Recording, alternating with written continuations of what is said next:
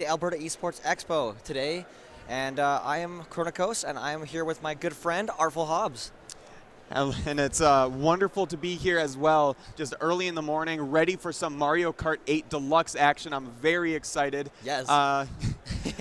Definitely not as well versed in Mario Kart as we are in Ultimate, but you know what? It's Mario Kart. Everybody understands. It's a really fun game. It's great, chaotic. We have all the items, all the great stages, especially with the new booster course passes as DLC. And I'm really excited to see our competitors compete today. As am I. It's going to be a really fun experience for everybody, and I think that, yeah, I'm excited to see how it goes.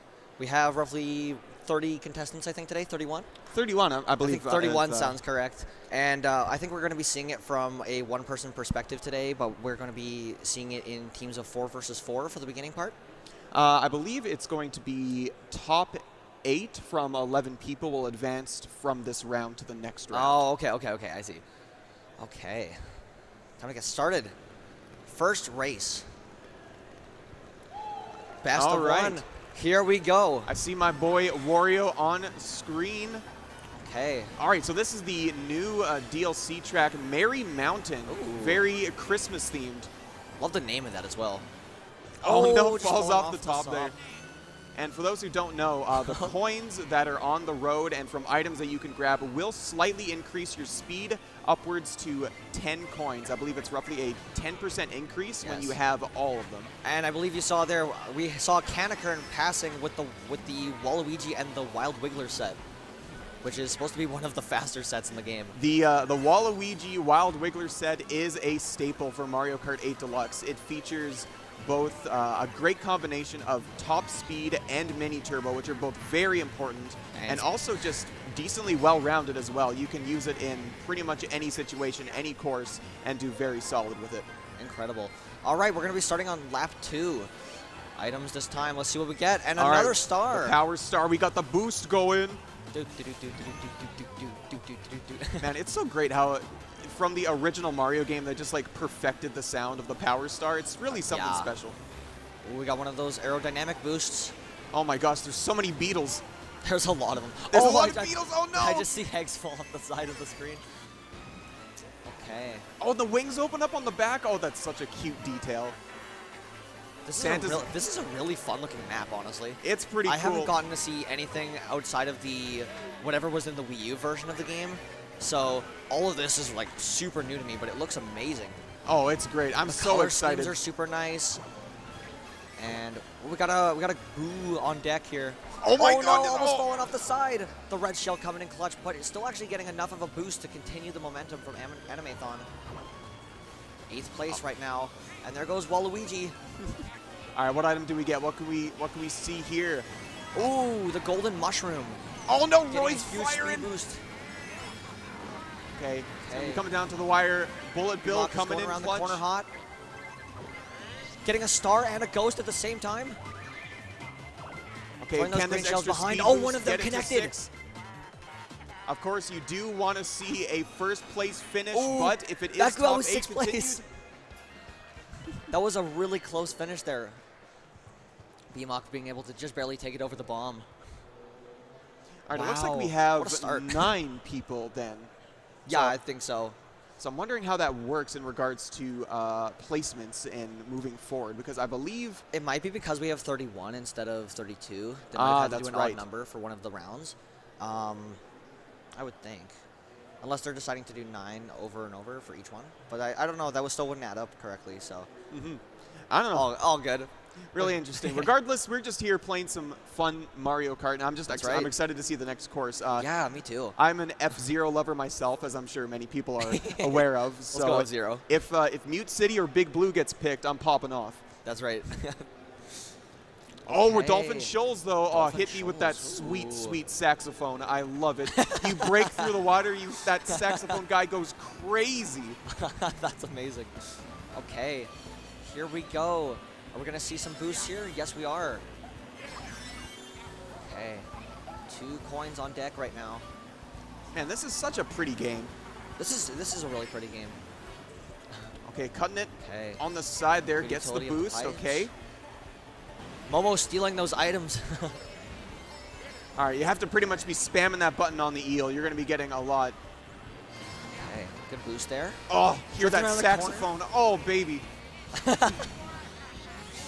Just keep thinking of that one guy who's just going crazy in that. The epic sax guy. Yeah, the epic saxophone guy. That's him. That's amazing. I could see him playing this. Absolutely. Okay. All right, starting lap 2 now. Lap 2. Drifting around the corner here, a little bit of a boost. Anything can change with jumps. items. What do we got? The triple mushroom. Mushrooms. Oh, but a Oh, bomb no. slowing down. Unfortunately, eating up one of his mushrooms. Yes. What can Okay. Wario do? Getting a boost on the pipes as well. 4 mushrooms. 4 mushrooms. All right, turbo mode. You've got boost Another power. bomb. These mushrooms are becoming bomb magnets. Oh, Oh my goodness, what no! happened there? Artful, what happened? Off the bridge. That was not a left turn. Okay, invincibility starting up as we get into the 3rd and final lap of this round. 4th place right now. BMOC is moving up. Green shell, holding on to it in the back, making sure that none of those red shells can connect with them. Need that extra little bit of protection. Picks up the coins on the way. Oh, someone just fell on the side. We're looking at 2nd place right now from BMOC. All right, let's go. He's going to have that safety. Oh, but the red shell doesn't even get there. Must have connected with another player, but that is okay. Okay. Connecting Oh, the no, red the shell. bomb! No! Uh-oh, it's a race. It's our first Mario Kart situation. Oh my gosh, there's like 2 stars Oh, behind. he's going from 2nd to 7th. Okay, we got the double. What do we got here? Okay, gonna need to have some really good items now. Okay, We're on the last steal it. stretch. Final Let's go. stretch. The mushrooms. Through it. The mushrooms coming in clutch. More mushrooms. All And right, a strong fourth place Respectable, finish. respectable. Overtaking Canicorn and Animathon in that round. All right, Momo, 22 points, showing complete dominance here. That is mad impressive. That is really 10 impressive. points ahead of second place. Very, very nice. Yeah. I'm interested to see what will happen if there's a tie in the lower brackets. If there are like 5 people that move forward, but there are 3 people or 4 people that tie, what would happen? They probably do a singular race between all the tying players and just see who gets like the first place out of that race and move them on or whatnot. Ooh. The course has been selected. This one is Donut Plains, I think. Donut Plains. SNES. SNES. SNES. I love SNES. SNES. Yes, my favorite map, SNES. Oh, I remember this map. This is a nostalgic one. Is this one? Yeah, this one is on the SNES. I think I've played this one a little bit before. Not that I remember much about it, but albeit a little prettier. I remember playing the SNES version at like a friend's house, like way in the day. And even at a young age, I'm like, this game is brutally difficult. Yeah. Like, the CPUs cheat in those old games so bad. Yeah. Okay, nice good boost. mushrooms here for Wario. All right, back on the course. That's good. The mini turbo off the Monty Mole. Getting in third here, but a huge shortcut from a lot of the other contestants. They've taken a huge lead right now on BMOC. Oh, it's sniped by the green shell. That's unfortunate. Okay, King Boo making its way around that lap. Oh, you can see Roy pulling ahead here. Bit of a lead going on. But, the shell. What a huge shortcut, second place. That was an incredible shortcut, Arpel. Oh, that was amazing. Okay, we just got to get this tight turn. Excellent use of the brakes there. Good usage, a nice bounce as well, getting an extended boost. Shy Guy coming in behind. A green shell on deck. Is he going to throw it behind? Oh my goodness, be careful. That green shell is hot. Oh, the boomerang toss. Excellent Are you snipe. kidding? That was an incredible throw. Animathon trying to make a shortcut, but does not connect with it. Still hiding in second place here. Making it to third. Momo shooting into second place now. Okay, what's the item we're going to steal? This could be huge. Oh, it's a single banana. We'll take it. Oh, but the invisibility. It cost the invisibility. Oh, that is a clean huge third place finish. Very well done by VMOC. All right, let's see Look the at the way that standings here. Wario does like the flexing. Arr. Arr. Arr. Oh, and Momo with a 5th, but still sitting very nice at a 27. Yeah. VMOC making it into top 4 now. Yeah, we don't know. We don't know who anybody is in regards to their tags. That's okay. So we're just following what the switches are called. Okay. So how many races do they do in a single best of 1? It'll be 4 races. It'll be like a races. standard Grand Prix with randomly selected courses, as we see. Okay, awesome. So unfortunately, it'll be up to fate whether we get the F-Zero courses. But you know, I'm fiending for it. Unless everybody votes for it. Everybody votes. Yeah, everyone vote for. Oh, we got Dragon Driftway. Wait, this map looks cool. Oh, you've never seen Dragon Driftway? No, I haven't. This is a cool looking stage. It uses like the Gobblegut guy, the boss battle from Mario Galaxy. Look at the direction of like the map.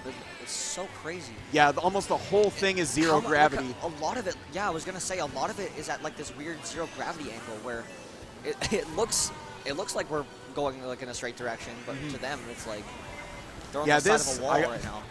Oh no, falling off the stage. Falling off the side. This Look stage, how many people fell off the side as well. And as you can see, a lot of tight twists and turns. You have to be really in control of your vehicle for this one. This one is notoriously difficult on 200cc. It's a good skill check though. Okay, getting 2 more items here. BMOC making great use of these bounces.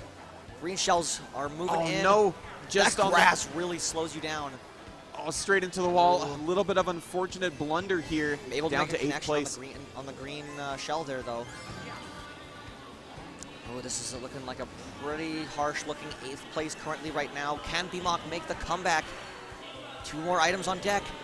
Oh, we got to start. It's Just star be time. careful on this turn. Ooh, good drift. Trying to Oh, catch up. no, Oh, just the gets hit by the banana. Kanneker making great use of that banana. Oh, blue shell coming through. Okay, another item. Okay. All right. More Nice mushrooms. use of the mushrooms, able to have a very sharp turn there. Did you see that quick avoid on the right side from the shell? In fourth place, it looks like we have Roy and Waluigi just sticking ahead there. Whoa. So many instances happening at the same time. There seemed to be one of those little boom speakers, as well as the lightning at the same time. Someone just fell off the left side of the stage as well there. Oh, cutting it in close there. All right, what can this double item be? Ooh, a lot of shells, and first one making a connection as well. Okay, don't fall off. I've noticed like the blooper splotches. Like when I was younger, I used to just I was completely fine with it, but now that I'm older, it's so much more difficult to see. I don't know what about it. We'll work. Can we get just on the final enough? stretch here? Ooh, a fifth place. Fifth place finish. Still going at it. The arms. This move's kind of fun. Odafest making it up to fourth, which Fourth gives place. us 1 point our over top of standings. Animathon. Okay. So yeah, you said 4 people are going to be moving on from that as well, correct? I was told 8 when it was 11 people, so I'm not sure how this one would work. Oh, okay, okay. Well then, I guess we'll be seeing later when we get our next scoop of the bracket. I guess we'll see. Okay. Oh, yeah, man. so what are the other new stages in Mario Kart? Because I'm new to it. I'm unaware of most of them outside of like past like whichever ones are in like the Leaf levels. Of the Leaf levels. I haven't played much of this game, I'm not gonna lie. Okay, so like even in like base deluxe? Yeah. Okay, so they added in Dragon Driftway, as they saw. They added in an Excite Bike stage. Ooh, that sounds cool. Mute City, Big Blue, an Animal Crossing stage. Wild Woods, which is one of my favorites. Ooh. It's where you're going up and down a tree trunk. It's really fun. That does sound really awesome. Because the only thing I knew was that there was like you can play as Link or like the Animal Crossing characters. Oh yeah, and Inkling Boy, Inkling Girl from the Yes. Splatoon games as well. Yeah, when I was walking around earlier, I saw Inkling in the game from people just practicing and making sure that they were getting their turns down and set up for the game. And I did see Inkling, so yeah, that's definitely a new character for me. And then in some of the DLC courses, they've added in a lot of tracks from Tour, which is a game that like I never got into because it was the Mario Kart mobile game. But seeing all the courses come together, they're very unique in the fact that like the second and third laps often change. Sometimes the second lap is completely different. Wait, I like that. That's and actually sometimes, really nice. yeah, sometimes the third lap has you like cutting back through like backwards through a section. Okay. There was a, I think it was a Wario-related stage, but it was like you're at the top of like a snow mountain, and like the whole way down was like just all 3 laps in one. Yeah, Mount Wario. Yeah, that one is a really cool stage. That's one of my favorites for sure. It's a crowd favorite. I think in general that is one of the best designed tracks in Mario Kart. Super fun. Like, just because it is, a perfect length, just a wonderful journey down the mountain, a lot of different locales as well. It's very really visually great. pleasing as well. Like I just like, it makes me feel like I'm skiing again. It's a good time. Nostalgic for the snow peaks. Yes. Are you a skier or a snowboarder? I haven't gone in years. When I did, I skied, but that was way back in junior high school. If I went again, I think I would try snowboarding. Good. Snowboarding's pretty fun. It's a little bit difficult to get used to like turning with both legs in comparison to skis, especially after like years of practice with skis. But once you get turning figured out, it just makes it so much fun. It all becomes a lot easier. And speaking of fun, I'm excited to look forward to these next games coming up soon. So just want to say another quick thank you to the Alberta Esports Expo for making everything today possible. We have so many more fun events coming up later today after Mario Kart, so make sure you stick tuned after it's over. Yeah, we have Splatoon coming up. I believe on the other stream is going to be League of Legends, if that's correct. I know there's a Melee bracket running here as well. There's still free play if you are in the area and just want to come down and check it out. Just hang out. We have some wonderful art vendors as well, which I'm certainly picking up some orders from some friends. I took a lot of pictures. Oh, yeah? People are like, ooh, I want that one. So let's go. That's awesome. It's good to hear. Yeah, shout outs to our artists here today. They are doing an amazing job, and they're selling out a lot of really cool stuff. So make sure you come by and get it before it's gone. Get it before it's gone. Buy, buy, buy. Sell, sell, sell. Stonks. Marketing scheme. Marketing. Marketing. All right, we got our next batch of players coming up here. I see SJ walking up there. He do be walking. He do be walking. He's about to be driving too in a minute. About to be driving. Shout outs to SJ driving. that should be the tag for any racing related games. SJ driving. I'm down. Oh, you love it. You love to see it. So do you have a favorite Mario Kart character? Favorite Mario Kart character. When I played it, like the most consistent one I actually played was on the Wii, and I played Baby Mario in that one. Okay. In the newer one, if I was to play a character, I'd probably play Link, or I would probably play Shy Guy, because I think Shy Guy is just kind of fun. He's just like, every time he passes people. Yeah. He's got a lot of great sounds. You got the impressions down so well. Yeah. I feel like Newt would play Bowser still. Oh, absolutely. That's a tried and true. Have we ever had a Lethbridge Mario Party bracket or anything like that? I think like at a Funky Fresh, I believe El Funky had a Mario Party bracket. I was working, unfortunately, I wasn't able to attend, which I was really bummed out about. But I believe so. Did Newt play Bowser then too? Ooh. If he was there and actually played. Oh, that's true. You know, it might have been the newest Mario Party, Superstars. Oh, okay. Superstars. Yeah, that's the most recent one, correct? Yes, it has the 5 classic boards from Mario Party 1 to 3. That's so cool. I love that. I like that they are doing like a lot of these nostalgic choices for like all of the older gamers. Oh, absolutely. I mean, to pick up on the fun. I really like the classic Mario Parties. I think Mario Party 2 like still remains like Mario the Party pinnacle DS. standard. I love the DS one. DS had about the cherry throw and being able to spin with the stylus. DS, had some great mini games, made great use of like gyro and touch screen and the buttons. It was really cool. There was one called Get the Lead Out, which was like you had to mash A to get lead out of a pencil. Oh, right out of the pencil. I pressed A so fast on one of my DSs that I accidentally got my A button stuck. Oh no! And you hate to see it. It was a sad day for that DS. Unfortunate. But you know what? I broke the last record, so. So it was all worth it. I mean, not really, but I mean, we'll pretend it was. Not at all. It didn't not even a little bit. I didn't break it by like by a substantial margin. It was like 0.1 meters or whatever the actual the numbers change into and translate. Unfortunate. Oh man, Mario Party DS also had Bowser's Pinball Machine, which I think is like one of the best Mario Party boards. That one was a lot of fun. Really fun.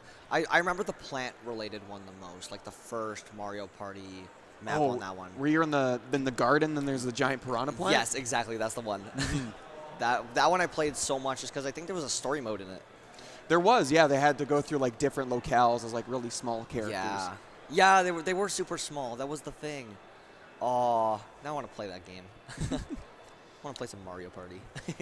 I might still have it. I should have brought it on the way up. Could have played it on the car ride. I have a DS with me. I mean, we could like do DS download play if that still works. I don't know if it would with Mario Party specifically, but like, it might still work. At the very least, we could have done Picto Chat. In the back seat, just typing up little Real men use Picto Chat. Real men use Picto Chat. You know those memes where it's like the like Giga Chat and whatnot, where it's like but it's just him with the Picto Chat, and then like above is like the one where the guy's got like the angry, like slightly crying face. Yeah. And it's like maybe, no, you're supposed to use Skype, Facebook Meta, Facebook Messenger, Skype, all of the like average social medias, and then Giga Chat, me and the boys in Picto Chat. Me and the boys, Picto Chat. Good times. I think we're just starting our next round here pretty soon. I think they're all just They're in the lobby. It's looking good. Oh man, I'm excited. Mario Kart is so fun. And yeah, the new DLC, they're adding Birdo back into the game. I did see that. Yeah, that's super interesting. The new Yoshi's Course stage looks really, really great. And Yeah, Yoshi's it's always pretty has awesome. really good course stages. Okay, we are going to actually throw to a quick break here, but don't go anywhere. Mario Kart 8 Deluxe will be back very shortly. See you soon.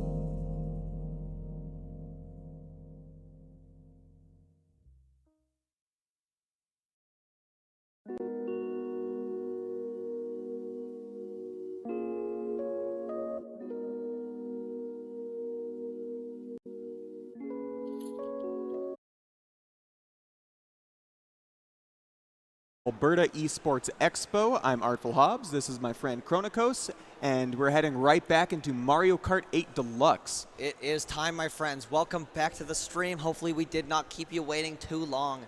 It is time to get back into Mario Kart. Let's see.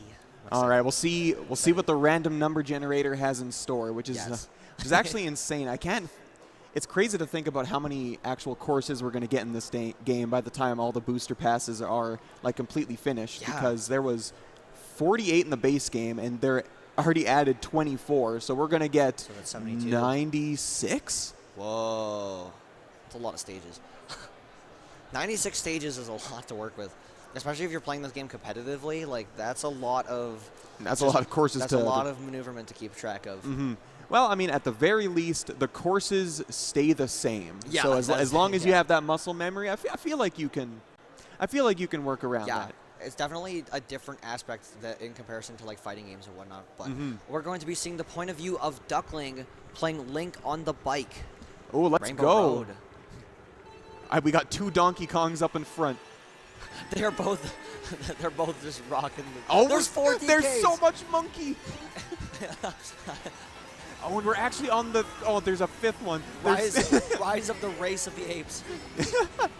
At the literal planet. We're going to the planet of the apes right now.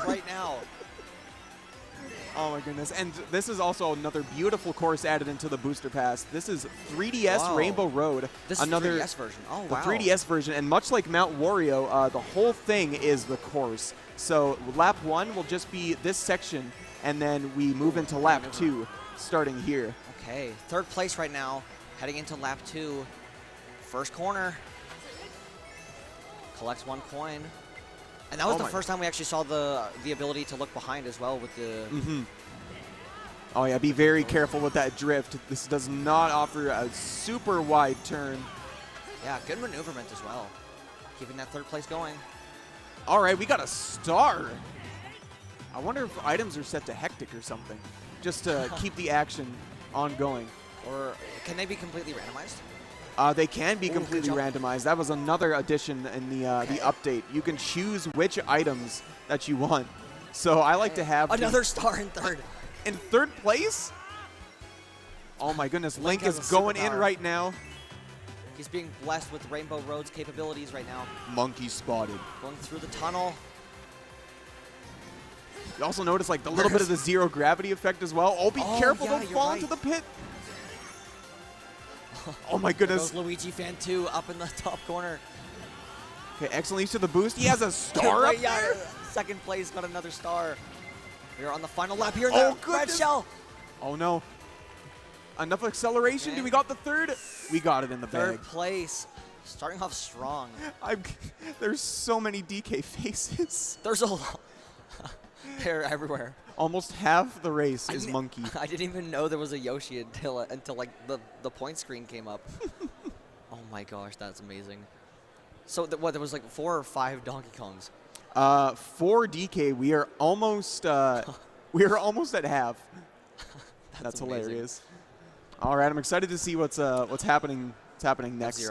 F-Zero. F-Zero. I believe we'll see it at least one time on stream. There's a Hyrule Castle stage. There is. I love that they use rupees in it instead of the gold coins. I just think that's just a fun little touch that they add to it. That's amazing. I think they also do that with the Animal Crossing stage as well, although I haven't played Animal Crossing, so I don't know what it is. It might be... Fair. Why did both the Donkey Kongs look back at Link like that? It happens when you honk your horn at the start. All the other characters will just turn and look at you like, are you okay? That's awesome. All right, but we're here at Luigi's Mansion. Starting with an item. Ooh, losing a little bit of that placement to get into this place. There is a sharp turn. There is an opening in the side there. Wario just went through. That is a good shortcut if you have the boost. And unfortunately, Link did not have that, so down in 8th place. Momo with that red shell. Okay, good use in the mini turbo. All right, and I believe depending on which road you take here, it gives you a different kind of boost. One will be better suited to sending you to the top. Oh, I see. Yeah. Okay. Rather than the bottom. That's a really unique way to be able to maneuver the stage. Okay, making his way past all the other racers on the raceway right now. We are looking at a very neck-and-neck battle so far between a lot of the contestants as lap 2 begins. All right, and actually, as it turns out, I just got insider info. Items increasingly get more favorable RNG based on distance from the leader, which is why there were so many stars in second and third. Is it because the first place was so far ahead that they decided to benefit the items even more? Yeah, he was. He had that first place on lock. That's crazy. You have to have quite a substantial lead to be able to have third place be getting like consistent stars. Yeah, there's a lot of like different RNG kind of manipulation. Clutch here. And I believe it's based off of initial placement, not placement as the lightning goes on. So if you're in fourth place, as Duckling was, then that lightning's going to last a lot longer than fifth place. Yeah, absolutely. All right, oh my goodness. Oh, the banana. Oh, just barely not being able to make that shortcut. Just not enough drift to be able to cut that corner. Ooh, the triple mushroom. What can we do here? Just all be very careful. Oh, excellent choice going for the right. Do not want to engage the DK with the banana. Okay, let's see what Duckling goes for here. Oh, still able to get to the top. Okay. All right, we can utilize this mushroom. Good use of the shortcut. What do we got? Oh, the pass right at the end for second place. What an amazing play there by Duckling. That was an incredible choice of using those mushrooms right at the end to cut across the grass. I don't know how many cars they passed in order to get to that placement, but that was roughly like 6th or 7th place, I think. I think so. They might have gotten 5th by the time they got out of the water, but just those perfectly timed mushrooms, really knowing the course and cutting through the side there, just able to secure that second place victory. All these little choices are coming in clutch right at the end, so we are gonna see. What are we going to see for the third map, do you think? Or what would you like to see outside of F-Zero? Outside of F-Zero? I love Wildwoods. I think outside of the F-Zero stages, Wildwoods is probably my favorite. It has great music. I love its little designs. There's like the Shy Guys on the sides. Okay. But it looks like we're going to, what is this one? It's Ice Outpost, I think? Okay. Or something along those lines. All right. Starting off strong and taking the top entrance instead of the other one. Yeah, this course has its whole gimmick is the fact that it has 2 interwoven paths that sort of change a little bit depending on which one you go on. Okay. And it just changes slightly based on like height and things like that. Right? But you can also drop down on different parts if you have enough control of your vehicle. Oh no! Oh no! That's a really unfortunate drop, but the cloud actually bringing relatively far in comparison. Yeah, that puts Link in last place here. Yikes. Let's see what Duckling can do. Getting 3 coins here. Okay, nice usage of the corners, just drifting back into. And you'll see, oh no, he fell off. That's very tricky because it is 2 very thin piles of ice that you have to jump off at the same time. Use of that golden shroom. Oh no! Where did that even come from? That was a really tough green shell to take. Oh my goodness, and this lead is absolutely like being lost right now. Yeah, you can see the DK in first and second, and even Larry in third, just pulling so far ahead. Okay, the Lightning might be coming in clutch though, going from 9th place to 6th so far. All right, let's keep right around this corner. Let's keep this momentum going. We got the golden shell. I'll just be very careful of that bullet bill. Oh my goodness, almost got hit by it. So much is happening on this second lap here. Okay, another star here, Artful. Although not able to catch up with the mushroom, I believe. There's so many speed-related items. Look at the bullet bill coming in from behind here. I do believe, even though the star does give you a slight speed boost, mushrooms do give you more of a speed boost. Yeah, that makes sense. But if you have a star with a golden shroom like right now, we can see something. A wild ride. Look how well he's drifting around this corner. One last chance. The explosion. It does hit Kanekern. Oh, a little bit of latency there, not actually hitting him, but unfortunately that is an 8th place finish. Wow. But points-wise, still looking okay for Odafest here. Not too bad. Still 18 points in comparison to the other players right now. And I think that lead in that second game that Duckling got is actually what is keeping them in the 3rd place tie right now. So that's going to come in clutch for right now. Let's see if we can make any use of that for this final lap. Race. The final race. The final race. Ooh. Placing bets. Okay. It's going to be Peach Gardens. Oh, wait. Oh, I was close. It was in Okay. the same DLC batch. Okay. This is a GBA Look at the Sherbert 3 land, I Donkey think? Kongs in the front on bikes. Monkey. Monkey. Everybody's got that timing down perfectly. Yeah, so it is, I believe in the older games it used to be in the middle of 2 you would hold down A. In this one, it's just a little bit after the 2 appears. Okay. And taking a really substantial turn here. Going from 8th place to now 3rd, 4th. Definitely 4th now. Okay, it did fall into the ice. I'm not sure in this one if you actually, because I haven't fallen in the ice on this stage before. I don't know if you can still keep driving or if you actually get caught by Lakitu here. Okay. First lap coming in strong. What kind of shortcut was that? He came across the bridge on the top rail. Yeah, something just right at the end of the course. And despite being in 7th, like a smaller course, everybody's pretty huddled together. It really just depends on how we can utilize these items to That your boomerang just advantage. barely missing. Trying to target some more opponents here. Able to get one here. Green Shell's triple coming in clutch. Oh, be careful Oh, of the no. bullet bill. 8th place once again.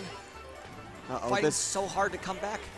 this lead that Duckling had from the 2nd race. Got to be careful Okay, not to going let make it use of slip. these cuts and corners.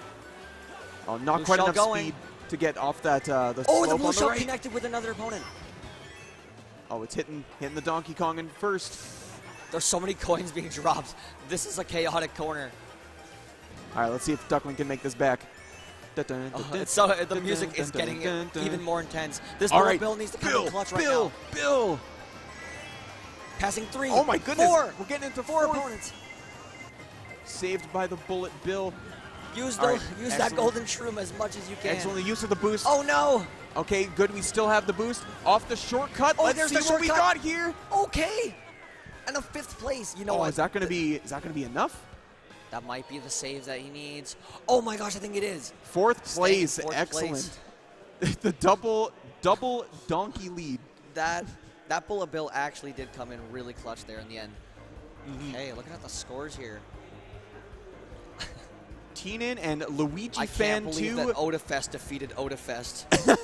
It's incredible. The Odafest team kill. You hate to see it. So sad.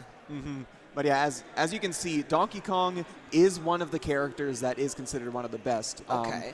Does offer a very high speed stat, but also offers a little bit of mini turbo as well. I believe it's Ooh, that could be Donkey really nice. Kong, Roy, and Waluigi, and maybe one more. But I remember those 3 for sure have the same stats. I see Wario a lot as well. I feel Wario like might that's be a in there really too. common character. But just from like YouTube videos and just whoever's playing the game. But I definitely see a lot of, I don't know if Toad's that good, but I see a lot of people play Toad. But that might just be for casual. Possibly, yeah. The Yeah. smaller characters I don't think are played too much just because they don't offer as much top speed. Right. But Yeah. they do offer more mini turbo, which is, good to Yeah. consider. Yeah, definitely. I'm excited to see how these next games are going to go. But I believe we're going to cut to a quick break as well, just so that our crew can get the next round all set up. But don't go anywhere. Mario Kart 8 is coming up right after this.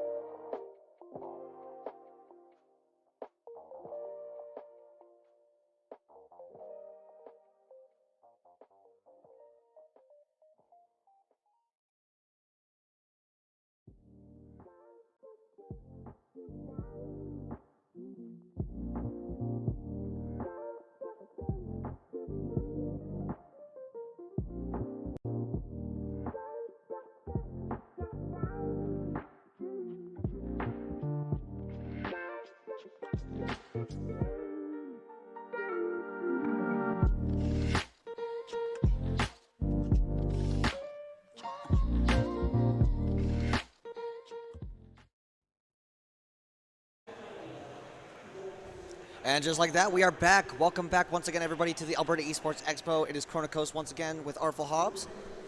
We're getting back into some Mario Kart here. Oh, yeah. Very excited. So I believe the way it works is it'll be the Swiss rounds are what we're seeing right now, where it's just people come together, and it is like top 8 based off of points. And then from there, it'll move on into, I believe, top 4 would advance from the winner's semi-sides and then converge into top 8 for the finals. Yes. All right. So they're kind of just like using the numbers that we have and then just sort of formulating the bracket from there. Yes. Mm-hmm. This is exciting to see. But for those of you who don't know what I'm talking about, we're playing Mario Kart. That's it. And that is just pretty much it. And we're just watching some fun Mario Kart action. That's right.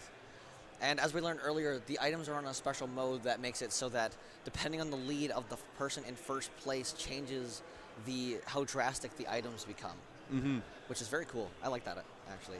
Yeah, that might be a mode. It might just be the RNG of the game itself. I haven't dug too deep into the RNG of how the items work.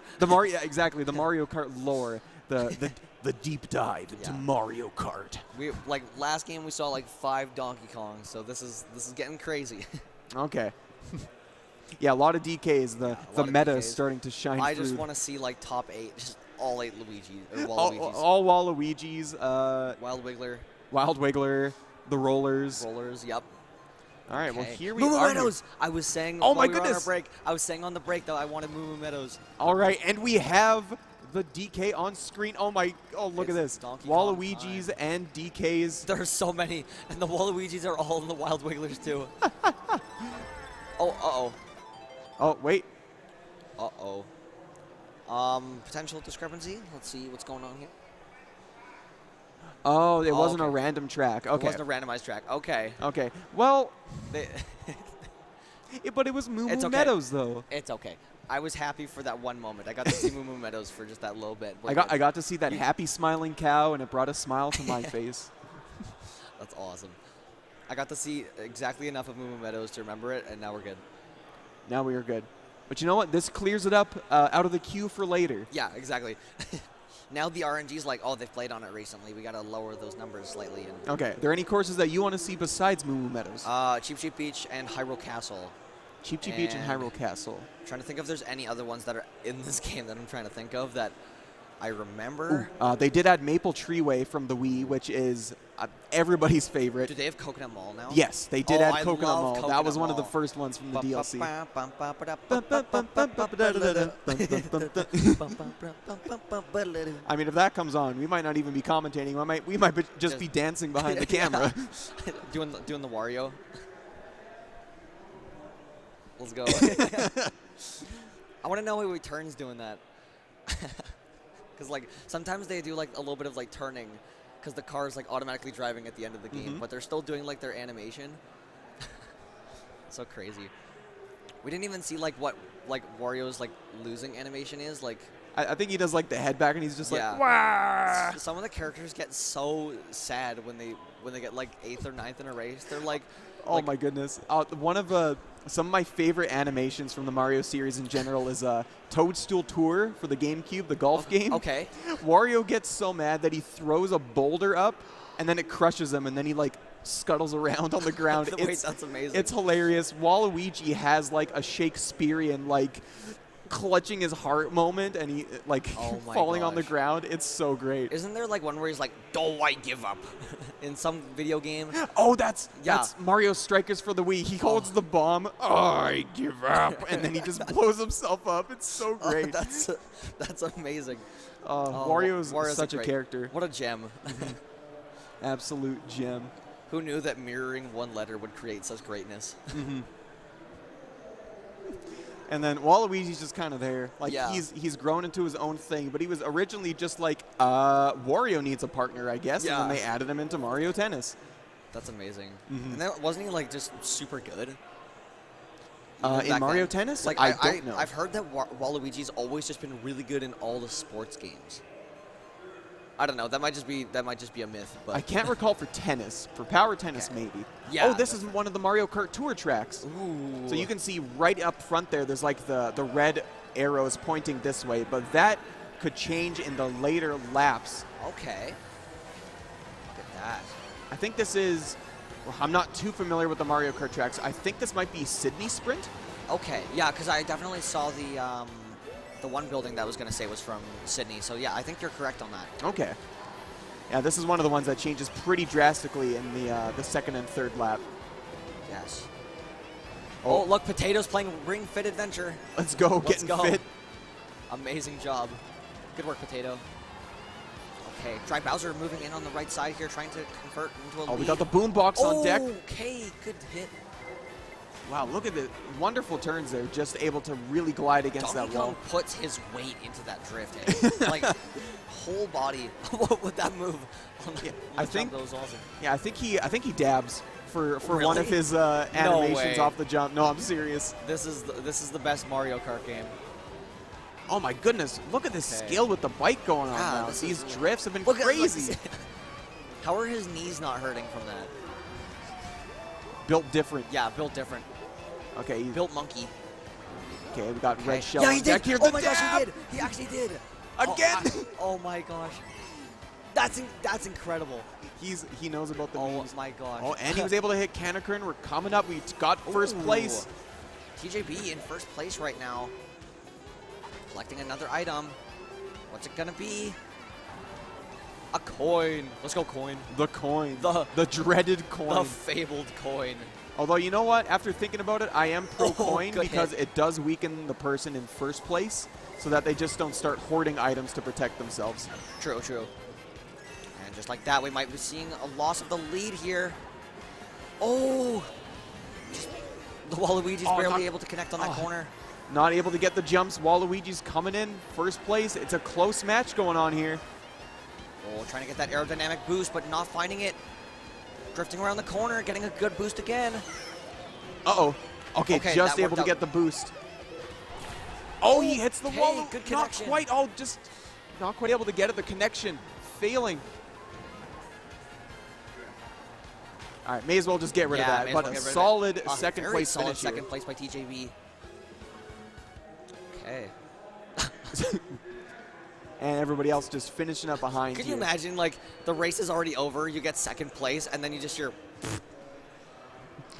like, what was the squid doing? Like, the race is over. You don't need to do that. You don't need to do that. I'm trying to celebrate, and now I got to clean my. Yeah, I have to go to the laundromat. I have to get clean for the next race. Every time I try to wash my bike, it rains. First, I didn't even get first, and now I have to go change my clothes. This is such a terrible day. Oh, man. Not worth it. Wasn't worth my time. And I have to pay for that laundromat? Okay. I'm noticing we're seeing a lot of the DLC courses coming out in the randoms, which is really nice. Which is great to see. You haven't seen any of them yet. I haven't seen most of these. So but this is what is that? Delfino Airport, or it's the airport level. I can't remember the exact name of it, but this is another really nice one. We're on our way to get a flight ticket for first place right now. Okay, I think I have seen this one. This is a really fun map. There's a lot of mobility to this one as well. Yeah, we got different levels on the first section, and then you actually fly up and do the turn in the middle of the air. Yes, I see that. That is looking really cool. Okay, getting some boosts. Close-knit race here for the top three. We got Wario, we got Donkey Kong, we got TJB as the other Donkey Kong. Excellent use of the drift here. We got the purple. Watch out for that baby Luigi on his way. Making a comeback here. They're fighting for last. Let's go. Oh, you can just jump through that. I thought that counted as like an out of bounds area. That'd be really unfortunate if it was. Oh, we got the bomb, on deck. Are they gonna look behind and see? Oh no, it might be gone. Our bomb, comrade. Oh my gosh. All right, Wario's getting a bit of a lead here. We'll have to see what we do with this item. And a lead it is. Look at that. There's at least like a whole corner of gap between both of the first and second place players. Throwing that shell. All right, red shell going in hot. Oh, the double. We're going to see 3. Gonna use the boost. Although we might keep this still going. Oh my gosh, around another corner still, even after 2 red shells have connected. Oh, we got the free mushroom. Free mushroom. Definitely take that, especially if you're in second place right now. Yeah, TJB. Another red shell. Is that 4 in a row? I think so. TJB just demonstrating like complete control of the vehicle as well, though. These drifts another have been really red on shell. point. What is happening? Oh, Wario had the green shell on deck. Oh, it's close. Just wait until he gets a lot of speed. Okay. Oh, the double. Another red shell. Okay, that is the banana. What are we going to see here? Is he going to shoot it across this corner? Wait, not going to shoot it? You know what? We're going to play it safe because as we saw the red shell was coming up from behind, we're going to just take this victory for second. We're playing the long game. At this point, we're just playing for Swiss bracket anyways, so if you end up with anywhere around second place, you're doing pretty fine. And you know what? Wait, was that the Wii remote? Did I see the Wii remote icon? Is somebody using tilt controls? I don't know if anybody is, but I think that was the Wii icon for tilt controls. Let's go. Let's go. Let's go. That's classic. Based and Wii-pilled. And Wii-pilled. I remember using tilt controls back in the day. I used it on the Wii for sure. Yeah, that was definitely a classic for like balloon battles and whatnot. Like always just like going around the corners. I even had like the little steering wheel as well. Oh yeah, the plastic steering wheel that you put it in. Oh, that was so classic. Hanging out at Grandma's place, and I'm like, yeah, I'm Mario. Ooh, N64 Rainbow Road. You know, I'm kind of cool stage. I am kind of bummed out that they turned this one into the just one long course. Yes. As opposed to having the 3 laps. But I also understand that 1 lap would have been 1.5 minutes, and, well, Mario Kart is a bit more of a faster-paced game now. Yet again, another red shell artful. What is this RNG right now? Oh my goodness, be careful on that ledge. But TJB showing that control of the vehicle. But L pulling they're almost ahead. playing like they're on teams right now. He's not shooting this red shell. Oh my goodness, collusion. Another one. Oh, but not quite. We're taking this first place and we're running with it. Okay. Oh, excellent drift. Oh, however, the bomb 93 coming in. Okay. Oh, with the Squid Boy. I don't think I've seen the bomb 93 yet, but pulling ahead here. Nicely done. Making another corner here. Next item on deck. What's going to be? Banana. All right, we got the final Donkey stretch. Kong's fan favorite. Banana time. Oh my goodness, you can actually see like the 8. Like for Mario Kart 8 on the top there. Oh, yeah, look at that. But I like when they put fun designs like that in their maps. Mm-hmm. And they got all the character fireworks in the background. Yeah, this one was be careful. Oh, no, the brake. Off the side of the stage. Oh, that might be costly right now. Shell oh, but it does hit Mario Man. Banana just came by and missed, barely. Yo, DK coming in. Woo. All right, we're taking 5th. You know what? With the positive standings. Donkey Kong just has so much energy. He looks like a Muppet. Look at him go. He really does. What would a Donkey Kong related Muppet episode be like? What would he do? Probably make banana bread. Well, remember the Nintendo Directs? Yes. They used to have like the Star Fox Muppets. Do you remember those? And like the Miyamoto and the Reggie Muppets? That must have been a while ago, right? It was a while ago. Wow. I think I remember the Star Fox ones they used to for Star Fox Zero. That was like their marketing campaign. Which okay. I'm definitely gonna have to go back and look at this now because that sounds really interesting. I loved the Muppets. I believe they actually got the Jim Henson group on that as well. So they look really great. That's awesome. And then Star Fox Zero came out. I didn't like that game very much. It was rough. Aw, I'm sorry for you. Okay, I haven't played one yet, so I will leave my opinion. You haven't played any Star Fox? I don't think I have. Ooh, you should play Star Fox 64, Melee. though. That is technically a Star Fox game. Melee? Nah. I don't know. You got Fox and Falco. But we are getting into this last race here with, this is Bell Subway, I believe. Ooh. Super Bell Subway. I love the design of a lot of these stages as well. Like, just the amount of detail that they each have is so fun. There's like the graffiti on the sides. You have these little, like these little directional hidden places on the top. Yeah, there's a lot of different routes that you can take. Yeah, just looking at like the depth of the shading on the map itself, you can see that there's a lot of different layers to this map. However, TJB pulling really far ahead here. You can see the gap. Huge lead. Are you kidding? A whole roundabout ahead. Whole roundabout ahead. Excellent use of the banana. Able to stay in first. One's gonna hit hit the item. Not quite, but we are still able to stay at 10 coins for the speed. Oh no. Is this karma for all those red shells that he received earlier? Oh no, this lead dwindling away, 7th place. This is the Mario Kart moment. This is the Mario Kart special, you're absolutely right. One of my favorite clips ever was the Daisy on the DK Mountain stage, going from 1st to 12th and getting knocked off the side multiple times. That's so sad. It really is, but you can see it here. Just the use of items can be completely beneficial or deadly, just depending on what happens. Okay, throwing the ball behind. Don't know if it found a connection or not, but it doesn't seem like it did. Okay. Saving that red shell. Oh, the red shell going after whoever is playing on silver switch. Okay, we do have, excellent use of the mushrooms cutting through the offstage section. And we're back in first. Oh, wow, what a comeback. That was an incredible play. TJB moving so far ahead. This is the third and final lap, and there is a huge lead just stacking over and over in TJB's favor right now. These red shells are not connecting. They are looking for other opponents, and when they look for him, oh my goodness, they're not finding it. They're not finding Final it, and that's a first place victory. Wow, expertly played. That was our first big first place finish, I think, correct? On stream, yes. I think so, yeah. Man, he's really just like, he's happy about that one. Oh, look at that. Why is he so what is this animation going on? He's so happy. Ah!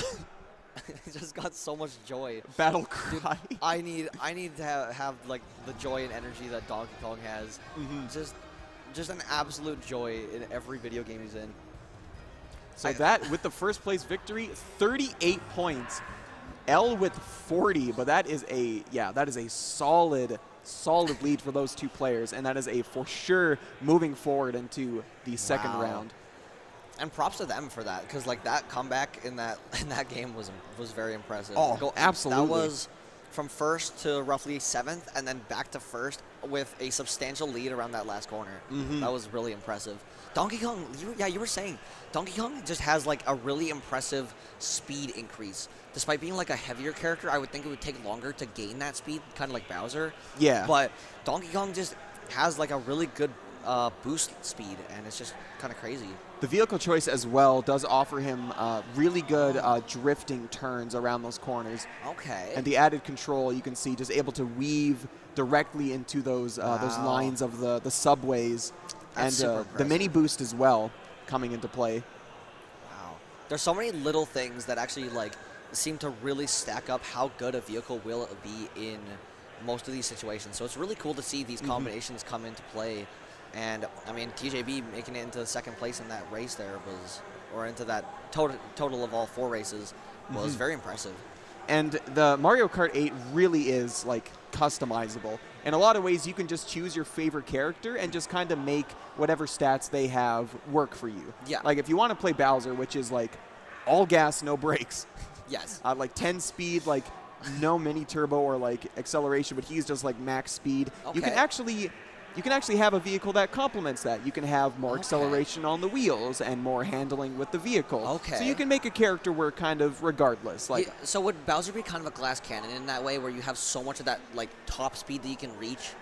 Because I feel like there would be like a lack of acceleration at the same time, right? that as well, yes. Okay, that's kind of nice to see.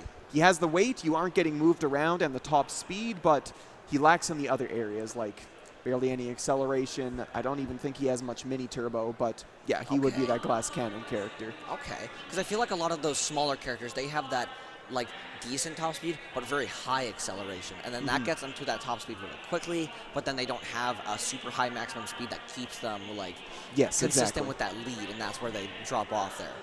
Okay, that's actually really interesting. I'd love to see it from someone who actually has a lot of like racing expertise. Well, specifically in the one game, and even then, it's like definitely the one-trick expertise pony. in that one. Very true. That's right. Is there a lot of customizations in the F-Zero games as well, or? Well, in the F-Zero game, GX specifically, there are 41 different characters, and they all have different stats. Wow. And those stats vary like very substantially. Very substantially. Whoa. Like there's like no two vehicles that really feel the exact same in every single situation. But yeah. And there even are customizable like parts, like a body and a booster and a cockpit. That's awesome. It's a really great game. Maybe we'll get another one day, but who knows? I sure hope so. And for right now, I believe we are going to be going back to another break, so we will see you guys momentarily. Don't go anywhere. Don't change the dial. We will be right back in a little bit with more Mario Kart 8. See you soon.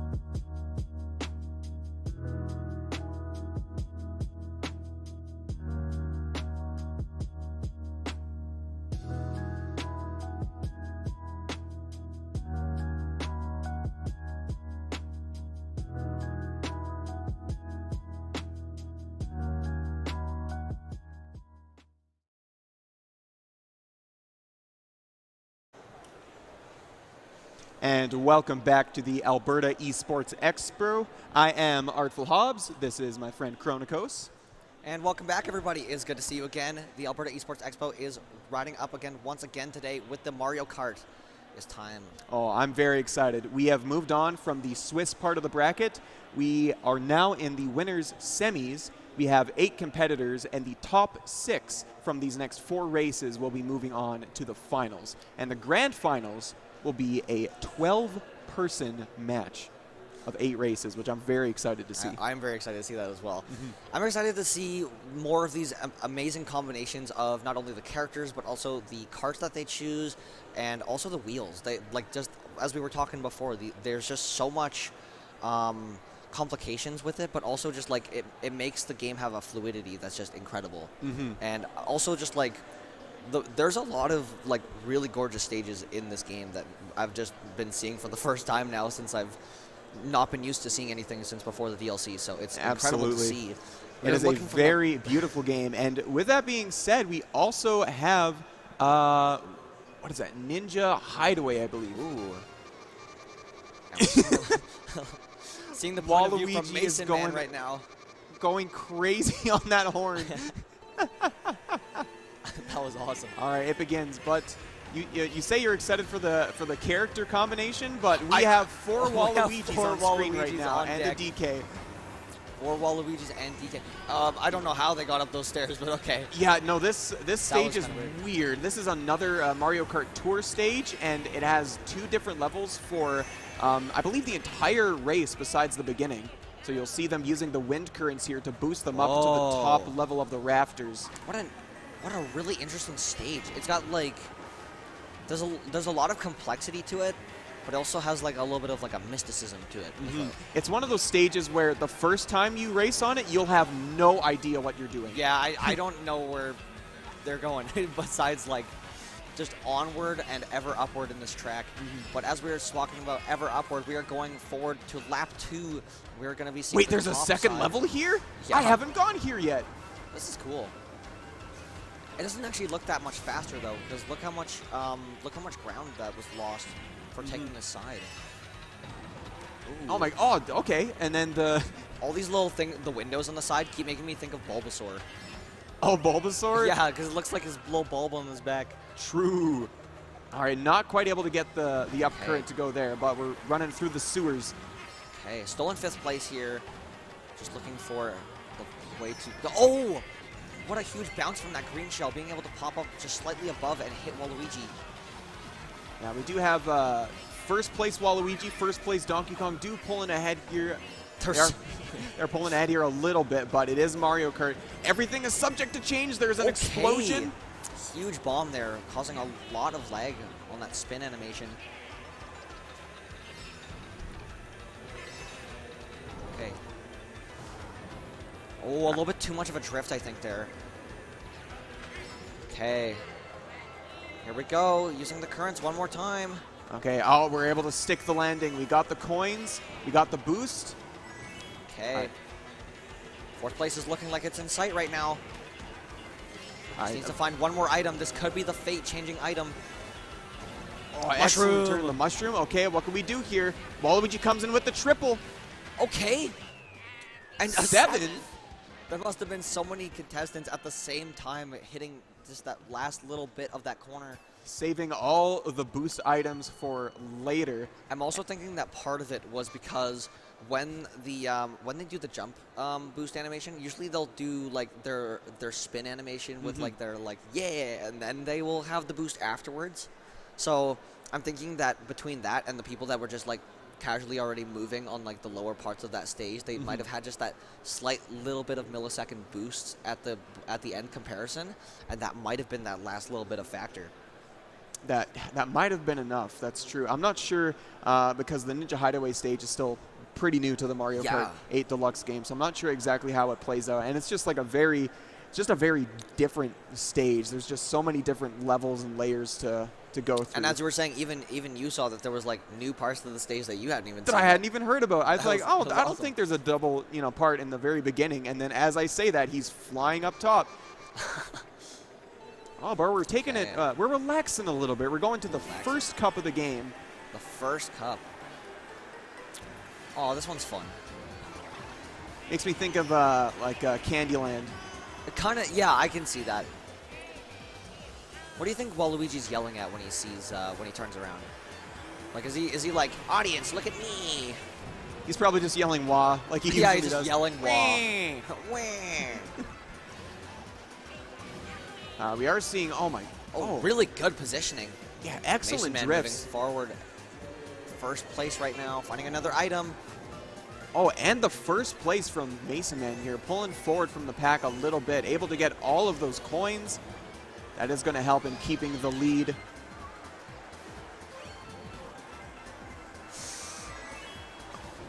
Okay, 10 coins, gonna get that speed boost as well. Oh, the Bomb 93 coming up behind it, Inkling Boy. Very good drift utility on the side here. The underwater wall. Okay, we are taking the pink path this time. I'm not sure if there's a substantial difference between the two. It might be just the aesthetic change. Might have chose it because he had the banana instead of a different item. Oh, this one does come with the double item on the right, though, which I'm not sure the left path had. Oh, that interception was so clutch. Oh, my goodness, the boomerang's coming back. Oh, okay. Oh, my goodness, there is a pack of people here fiending for that first place. From first to fifth. Honk, honk. The horn sounds are so funny. This could be a lot of damage here. Okay, excellent use of the drift. Oh, he is firing those fireballs back, just protecting his rear.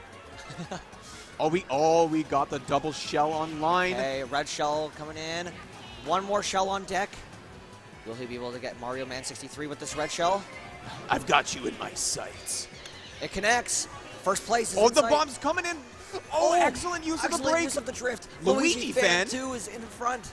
Oh, but an excellent second place finish. What an incredible display of that utility of speed, but also just the usage of items was very well done there. Going from Luigi fifth place fan, to third. Luigi fan 2 taking a pretty solid lead here, going into the third race. That got to feel very happy about that. Yeah, for sure. Not only moving up 2 places as well to make sure that like you're in that really consistent spot where you're like, if you do at least like even like at an average level for results wise, you're probably still consistent for the top 6 for sure. Absolutely. But like, it's looking good. I was really liking the utility of the items in that game, and yeah. That was a fun stage, though. It had so much like joy to it. I don't know what else to really say. It does, yeah. There are certain stages in this game where you race through it and you just feel happy. Just, you know, a lot of colors. The music is really nice. You get to honk your horn like this. This is great. Oh my gosh, Artful, it's time. Is this a turbo controller, or is this man actually just crazy? It's cheap beach time. Oh, this is the one that you wanted. This is the one I wanted. Welcome to Cheap Beach. It's Waluigi. Everybody's drifting around this corner. They've got the strat. There's so many Waluigis. There's so many DKs. I love to see it. They're just like such meme-worthy characters. It's so great that they're actually just really good in this game. All these Waluigis are in like 7th place right now. Oh, cutting it in. Just gets the coin. Okay, cuts through the mud. Corner. So much speed happening right now. Good boosts. Cutting through the middle. There's a lot of bananas. Make sure to watch out for those next time you go around. Oh, and planting the bomb right at the boost. On it. Fortunately, I see the Squid Boy did get hit by that. It's going to put him back a little bit. Oh my gosh, the Donkey Kong is so far ahead. Anything can change. One blue shell comes in. One red shell piloted for his back. Able to defend himself with that banana. Now a green shell in replacement. All right, we are at the maximum limit of 10 coins here, so that is going to add a little bit of extra speed for Mason Man. Okay. Loving the drift technique on these corners.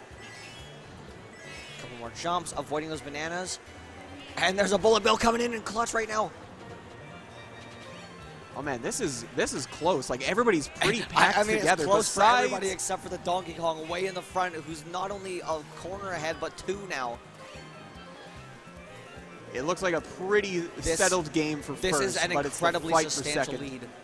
Mason Man throwing one to two red shells, 3 red shells now. Oh, this. Oh no! Is Could Donkey this Kong change about it? to be Mario Karted? Oh my goodness! It. Oh my it gosh! could happen. This could happen. Oh no! Luigi fan! too. Oh no! Oh my goodness! What an incredible change! The Mario Kart. Wow! I still got what? second.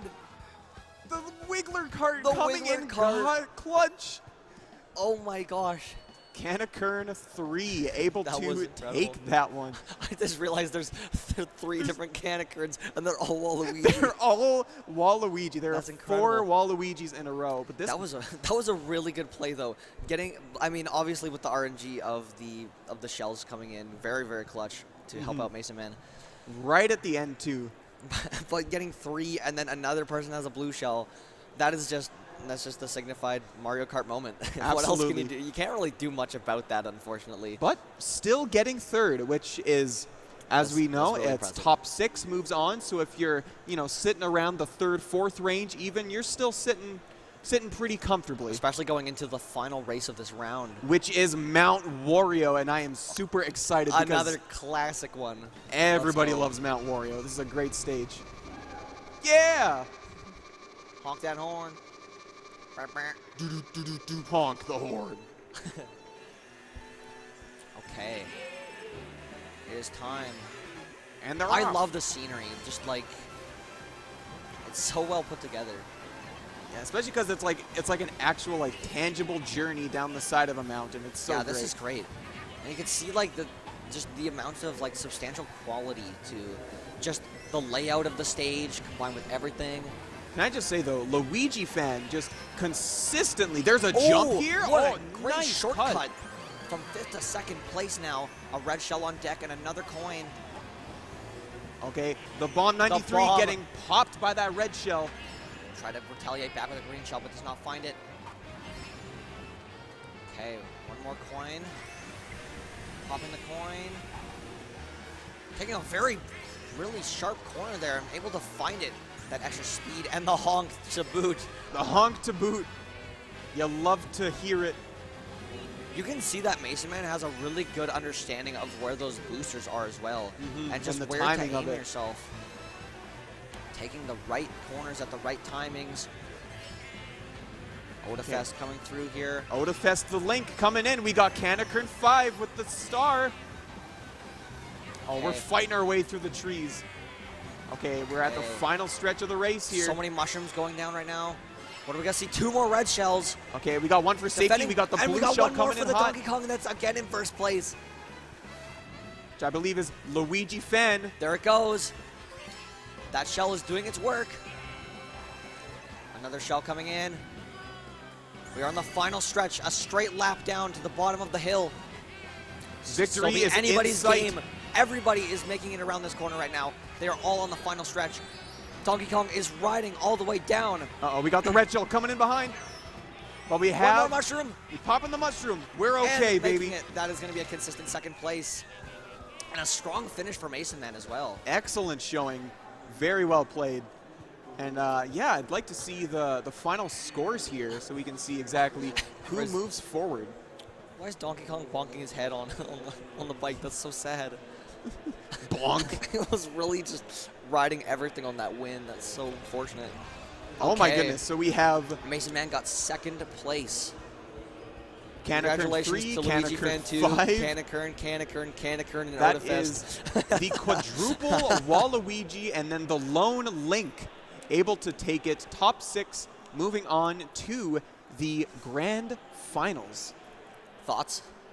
It's going to be really fun. It's gonna be really I'm fun. excited for the 4 races. Seems it's quick, but with It is. the 8 races, when you have the best of the best competing, I think that's going to be a blast It's because going to be that really one good.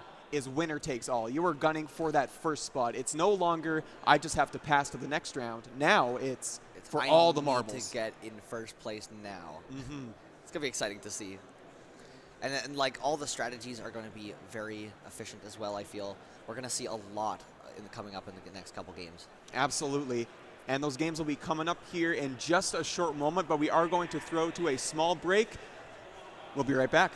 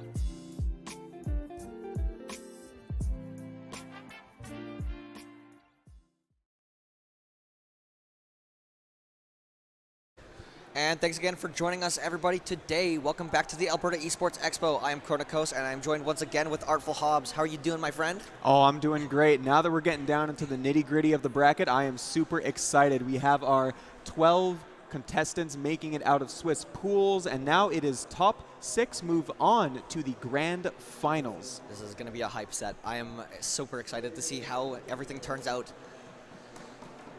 Oh, Let's man. go. Yeah, Let's go.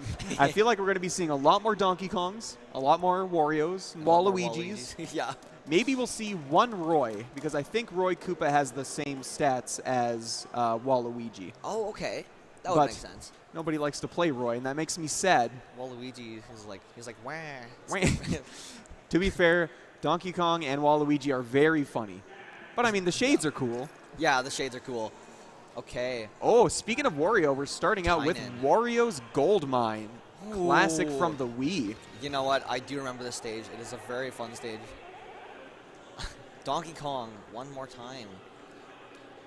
Point of view by Tynan. All right, immediately drifting to the right. Here we go. Loving the angle choice as well. Good presence of the placement on the online map. Yeah, you can see already just the control really utilizing these drift turns to their capabilities. One of the opponents was able to push him so he didn't fall off the side of the map. This song is so fun. I love the banjo. It's great. Oh my gosh, what sharp turns here from Tynan. Threading the needle right now. Oh my gosh. Precision on these turns. This is some high-level Mario Kart play, I gotta say. Just the control. There's so much high quality to these drifts. Whoa! Oh no! Oh, just barely missing. As you say that. But, you know, we did have the security of the mushroom on deck. I'm wondering if they wanted to get on the railing so that they could avoid shells. Oh my goodness, that would be super advanced. I don't know if I don't know if that is possible, but it looked like they were trying to do something with the height of that little jump. Or they were trying to use a shortcut by jumping slightly over the fence, and it was just like a slight miscalculation of the actual movement itself. But these maneuvers are crazy artful.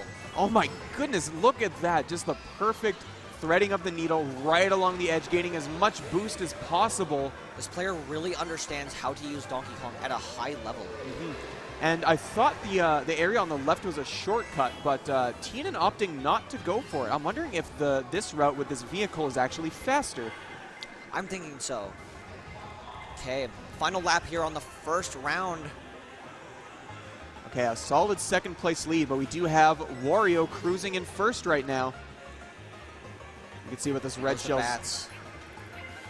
Maybe not be first for long. Ooh, the blue shell's coming in hot. Hit.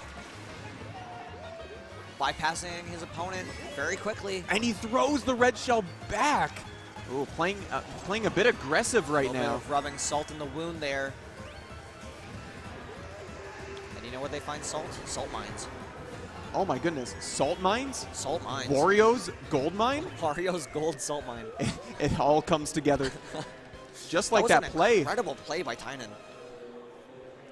A very convincing first place. Yeah, I was just about to say, very, very convincing. Those drifts on those sharp corners like that, that was a very good, consistent flow. And there's a lot of practice that you can see has gone into that capability to just be able to thread the needle just so slightly around those corners and make it.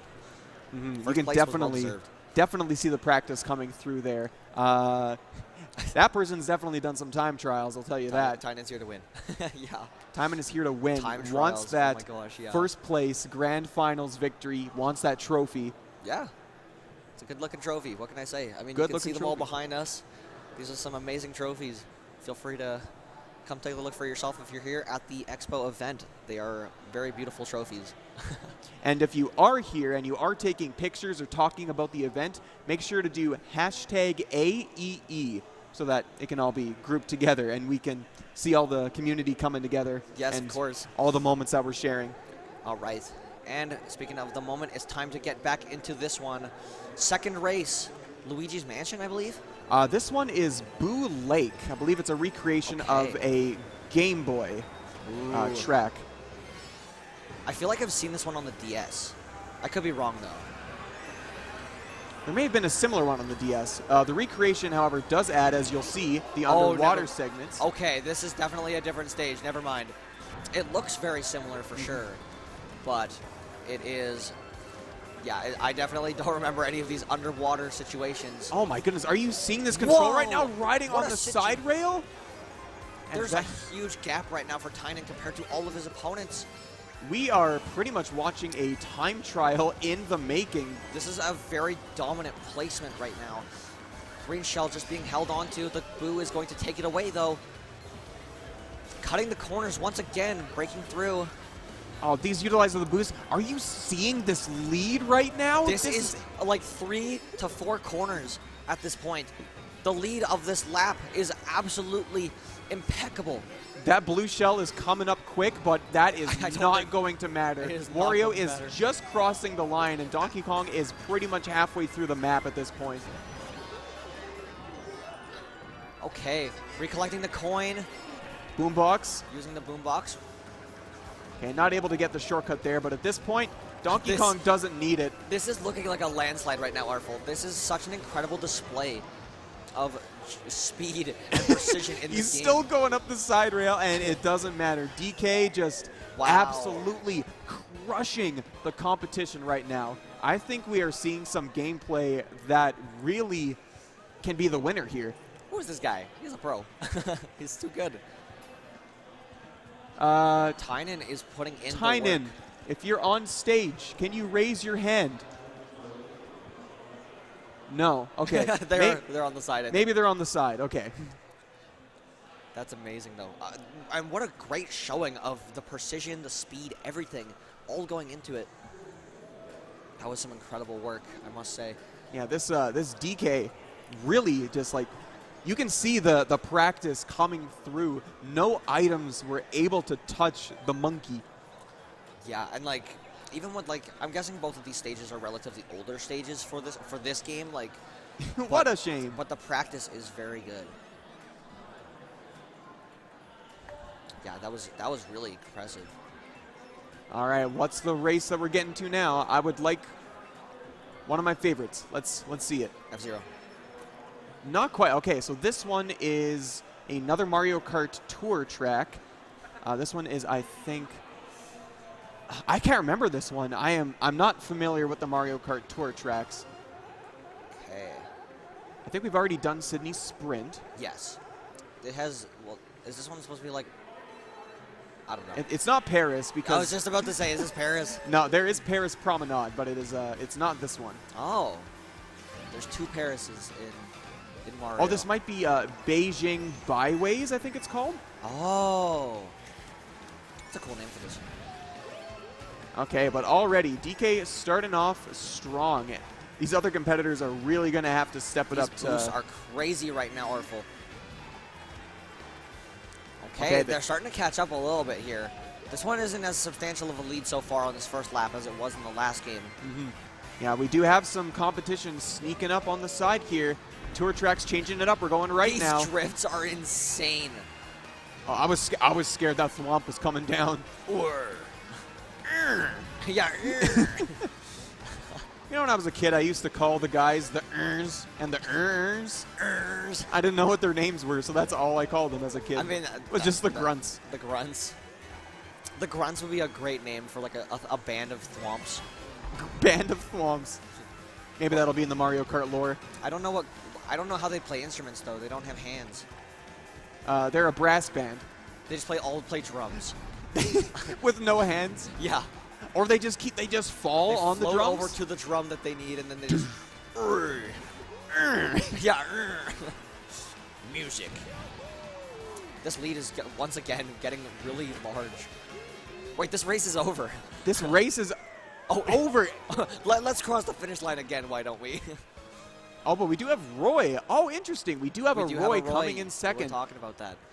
I did want to see a Roy come through in the top rounds, and that does make me happy. So with current standings, Tynan a gargantuan lead right now. The Roy, Kanekern 6 coming up in a close second, and it seems like everybody else is just kind of struggling for that last spot, but our top players here are just really showing their skills.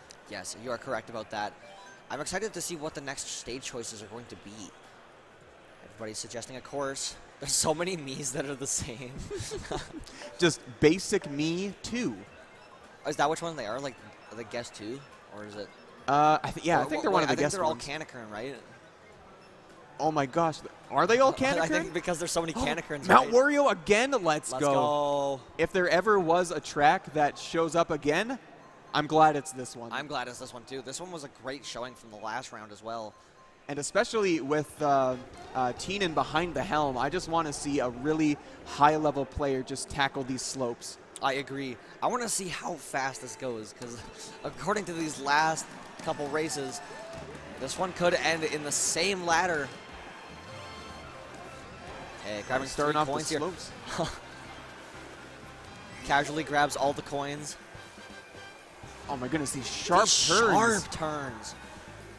Such an impressive showing of the drift. Artful, I can't get over how precise this is. This feels like those satisfying YouTube videos. That's true. It's like the hot knife cutting through butter. Coin. Where are we going? I can't even tell with how much camera usage is happening right now. Oh my goodness, I had no idea this was the strat on this course. Apparently it is, because that lead is once again rising again. Teenan is absolutely monstrously crushing the stage right now. Yeah, I think you are correct. This is looking like a time trial right now. This is what it's like to watch TAS. There's a middle route there? There's a batch through the trees here? I'm learning things about this game I had never even imagined. I have to wonder if that was optimal or if Teenan is so far ahead that they're just like, hey, check this out. I bet you didn't know this was here. And I didn't. Okay. The music when they're tiny. Okay, red shell is One coming red down. shell Unfortunately, coming in. no Oh, item. here comes a blue shell as well. Blue shell's on deck. We do have the boombox, though. Does the boom block break the blue shell? It does. It is one of the only ways to defeat the blue shell. The other Looking is... for it too. Oh, and it worked. Yeah, he's able to get it. Wow. Great recognition. And absolutely just crushed it. I think that is such an incredible display of this skill from Teenan, once again getting first place. yeah, that was some dominance. Dominance, I think, is the perfect word to display this. We are looking at a perfect 60 points. And that gives us a tie for 5th. And that gives us our 12 competitors for the grand finals. So Teenan, Kanekern 6, Odafest, Kanekern 4, The Bomb 93, and Mario Man 63 all being able to move on to the grand finals. That was a bout for the 5th place spots. Only a few point difference, too. Excluding that first place for sure, because Teenan made that look like light work. Absolutely incredible display of skill and just proficiency overall. Absolutely. Once again, just want to give a quick thank you to Alberta Esports Expo for making everything possible today. We are still going to be continuing today and going right on into the next set of games. So make sure you stay around. We are not going to a break this time. But yeah, we're going to be looking at our top 12 now, I believe, correct? Top 12. So it'd be the top 6 players from the last round, and our 6 players from this round will be staying put. So we might be seeing some more Teenan action on stream, which is I'm really excited to see. I'm honestly kind of looking forward to that, because Teenan was making some very great displays, like just those close-range drifts around those corners, the utility of the hidden areas and the shortcuts just working so well, and the guaranteed just like gaps between a couple entire turns on those laps was so substantial. Great display of technical skill overall. Well, the one thing I'm disappointed about is you got your Moo Moo Meadows, if for a brief moment, and you got your Cheap Cheap Beach, but I haven't seen Wild Woods or a single F-Zero track, and I'm kind of bummed out about it. It's so unfortunate. We'll probably see it in the 7th and 8th game. Ooh, that would be sick. How great would that be? The final 2 games. Mute City and Big Blue. It's gonna happen, 100%. I hope so. I'm putting that energy out into the universe. Pray for F-Zero. Bless this run. May this run be the best of both worlds. I want to see a nice PB. Personal best. Personal best. Personal best. Let's go. And Grand Finals up next will be 8 races instead of 4. So this is going to be a bit more of a gauntlet, but it's going to be showing the best of our competitors here today. I'm hyped to see what's going to happen. We've been talking a lot about how these Donkey Kong players, as well as Waluigi, Wario, and Roy, as well, because of those statistical characteristics as well. Yeah, being very prominent. Being very competent characters for this top group of players. And as we've seen, there was about 5 Donkey Kongs in one of those sets, and that was really effective too. 5 Donkey Kongs, a lot of Waluigis. Now that we know that they are the best characters, now it's just all about seeing, all right, so which are these players' favorites? Are we going to see more Waluigis? Are we going to see more DKs? Yeah. Who's going to honk the horn? Who's going to honk the horn? That's what I'm excited to see. Oh, man. Waluigi's horn sounds pretty great. Oh, yeah? That's awesome. I'm just a Mii player myself. Oh, yeah? Yeah. Because you can use the amiibos in the game and actually get like different outfits for your characters. Is it only for Mario related amiibos, or is it any amiibo? It's not any. They do have a specific group. It's mostly Mario, but then there's Fox, Samus. Cool. There's a Samus suit. Captain Falcon has a suit as well, Classic. which is of course the one that I rep. Large Me, Douglas J with the Falcon. That's awesome. Does it come with the actual like the F-Zero race car too, or is that? The Blue Falcon is a vehicle that you can use in the game as well. That's exciting. Mm-hmm. I wish there was some Fire Emblem stuff. Could you imagine Marth driving around in like a little in the Wild Wiggler? Ah. Now, would he be Japanese or English? Depends on the version. Oh, that's true. Mm-hmm. That is true. Although, do any characters actually really say anything in Mario Kart? I don't really think so. So it would probably just be like sound effects. Wahoo! Yeah, wahoo. Yeah. I'm the best. Mario. Mario. Like, could you imagine if Mario just said Mario all the time? Like, it's just like a Pokemon. Yeah. Just all like the characters just say every their other names? character, like, yeah, like a Pokemon, exactly. But, like, no other character says it. But, I mean, obviously Wario and Waluigi do it, where they're like, Wario time. But imagine if Mario just went, Mario, every little while. Didn't do anything else. It's kind of like Link with, where he doesn't say anything either, but he Huh? yeah. Yeah. Oh, good times. Good times. You ever think we'll get a Nintendo Kart?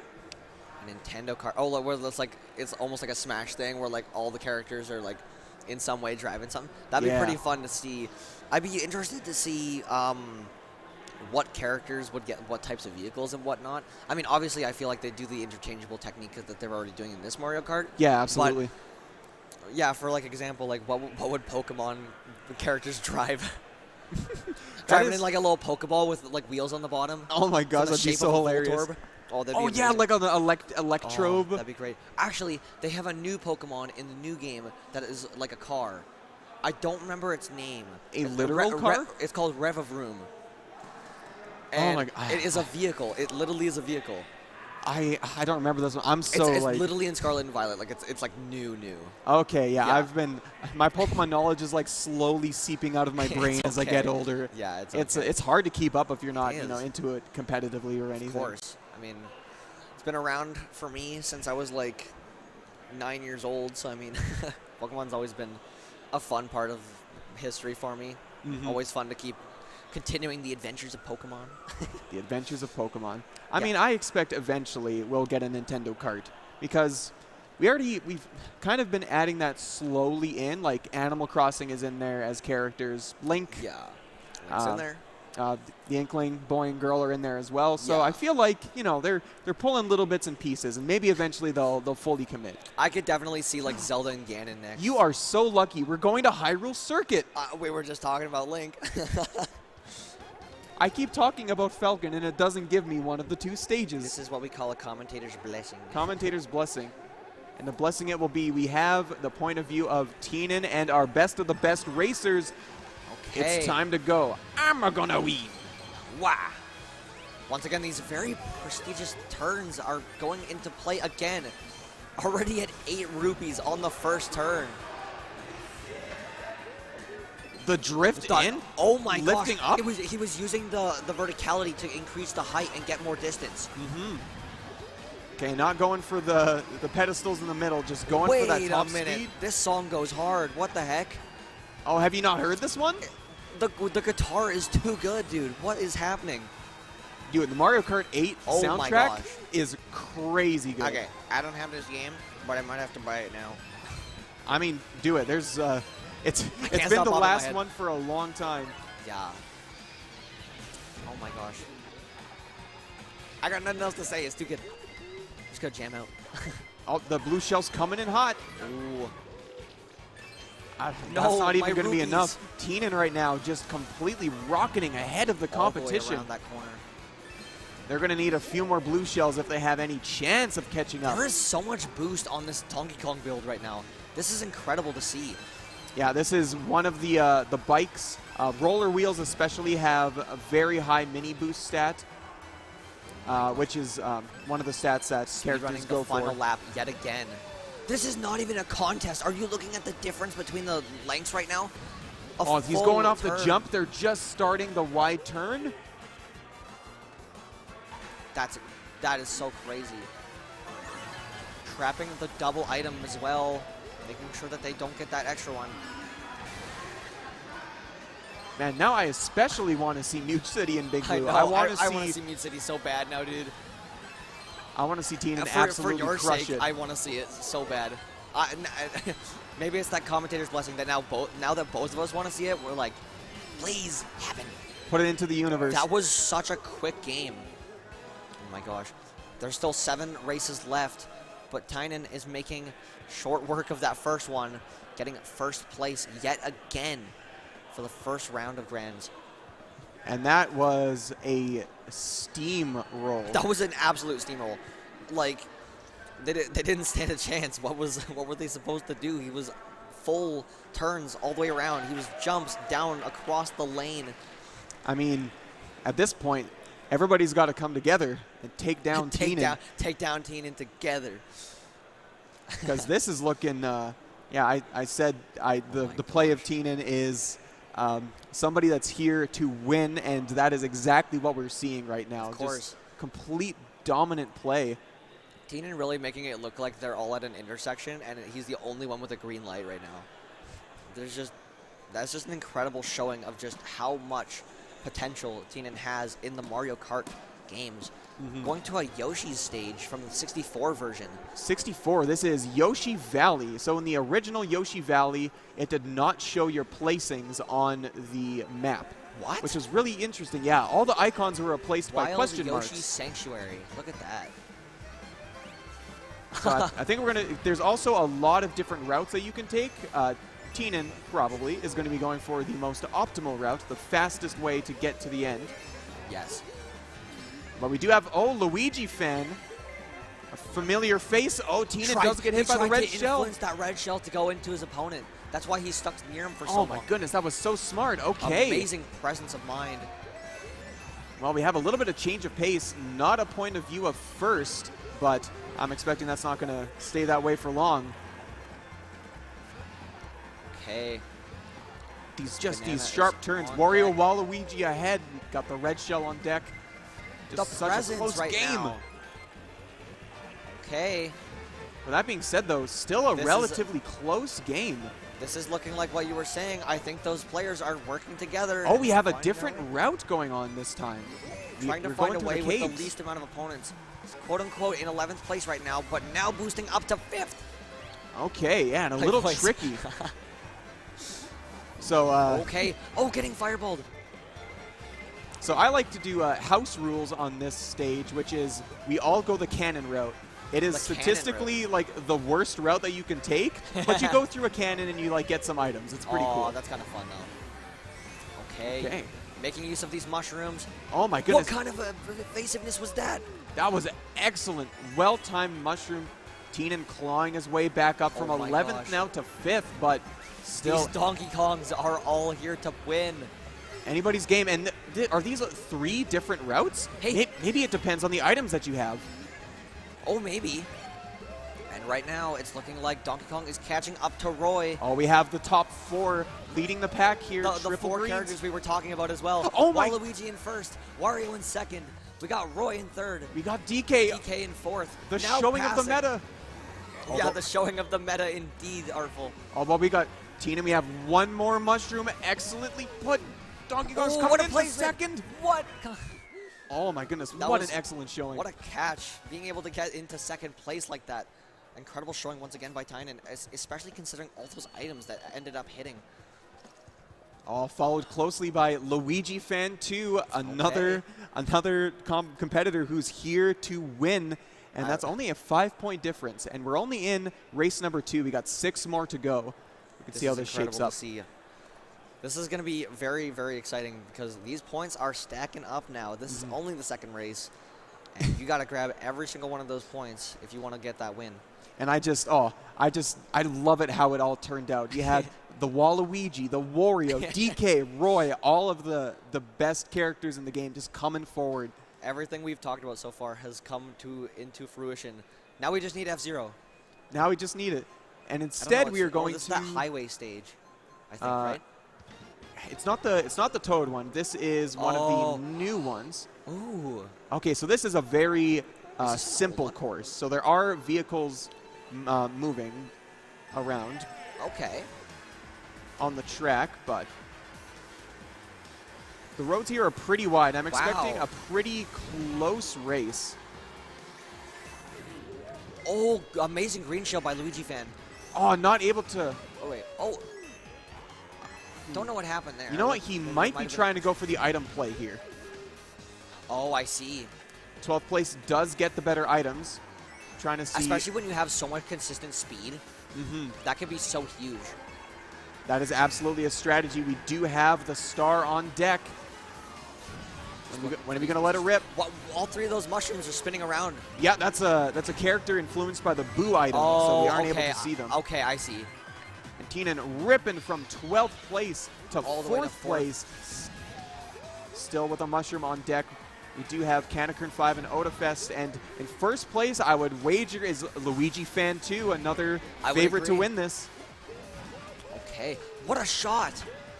Flying over top. Look at the Yoshi's waving, saying hello to second place. Oh, influences the red shell to hit the wall. What an play. Excellent play. That was an incredible presence of mind to be able to use that. Oh, and as fate would have it, the blue shell. That blue shell's coming in. Although I don't think Donkey Kong got hit. I think it was another boombox situation. Another boombox situation. Okay, we can get rid of the ink here, but confident in his turning speed. Just don't hit the truck. Okay, catching up. Keenan is moving in. Okay, just able to get that ramp. Oh, it's such a close game. Oh, what a shot! shot! The ricochet. That was an amazing display of the green shell utility. What a play. Now in first place with a substantial lead. I need to take a sip. This guy's a god. Oh my goodness, what an excellent play. This turned into the Teenan versus Luigi Fan 2. This is a battle of wills right now. Oh my gosh. That was an incredible, like, we had the red shell being broken by the side of the wall, the snipe on the side using that perfect angle. Oh my gosh. Yeah, that was the best utility of green shell I think I've ever seen in Mario Kart. That was very, very solid. Because he had to hit the side too. He had his own green shell, so he had to get creative and basically use math. Geometry. Geometry. That's right. Oh, amazing. And that was only the third race, wasn't it? Now it is. It's very exciting. I'm not expecting maybe Teenan drops down to a third. But with the consistent level of play that we've been seeing, I'm expecting that it's going to be very difficult to stop his play. I think it's going to be a battle between Teenan and Luigi Kid right now. It's looking pretty close so far in the points. And it's only going to need 1 or 2 more wins either way to really shift the balance. Starting in the 4th race here. All right, another Mario Kart Tour track. A lot of branching paths as well. And the name escapes me. Maybe this one was Berlin Byways. I can't remember. Regardless, yeah, a lot of branching paths. Okay. Luigi Fan hot on his tail. Oh, with the red shell in hand, you got to be careful about that. Maybe he's gunning for him or just protecting his behind. Okay. Yeah, just using it for those defensive reasons. Okay, finding another coin. Throwing the banana up to the front to the try aggressive and cut play. off. Oh, and he Another hits shell. him again. These shots are incredible right now, Powerful. This is crazy. We're heading into lap 2. Donkey Okay. Kong almost at 10 coins. It's going to be an additional speed boost. This usage of the float is also really impressive. 10 Yeah, I believe points that's there. another advanced mechanic in the game, too. If you get certain angles going off of those ramps, you can increase your speed. Is there a speed boost right now because of him holding the item? No. Okay, so he's just holding onto this coin and hold onto the coin? Yeah, if you do get hit by something when you only have a coin, you can then use the coin to get those coins back. Oh, I see. That's really smart. Okay, we do have a blue shell on deck. Just going to take the... Oh, no! What? That's something What you could kind do. of play was that? If you time a boost just right, you actually avoid the explosion of the blue shell. That was such a great ability. Oh my gosh, what amazing play. I am legitimately speechless. That was such a good play. It's the final lap, and nobody is coming close to Teenan right now. This is incredible. Although I will say that Roy is getting quite a substantial speed boost right now. It's not looking too good, though. Teenan just has so much speed going on. These turns are so pristine. Yeah, and this is where the mini turbo comes into a play. The more mini turbo you have, the easier it is to get the additional colors, and the bigger your boost is. Okay, and that is going to be the end of this race. Wow. Oh my gosh. Mad impressive. Just in these races, we've been seeing That was dominant. That so was much absolutely dominant. great use of the items, the mushrooms, the ricochets of the green shells. And that green shell was an incredible display as well. I think based on that also, it looks like Luigi Fan 2 also was knocked down to 4th in that race. Ooh, Now unfortunate. I think that means that there was only a 3-point difference between the maximum amount of points that we could have seen from Teenan. Oh, man. Well, we are halfway through Grands. Teenan, pretty comfortable lead, but it is Mario Kart. Anything can happen. Anything could happen. Items can go pretty crazy if you get just the right combination. You could hit with lightning. You could hit with a blue shell, a red shell after the lightning. Anything could happen. This could be a crazy 12th place origin story right now. Oh, my goodness. Imagine. Just I would be... a full 180. I'm not going to lie. I'd be heartbroken, but I would be laughing. True. Especially with the amount of skill that Teenan has been showing off so far. Like, it has been an incredible display to see. Now we're going to another basic track, the standard Mario Kart 8 track right now, just in the figure 8 circuit. Okay, here we go. Starting up strong. All right, already just starting off cutting with 5 off coins. his opponent. All right, I'm expecting some sick drifts, just avoiding the Piranha Plant. Good stuff. It's so crazy that they're upside down beside a castle right now. Yeah, the zero gravity is pretty cool. Finding his mark once again with another green shell. Oh, gotta avoid the Piranha Plant. Good stuff. And the use of the glide, not even falling off the side of the stage. Just expert control here. There's so much fluidity to the movement. And these sharp cut corners are just putting in so much work. And look at the difference in placement. Yoshi and Wario are so far behind. Oh my gosh. Is nearly half a lap difference right now between first place and second. Artful, what do they do to catch up with this lead? At this point, you gotta pray for good items. Because this is just complete dominance. This is mastery of your character. This is mastery of the track. There is a half lap lead right now. And it is just increasing as time progresses. Teenan knows this map like the back of his hand. Absolutely. One of the original maps in the game. It's probably ran it tens or hundreds of times even. Perhaps thousands. Perhaps thousands. Okay. Oh, we do have a blue shell on deck coming in, but it's probably too little too late at this point. Unless we get lightning. Oh, he was still intangible. Still in the intangibility. Oh, knocking away his own green shell. Small flub here. Wario's coming up. We do have the red shell. No! Wario passing at the very end of the race. Just barely able to take it. And the pop-off. Let's go. The pop-off, able to dethrone the first place spot. Taking a little bit of extra points there, but Teenan still with a considerable lead going into the 6th race? I believe so. That was a great usage of the items as well. As we were saying, that was the one thing that could have costed the win from being taken from Teenan. And that's something you have to plan for. You are able to hold on to 2 items at once. So with the items that you're given, how can you utilize this the best? You space out your red shells. You hit the character in front of you just right so that they barely start to go forward, and then you get hit again. And that's another thing I want to bring up, actually. There was a change to the intangibility system in one of the recent patches. Okay. The more acceleration you have, the more intangibility you have after you get hit by an item or you spin out from a banana. I actually like that fix. That seems like a good one. 6th race, Neo Bowser City. This one goes crazy. This one on 200cc is one of the hardest tracks in the game. Really? Well. Oh no, a flub right off the bat from the startup. Did it a little too early. Oh my gosh, that's so heartbreaking. After getting a first place and taking a clutch victory from Teenan, he is now in a substantial lead on another turn yet again.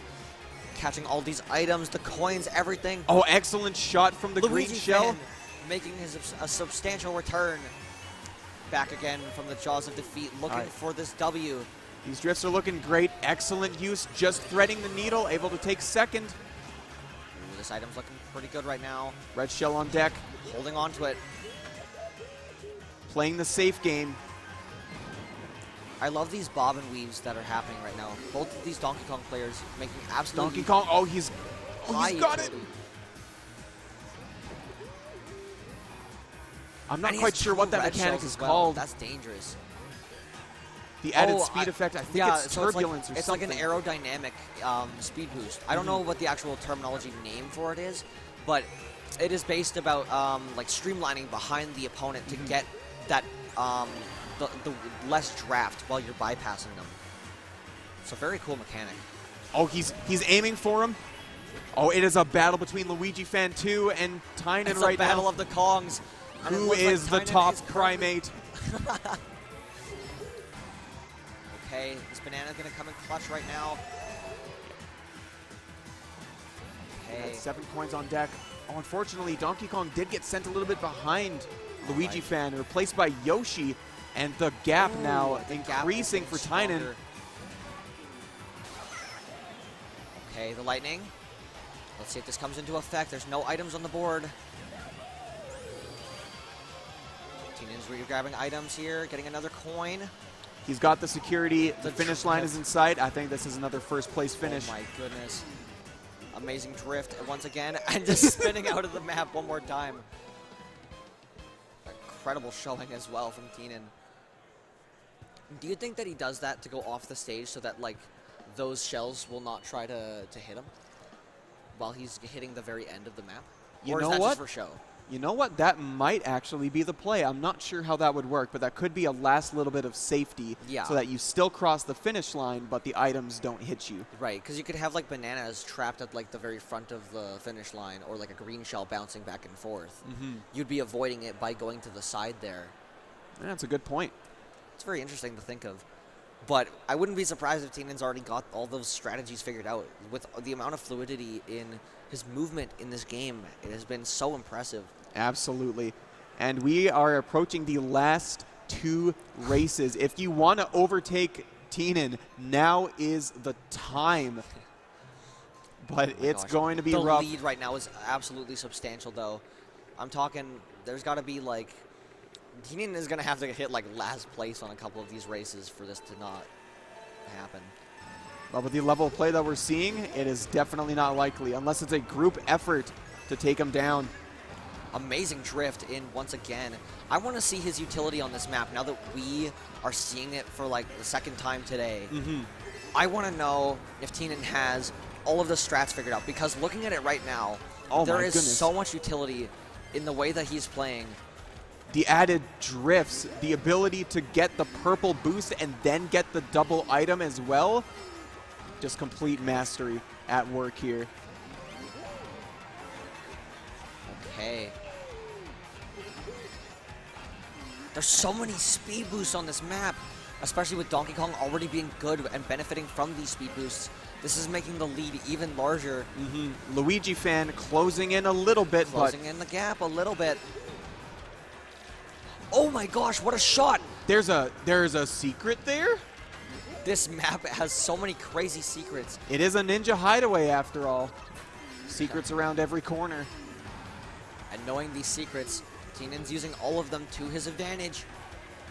Looking for another item here. What? Use the box. Use the box again? Yeah, use the box again. Okay. Oh my goodness, complete dominance. Luigi fan trying to catch up to Donkey Kong right now, but just not being able to take it. Okay. Another chance at the secret hideout, does not find it. Not able to get it. This could be a big change. This could be something if Luigi fan is able to capitalize off of this. It's still a really close race, but right now, Teenan still has a really big advantage. It's looking like it's about to be the last turn of the race. Luigi Kid is still nowhere in sight right now. Barely the coming mushroom up on the track.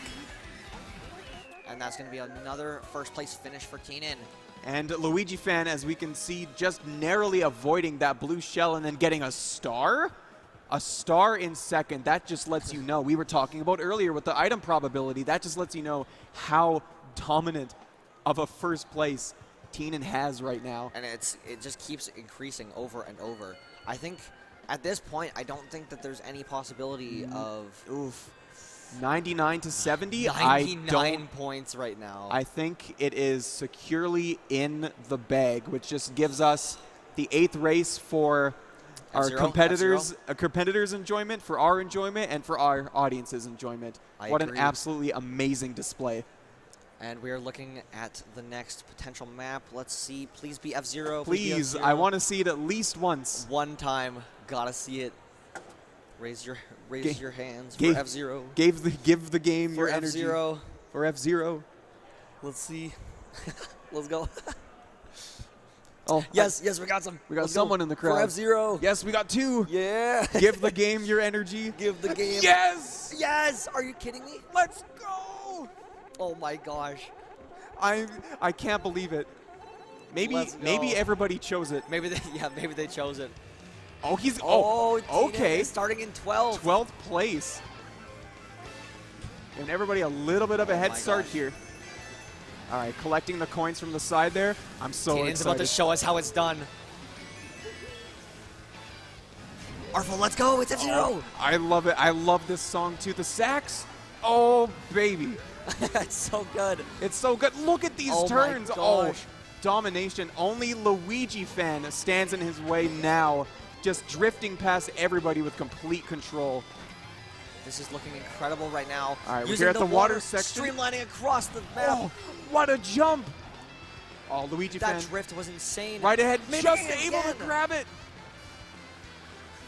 Is this one of those races that has the laps in the multiple sectors as well? Yeah, like it is one long track here. We're heading up to the final section. Oh my gosh. Only Luigi fan stands in the way, but the lightning. Getting even more speed. Look how fast this mini Donkey Kong is going. It's speeding through. I didn't see that animation before. I didn't know he had a front flip. This monkey go crazy. It's F-Zero. Oh man. Finding another shortcut here. Oh, able to take it. Oh, we got the double red shell. There's no way. Is he going to be able to take this? Okay, another one here. Not quite. Luigi fan 2 just being able to edge it out, but giving everybody a head start, starting in 12th and still taking second, just showing so much confidence and just absolute power and domination over the competition. That was such an incredible display of skill. Capture taken. Oh my gosh. Congratulations to Teenan on first place today in the Mario Kart bracket. Look at that. First place, 1-1-1. How many races in first place is that? Oh my goodness. I think that was 6 out of 8. Oh my gosh. And the other 2 were second places, if I recall correctly. That is absolutely incredible. What a display. And I believe that that is the end of the Mario Kart bracket, which means that that is the end of our time on the stream today. Just want to give another shout out to Alberta Esports Expo for making everything possible today. You guys are doing such an amazing job, and hope to see the esports community keep on growing from here. But I believe it is our time to go. It is. This has been a wonderful time. It's been an amazing ride. Great to have you on the commentary with me the entire way, Artful Hobbs. It's been a blast. Do you want to do a shout out one more time for yourself? Absolutely. So under my name, you can see my Twitter handle. The same name will be used for my Twitch. I stream random games sometimes, Monster Hunter, occasional speedruns of F-Zero GX. And those are the most socials you can find me at. And for yourself? I have a Twitter, which is at BrodyOB, which is the lower @ on the screen. I go by the tag Chronicos for everything else. So for my YouTube and for my Twitch, I use Chronicos. With Twitch, I do use an O or a 0 instead of an O because of someone else having the same name. But RIP. I am doing a vlog right now of the Alberta Esports Expo. Should be coming out in a couple days once I get all the footage edited. But I do live streams on my Twitch, which are usually Pokemon Nuzlocke, and other than that, just all the good stuff. So I believe that is the end for us today. Thank you all for coming out and enjoying the Mario Kart bracket. Don't go anywhere. We have more events coming up for you in the next little bit, but we are going to a short break. Thank you all, and have a great one.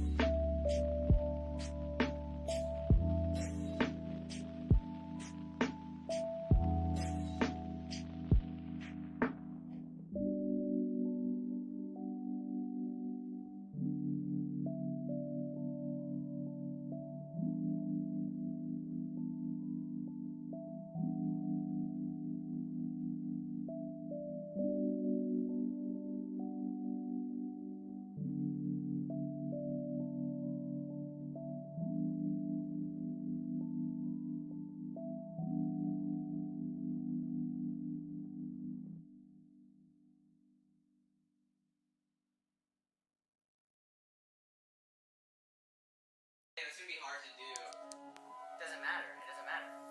Because what happens is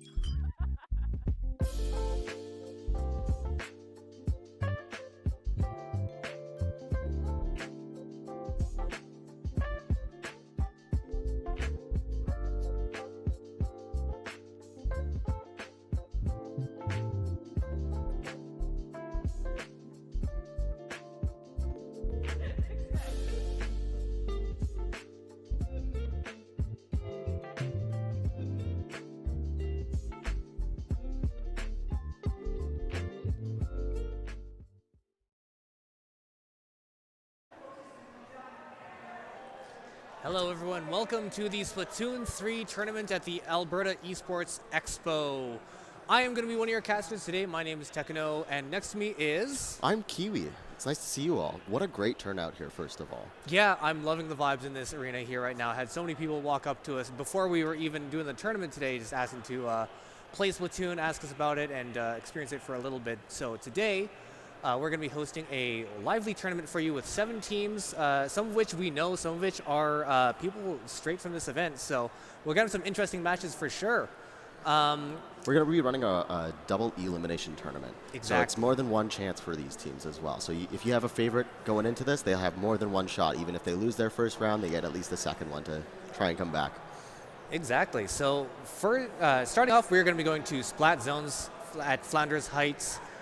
We are doing a counterpick format, which means that after the first match is done, whoever didn't win, they get to pick a map and mode that suits their playstyle. And we'll go into what each mode is as we go for those who aren't familiar with Splatoon and just want to know what the ranked modes are all about. So don't worry about that. We'll get into that when the match starts. But our first mode here is Splat Zones on the map Flounder Heights. And Splat Zones is a mode that you have to control a specific area with your certain color. Yeah, it is much like Turf Wars, which is like the namesake of Splatoon. Rather than trying to cover the entire map in your color of ink, what the teams are going to be doing is they are going to be trying to control a very specific area in the middle of the map, taking all the action to one area specifically. So that means that that's going to be the hotspot that they are going to be all competing over, and we're going to see a lot of action in there. That's where going to be a lot of firefights are happening and lots of contested turf. So we'll commentate on what the teams are, what we think they're doing as they play, and try to break it down for you in a way that is a bit more digestible for people who aren't familiar with Splatoon. So look forward to that. So Andrew, or Takuno, sorry. All good. I just doxed you there, my bad. What's Splatoon all about? Splatoon is a, I don't know how deep you want me to get into it, but it is a post-apocalyptic game where mammals have been kind of wiped out, and all that's left are these weird cephalopod humanoid beings that can turn into ink at any given moment. And obviously we've seen a lot of people get into Splatoon through the Smash Bros. Community, but it's been it's a wild ride from Splatoon 1 to Splatoon 3. Tanner in particular, sorry, Kiwi, counter-doxed you. Kiwi here actually joined our community from one of these events and just saw what we were doing in one of our tournaments and decided to join us. So it's very cool to see you come from being somebody just stopping by to spectate to being somebody up here co-commentating with me on a live event. I certainly am glad to be here. It's been a wild ride, and this community is very welcoming and open to all ages and all levels of skill as well. This event is not just run for the top of the top, it's for everyone, right? Mm-hmm. And so that's something that the community really aims to provide, is a space where everyone can come, compete, have fun, and really just have a great time with a game that we all love. Yeah, we try to accommodate all skill levels, as you said, and I don't consider myself a competitive player, but speaking of competitive players, we are going to see some people in their element here. So we have Sample Text versus Bubble Guppies happening here at Flounder Heights, a returning map from Splatoon 1. So this map seems to be split zones. So in order for the points to start ticking down, your team needs to be in control of both zones. Yes. So right here we see them just rushing to the middle and capturing as much zone and trying to splat the other team out of there so that they can get both zones to start counting down points. Ooh. This is a ranked mode, meaning that they need to count that timer in the middle, just underneath the timer, down to 0 on their side. So they need to maintain control of those 2 zones. The first control goes to Sample Text there, I believe. The colors seem to be a little mixed up right now, as it's we don't all right. know what's So going on there, but Embra is currently on Bubble Guppies, so that is who we're seeing on that side. And in Sample Text, we have Musical Glory, Banana Bro, Clave, and Cassiopeia coming in to try and take the zone, but the zone is not capped, so the points will still be ticking down for Bubble Guppies there. Yes, so in order for you as the opposing team to get stop that timer, you have to paint the zones or just make sure that you have enough of your ink on the zones to take them out of control. So typically more than 50% inked. And once it does tick to that like 60 or so percent, the zone will completely change to your color, creating a big advantage. Exactly. The thing here, though, is that once, let's say, yellow team here, if they get control of the zone again, that'll apply a penalty to Bubble Guppies. Yes. And then Bubble Guppies will have to go chunk down through that penalty. But it doesn't look like Sample Text is able to regain control on this map, as they are just being shut out of the entire game. Yeah, what I'm seeing here is Bubble Guppies is having some good control of the map. Sample Text here is trying to get control. They're pushing in pretty far here, but we have an ink vacuum here sucking up those shots, unable to get the turf that they need. Even though it hasn't resulted in much, they did cap the zone for just that split second, and you see that penalty of 51 applied to Bubble Guppies. So that gives them a little bit more space to get back in there, get their footing, but we did just see a team wipeout on their side, so we have this is Bubble Guppies just maintaining control, and they're able to play a bit more of a defensive game now that they have a Oh, this is a great flank, but the shield comes down at the perfect moment to stop any sort of entry from there. Yes, like any sort of team shooter, this one involves a lot on timing your specials, or as most people know, like ultimates. And that was a defensive one that provides a shield, blocks shots, bombs, and also provides a jumping point for your teammates. So it's a very defensive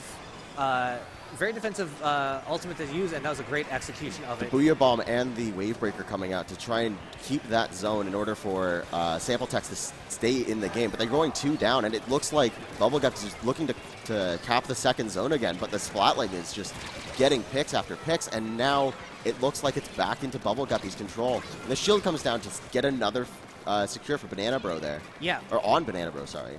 So we see Bubble Guppies here playing an incredible defensive game, and we are seeing a knockout. They got that timer all the way down to 0, meaning that the rest of the timer of that match didn't matter. They get to knock this one out, get points on board for them. So this is why we have a pit counter pit format, because now Sample Text has the ability to look at how they performed, look at how their team composition was, and choose a map mode that will suit their competitive style better. So this counter pick format will allow us to typically get a lot of really good matches going, with hopefully lots of Game 5s coming up here. And even though it was a knockout, that game was still back and forth. There was still the ability for Sample Text to regain that control and regain that ground. The game doesn't end until either that knockout happens or the timer hits 0. So they can always regroup and push forward in order to try and secure a comeback. Yep.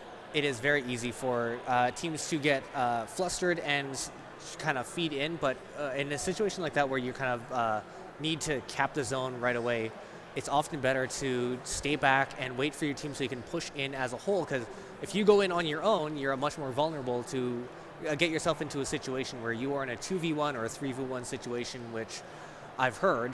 A lot of the high-level competitive players say, do not put yourself in that situation. Good players will avoid that at all costs and make sure that the odds are in your favor when you get into a skirmish. So it's even in other games, other competitive shooters. Oh, yes. You don't want to put yourself in a position where you are down on manpower. Yes. You can only shoot so many targets, right? And with the amount of ink you have, that can play a factor in how much you can shoot anyways. Yeah. And an interesting thing that I like about Splatoon is they do balancing in terms of the game in a few different ways. In terms of weapons that you can pick, they balance it in terms of what your range is on that weapon, as well as obviously what the kit that comes with it, your subs and your specials, and also just the general accuracy. You'll see some weapons that can take the opponent out in like 2 shots, but the accuracy on them is rough. So you are depending a lot on RNG and or just proximity to them. If you get closer, obviously your shots have a higher chance of hitting. So we see a lot of balancing happen that way. So taking what weapons you are comfortable with into consideration, and what your strengths are, what your team strengths are, that's how you do it. My personal favorite weapon is the Blob Lobber, and I'm not sure how much Blob Lobber we'll see, but I am known in our community as the resident Blob Lobber. Yes. And so what the Blob Lobber is it's a bathtub that shoots blobs of paint. Yes. But it looks like we are getting our map here in mode, and it's Rainmaker. So we have the counter pick done. We are on Rainmaker here at Sturgeon Shipyard. This map from Splatoon 2, and Rainmaker is an interesting one different from Splatzones where you have a much more central yet mobile objective. They're rushing to the middle here to get to this Rainmaker and pop the shield around it so they can pick it up. The Rainmaker is the objective that you're trying to carry to the opponent's spawn point to put it onto a pedestal. So we see here Insane getting that team getting a wipeout and pushing this thing forward, and you can see the objective is also a giant grenade launcher essentially.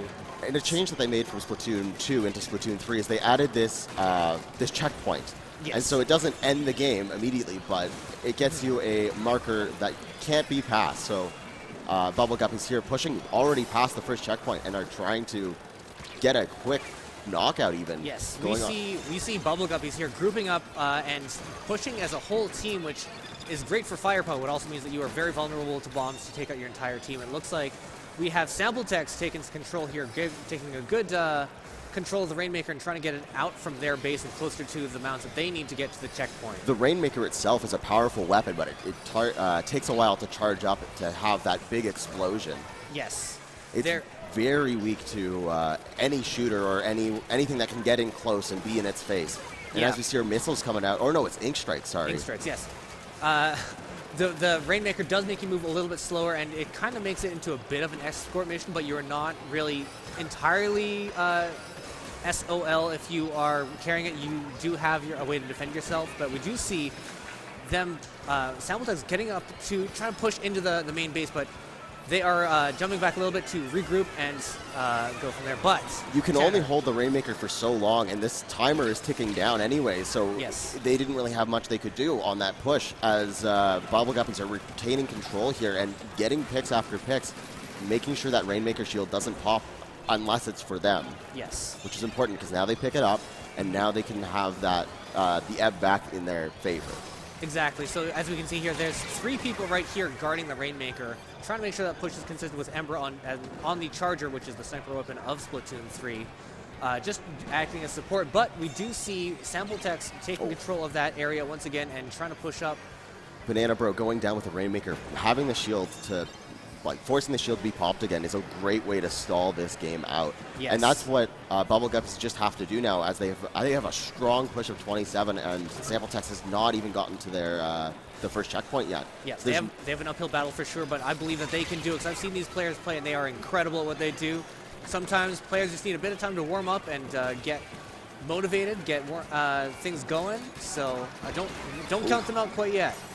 The shield going up right next to the Rainmaker, so that the that Sampletex couldn't hit the Rainmaker shield, and then that popped and exploded a bunch of paint in Bubble Guppy's favor. Yes. We are seeing here that Bubble Guppies, once again, just like they did in Splatzones, they got a good early lead, and now they're playing the defensive game, just trying to keep Sampletex away from the objective, just either through getting splats on them, taking them out to the map to wait for them to respawn, or just by, as you saw, like putting the shield up. These splat bombs are very punishing, as they can take you out immediately, just like a grenade. Yeah, exactly. They're great for zoning people out, doing some area denial to make sure that they can't get to where they want to be. So we see that special, the Wavebreaker, coming out, which does provide a bit of just ambient support, sends out these pulses that damage and locate enemy players. There's currently 2 down on Bubble Guppies, and Sampletex has the Rainmaker. They need to make a push here, but this Charger is coming back in and denying the ability to get in, and now a flank has popped the Rainmaker, really. Yes. So we see that they did get it onto one of the checkpoints on the far left side here, which is a very it is a very tough one to push, but it is great for certain team comps if you can handle that narrow alleyway as your choke point. And now that they've got the checkpoint, they can try and tackle this this large lead of Bubble Guppies now. If they can get the Rainmaker and start pushing it, but the Rainmaker's in such a tough spot. It's so hard for Sampletex to even have a chance of getting in. Just like with many shooters, what you're kind of waiting for is getting a few picks on the other side so that they have numbers disadvantage, and then you can push forward. But right now we see that Bubble Guppies has once again taken control of the Rainmaker, and they might take it right off this ledge that Sampletex has worked so hard to get onto. Oh, no, right Cass. Now, they are just holding onto the Rainmaker to try and get this thing into knockout in 12 seconds here, so we might see them take this one away quite yet unless we have some cards up their sleeve. They are able just to hold the Rainmaker now and hold. Oh, the 2 splat from that Rainmaker shot just to end the game. Yes, so we did see Bubble Guppies take that one once again commanding control over the map, doing a great job coordinating their team and taking as many people out on sample text as they could. What I really like that Bubble Guppies is doing is they are taking the lead and then are playing area denial.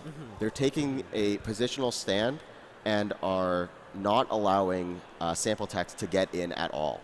Yes, and that is likely something that they may have practiced beforehand, just knowing that their strengths are in getting the picks and then just doing some area denial. So we'll see if sample text and their counter pick can give them some sort of edge and throw Bubble Guppies off of their groove. Well, with a 2-0 lead going into the first round, it can be in complacency can set in. Exactly. So what can sample text do to sort of try and throw Bubble Guppies off their game? What I've seen from playing in tournaments run by ourselves as well is that what I typically try and do in this situation is identify who are the people on the other team that are giving you the most trouble. Figure out who those people are and coordinate with your team using your headsets to call them out and make sure they get taken out so that you can destabilize the other team and coordinate your pushes that way. Ooh, a fan favorite mode has just been selected. Oh my, we'll see that coming up on here shortly, but I'm excited for this next match. It's going to be a new mode that we haven't seen thus far today, and this is the disruption I was looking for. I was looking for something that not many people really like to do, and we'll see if sample text can make our next match at Clam Blitz at Scorch Gorge. So Clam Blitz is a special mode. Yes. It's a two-part mode. The other three modes are really straightforward with a linear system, but with Clam Blitz, what you need to do is there are these golden clams that appear on the ground, and they generally appear in groups of 4. If you collect 8 of those clams, you create what's known as a power clam, and the power clam is the only thing able to break through your enemy's basket. Yes. Once the enemy's basket has been broken, you can throw any clam in. Yes. And power clams will be worth 20 points when thrown in, and the little baby clams that build into the power clam, those clams can be thrown into once the basket has been broken. Yes. And those will be worth 3 as well. It's like basketball, but they have a shield over top of the basket that you got to break with a big giant ball first. So we'll see how this one goes. It's not a centralized objective as we saw before. So the clams are scattered all over the place. So this is going to be a very different game from what we've seen before. Turf is very important for this as it gives your team mobility. So the ability to paint is a huge factor in this. And the heavy splatling is a much better anchor to paint with than a charger. And so maybe the heavy splatling will be able to paint more than the charger. Yes, so we see here that we have some specials and a skirmish going here. And a 2v1 cornering Ensign in that corner here, but getting taken out by Embra as the long-range anchor. That's what's known as a trade kill. Yes. When you go down, oof. Spicy. That was spicy, Embra. This charger is looking sharp. Yes. Chargers being one of the only standard weapons that can take people out in one shot, but as the name implies, you do have to press and hold that button down to get the full power charged up along with your full range. And pushing with the vacuum. Oh, but the vacuum goes down. Can they get the power clam in? Yes, they do. Sample text, I believe, is taking the lead. Nope, this would be Bubble Guppies. Oh, Bubble Guppies we have is the taking the lead again. So it might be a little bit confusing, but we have, yes, the Insane here with as Bubble Guppies pushing through. They've got the basket open. As you can see, they managed to get a few clams in. So on the top right, you see that they have 71 points remaining to burn through. Bubble Guppies, once they break the basket open, they will see a decrease in their points remaining to knock this round out. And just like golf, it's a countdown system, so the lower score remaining wins. Yes, exactly. So right now we are following a Hydra, which is a backline weapon, though we have just switched to a frontline weapon now. So we are... Missiles coming out, trying to deny the area. Get that paint down in order for Orange Team here. Yes, tendon missiles are a special that just you can aim from across the map, and they're typically used to disrupt the other player's position here. And this is another special. Crab Tank gives you great range, and then a burst shot plus the while it keeps shooting, it shoots faster. We're seeing a push here from Bubble Guppies, and we do see the barrier broken, and we can see them piling in as many clams as they can with the vacuum to support and to prevent the other team from putting down turf or getting splats. So that was a very well coordinated effort from Bubble Guppies. I am impressed by the coordination that all these specials have. We had the vacuum earlier, now the multiple shields that have come down and have turned the point at crucial moments, as we're now down to only 17 points remaining. Yes. So that was a great push. That is the value of having team chat and coordination. And we see that they are also managing to keep this basket open for as long as possible, but it is going to shut down right now. So they'll have to gather another power clam to get that open once again. And once the basket reforms, a power clam drops underneath it, giving the ability for a counter push to be able to happen. But it does not look that Sample Text here is able to really communicate or coordinate their plays. But a pick and a Booyah Bomb pushing them forward. Oh, but the Charger comes in and takes out that Hydra Splatling. Yes, if you want to make a run for this, you got to make sure their anchor is taken out, or at the very least, very distracted to somebody else. So.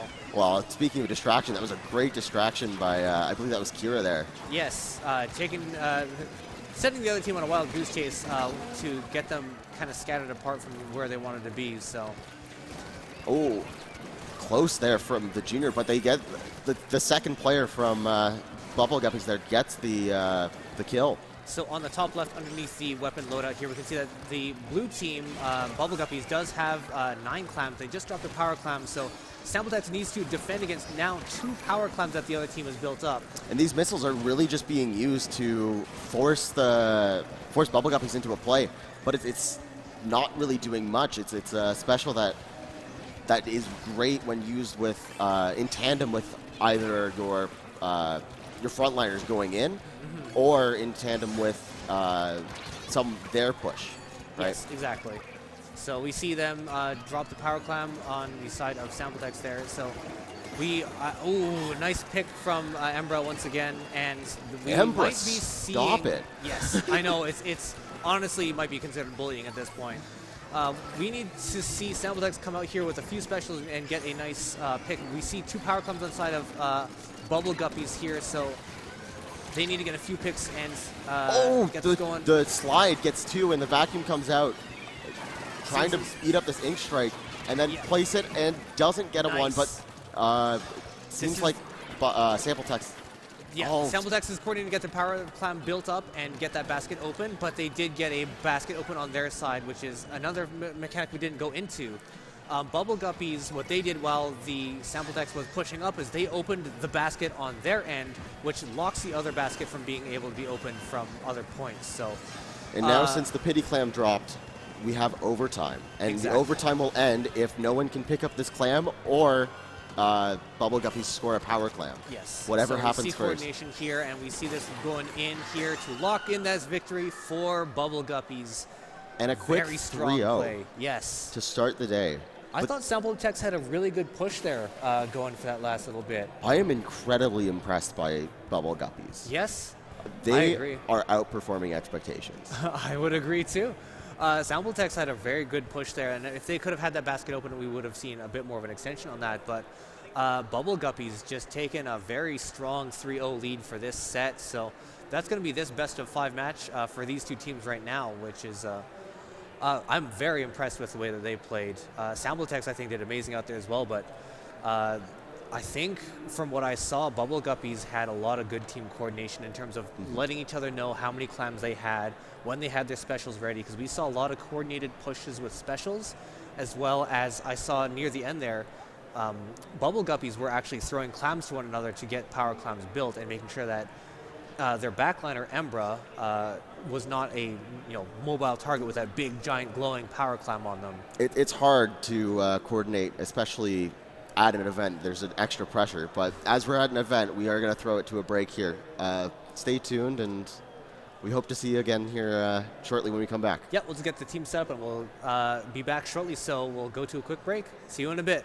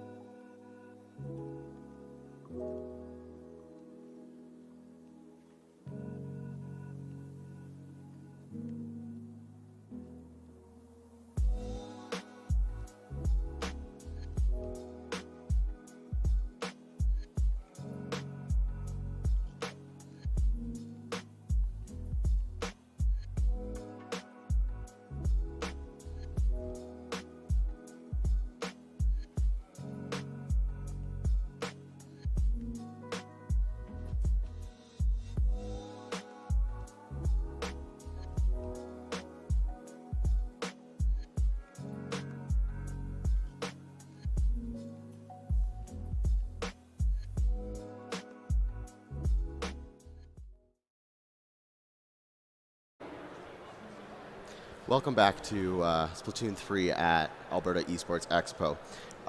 As mentioned before, we are a part of a community here called the Alberta Squid Swamp. We have a booth currently we have a booth here, and we are selling stickers and posters. There are a limited amount of posters, but we have many stickers. Stickers are $5, and the posters are 10. Yeah. All those proceeds will go to helping us maintain and keep equipment to help us run events just like this. So if you just like the poster or the stickers, just know that you're supporting us, a small community, just trying to help make a good time for everybody around here that loves Splatoon as much as we do. So any support is greatly appreciated. yeah. Now let's talk about the game. We are going back to, so Bubble Guppies are staying on the set, and we are bringing in Bomb Squad. Yes.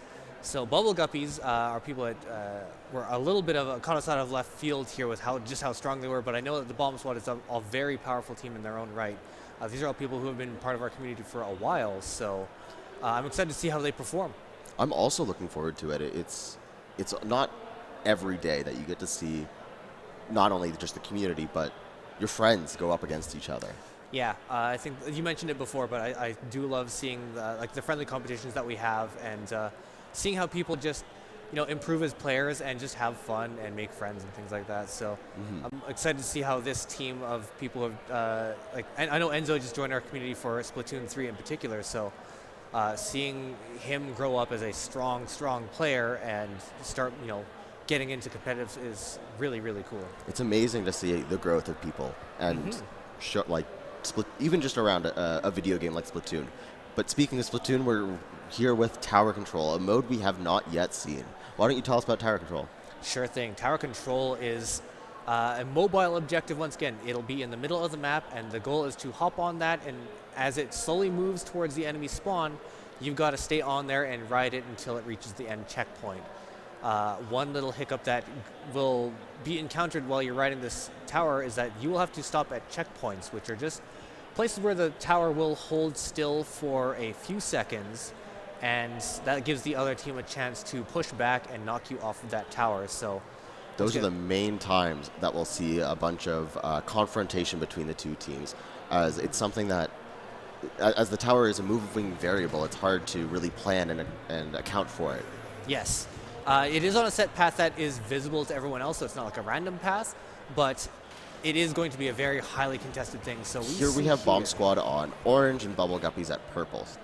Yeah, exactly. So we have those teams, and we've got some good loadouts here. Lots of shooters here, which will be great for knocking people off towers. We've got the junior and 2 splatter shots for Bomb Squad, with a E-leader back giving huge range. Yes, and we see Splattershot, a Splash-O-Matic, and a Splattershot Junior on the side of Bubble Guppies here to make another well-rounded team. Great anchor as well as a bunch of frontliners, so we are expecting to see some good And we've got the E-leader riding the tower, just providing that missile support from long range in order for his shooters to get in. But as his shooters are getting picked, he's just trying to get out. That was a great time to get out of there. Sungra doing a great job of knowing when to get out, preserve their special, and just let the other team take it so they can wait for their team to regroup and make another strong push. So great play there.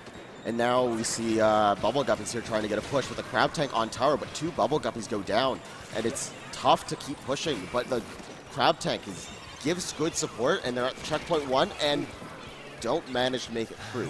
Yes, Luigi doing a great flank there to catch the person on tower off guard and take them out. So I know Luigi does typically favor a forward kit and aggression style, so good to see he's still up to his old tricks. Oh, and the bomb going down there, that's 2 people that this junior has gotten from just 1v1 trades. This is why you need that man advantage, because even if you go down at a man advantage, your second man will generally get that splat. Yeah, seeing some fantastic aim from Melomania there, just getting all the shots they needed to do and not taking any guff from anyone from Bomb Squad who wanted to challenge them. But that being said, this is an objective-based game, and we do see Bomb Squad grabbing the tower momentarily here. Luigi fans sharking and getting a splat and maybe a second here. Oh, but they're going. Ooh, they almost went down to that splat bomb. Yes. And this tower is just under complete chaos. And there they go. Luigi did an amazing dance up there in the middle, like fending off, I think, 3 different people, just trying to keep this zone under their control, but did give their team enough time to get sorted and get back up to support. So we still see a lot of orange from Bomb Squad up here in the middle here.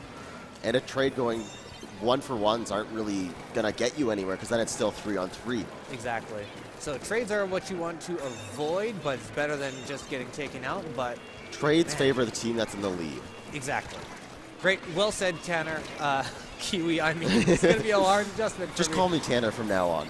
All right, sounds good. Anyways, we see a Crab Tank coming out here and a Splat coming on the side of Bomb Squad. That's 2 down now from Bomb Squad as one's just respawning. So Tower's in control of Bubble Guppies here. They pin up Tower, but go down. What was that? The Luigi. Trizuka. Yeah. Luigi building up special and just taking a really nice, precise shot with the Trizuka to get them off the tower. Oh, man. That stopped the tower push entirely and kept Bomb Squad in the lead. And now Bomb Squad's just riding the tower, and the tower goes just a little bit faster when you're going over a path you have already conquered. Yes, exactly. It kind of remembers where your progress has been and helps you get back to where you've been before a little bit quicker. So, and it looks like they're approaching that time, but they go 2 down, so the tower is going to go back into favor of Bubble Guppies and slowly push back to the middle. But they have a long way to go in order to an early Crab Tank. But all the specials are coming up here for Bubble Guppies. Let's see if they can use them to get this. Trizuka, now Shield on tower. Great coordination. Bubble Shield coming out just as they get to the checkpoint here to give them that little bit of protection that they need. Oh, but missiles, and 3 go down. Wow. I am loving the just aggressive pushes that Bomb Squad is able to put up here and show us what they can do. That's quite mean to just hold the Trizuka like that and just Trizuka one person and one person only. I love that kind of play. It's a very it gets me a little tilted when it happens to me, but I gotta respect it when it's that precise. The wave breaker there helping out, getting a splat for Luigi Fan, but then Luigi Fan gets splatted and it's 2 down again for both sides. I am seeing so much coordination from both teams here and just such great plays from both sides. The shield's on tower, and they're almost at the point they were before, so now it's going to start ticking down again. Yeah, so we see that they are in control, but they do have a split down on their side, and Bubble Guppies does manage to get up on top.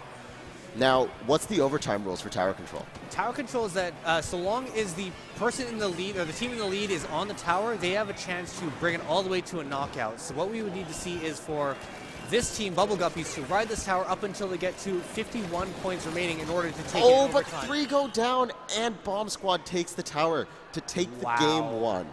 That was such a great match to watch. You know, applause to both teams because that was an incredible match to watch. Thank you so much, audience. This is what we love to see from Splatoon. Yes. The back and forth, the tit for tat, it's something else. I don't have enough time to finish the sentence before there's like 3 other things that pop up for me to kind of go over because there's so much happening all in one go. And now we've seen all 4 modes. We've played 4 games and all 4 modes have been played. Yeah, exactly. So now we're just going to focus a lot more on compositions and commenting on the team stuff. So, man, I love that match. I'm speechless. What do you say? Like, we've seen great coordination of specials from both sides trying to push that tower. But it was just Bomb Squad with that early push in order to keep the lead, and then we're able to use their specials more defensively in order to maintain that lead. Yes. Once again, great coordination. So many times we would see Luigi wait for them to get on tower, get comfortable in their position, and then just take them out with either a flank or a special or both, and just disrupt the other team and stop their push. So great coordination on the side of Bomb Squad. As we saw, Bubble Guppies, a very strong team, but this is what happens when you are up against another well-seasoned team. Like these are people that I know practice fairly frequently. Additionally, we saw the use of a mechanic in this game as well, the super jumps. Yes. And it's not something that we really talked about previously. To super jump, you jump to a teammate's location, and it's a risk versus reward because you get there faster, but the enemy can see your jump marker and can throw a splat bomb or something there and splat you immediately. Yeah, it is a bit of a risk, but this is once again where team coordination can really help you out because if you coordinate with your team that I would like to jump in and I'm going to jump to you, that person then knows to play a little bit more defensively. But I see your smirk at the map list that's up here. Another Clam Blitz. I know. At Mako Mart, another well-loved map because it is nice and balanced, and we get to see some Clam action once again. I'm really surprised we're seeing this much Clam Blitz, honestly. I love it. It's so different from the other modes, and I think that's why it is a little bit polarizing in the community, but if you're going to play Clam Blitz, the time to do it is when you have a set team that you can communicate well with. Definitely. And as we jump in here, I believe that's Bomb Squad as teal. Yes. And pink is Bubble Guppies. This is like an ice cream themed color scheme. Like those, it's like bubblegum ice cream versus like, I don't know. Oh, I love bubblegum ice cream.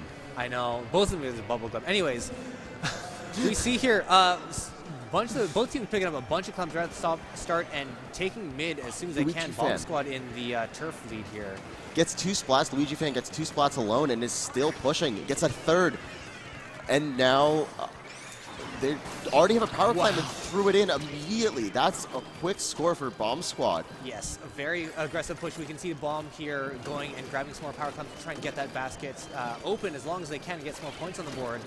Additionally, this is a short map, so the E-Leader has a lot of range, but in a map this short, it's easy to sneak up on them. Exactly. So let's see how the E-Leader handles this map. Now, them being an E-Leader, they have a slower firing rate but a long range. So that makes them an anchor player, meaning that they are good for people to jump to like we were all talking about earlier. And these charges are just going like shot for shot and barely missing each other. But this, what is that? The Tentactech actually got that kill.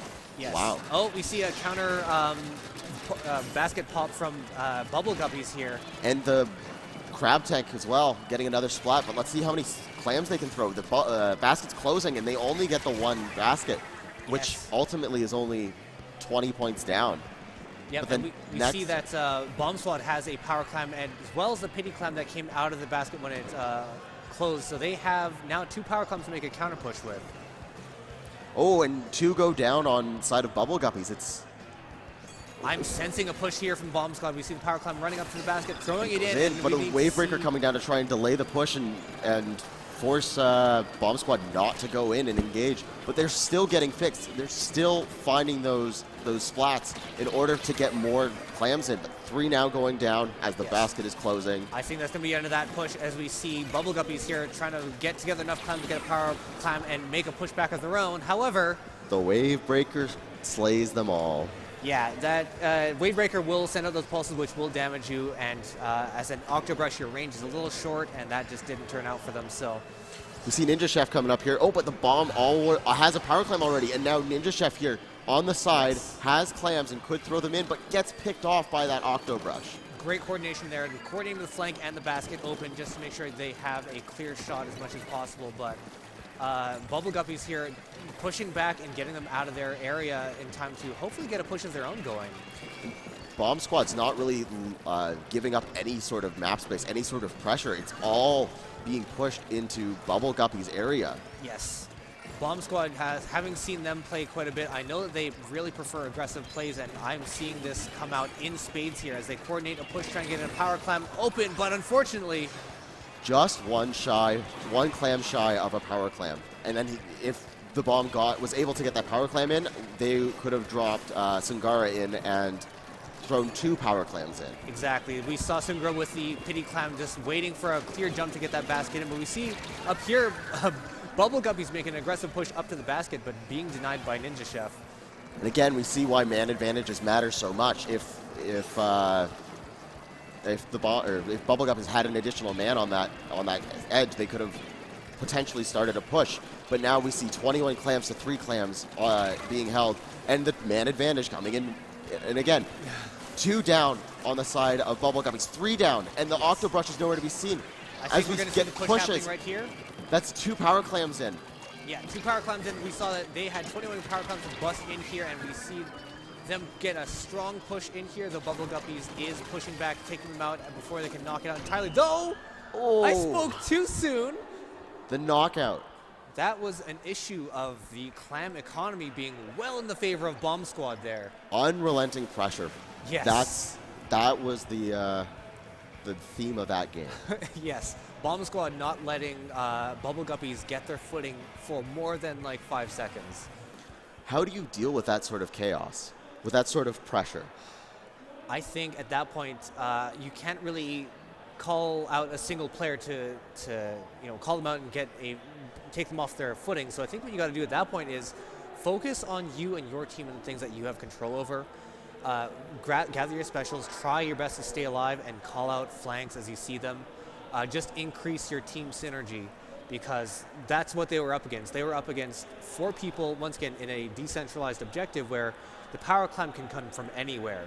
So you need to have the map awareness to know where they're coming from and coordinate with your team on how you're going to deal with it. Additionally, I believe what they need to watch out for is taking those fights where they are lacking in that manpower.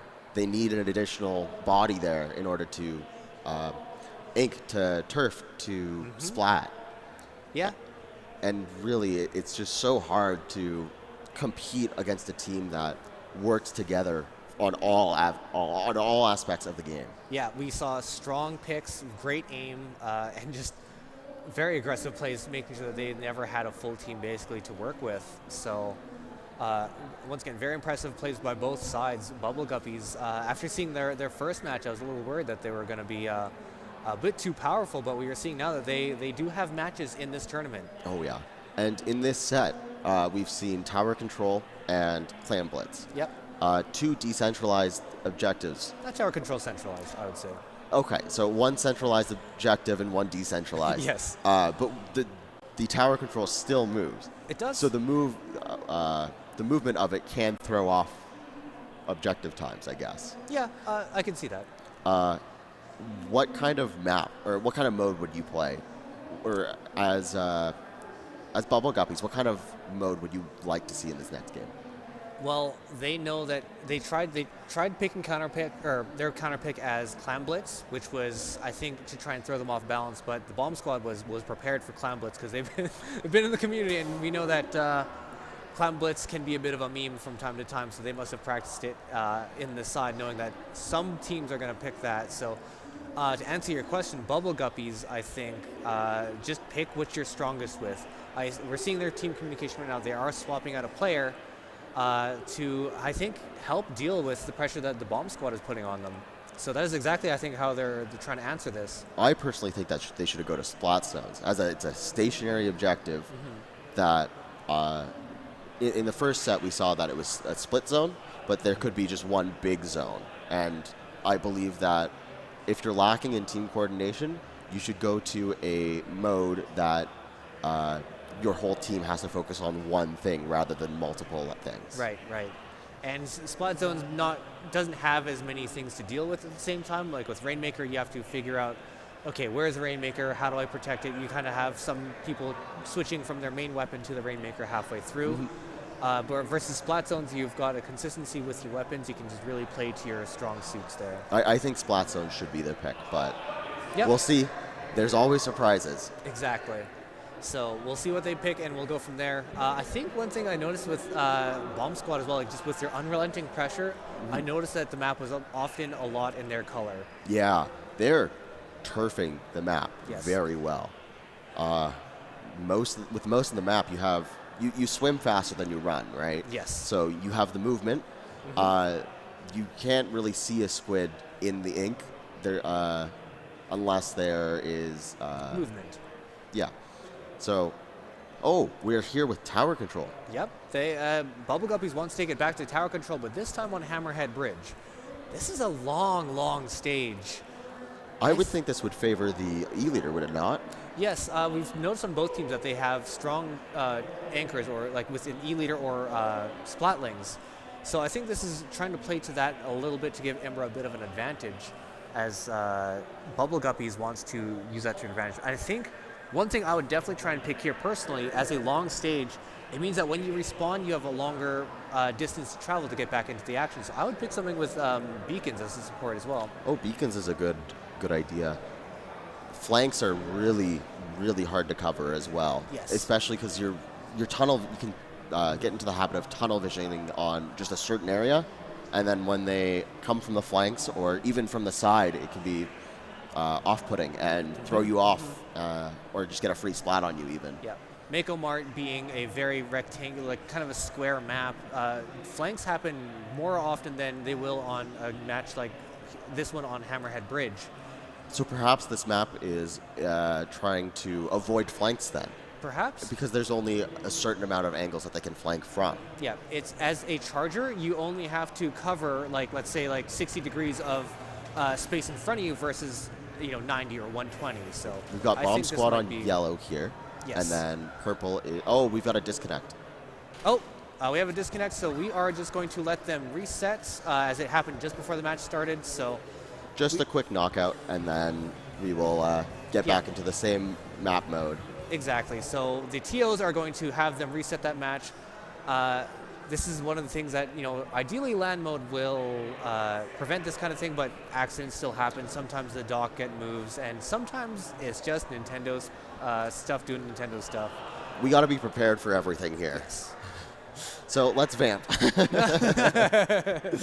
Oh. It's fine.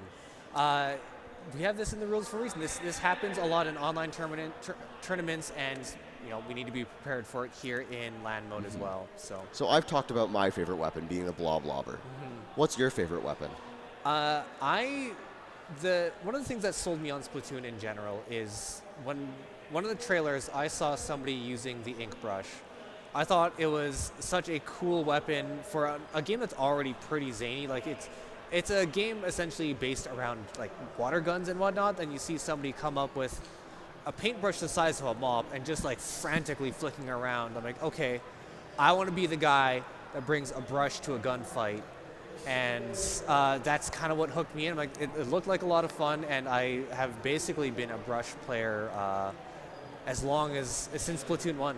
Oh wow, that's a long time. It's a long time. Splatoon 1, fun fact, released on the Wii U. Yes.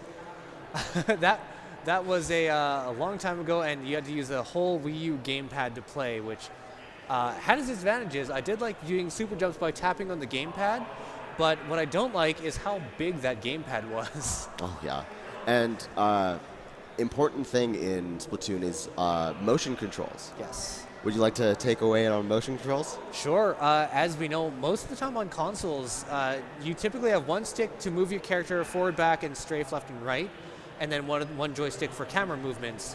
But the disadvantage that we see in Splatoon with using that standard two-stick approach is that when you want to turn, your camera moves at a set rate when you're using two joysticks.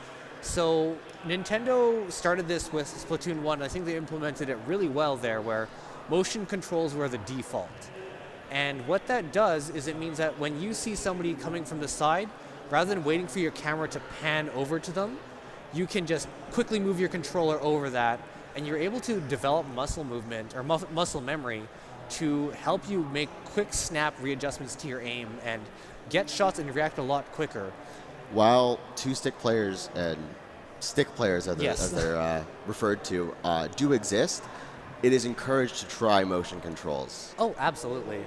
I know of a few competitive stick players. Like, you don't have to do motion, but I would say the vast majority of Splatoon players do motion. It's quite a niche thing, as third-person shooters don't often, or even shooters in general can't wrap their heads around motion controls. But it's just implemented so well that it's just like a second nature, right? You get used to it, and then you immediately can flick to hit everything. I will say the journey to getting used to motion controls was a long one, but now that I'm here, it feels good. I often making the argument that motion controls are the mouse and keyboard version for consoles. I would agree with that. Yeah, because like if you have, let's say, like a high sensitivity on your mouse and you're playing a first-person shooter, you can just move your mouse so far over to do a 180. With motion controls, you do it if you have your controller set to max sensitivity. It's just a 90-degree turn of your controller this way to do a full 180, and you can do that way faster than you can wait for a camera to snap to where you want it to be. So speaking of control settings, yes. There are people, so the majority of people will play on Pro controllers, right? Yes. And there's Joy-Cons, right? Now, how do you feel about split Joy-Cons?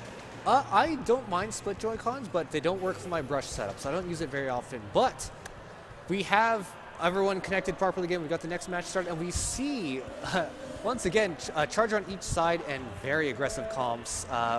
Fairly short-range shooters and sloshers are coming out here, so we're excited to see a lot of firefighting happening. And sticking with the E-Leader on Bomb Squad, that range, but still 3 shooters. It's an E-Leader and 3 shooters is what Bomb Squad, but 2 go down, 3 go down on Bubble Guppies, and the tower's in control for Bomb Squad. Bomb Squad once again making a very aggressive push up right at the beginning, getting picks the need to get on tower safely and take that turf. Bubble Shield's ready. They're just waiting until the tower starts moving and to throw the Bubble Shield on. That's some great coordination of specials there, knowing how you want to move that tower safely up. 2 down by that Trizuka. Wipeout. That is insane. This has been just the 360 from Sungara. But the wipeout just allows Bomb Squad to continue pushing down these objectives, and they're falling left after right. Yes, we see a very aggressive push. You're putting a bubble shield up as a little bit of protection as they were covered in enemy ink. Wow. Wow. Wow, applause to that match. Very strong push by Bomb Squad. Love to see that. That was a masterclass on tower control. They never got off tower, I don't think.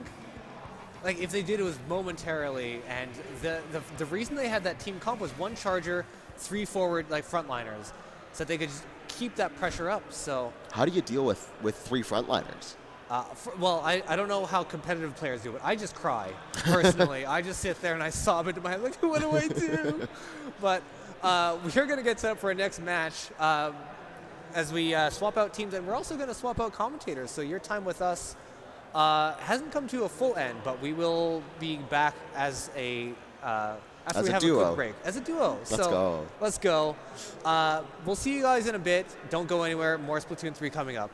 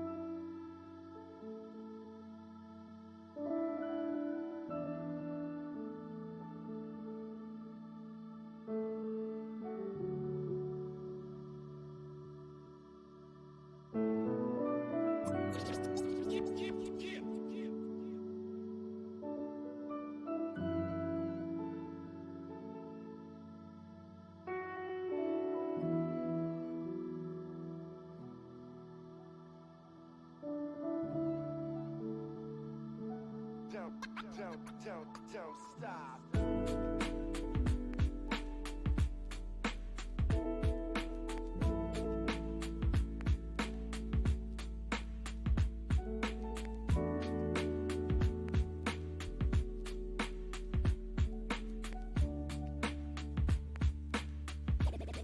Let me explain something.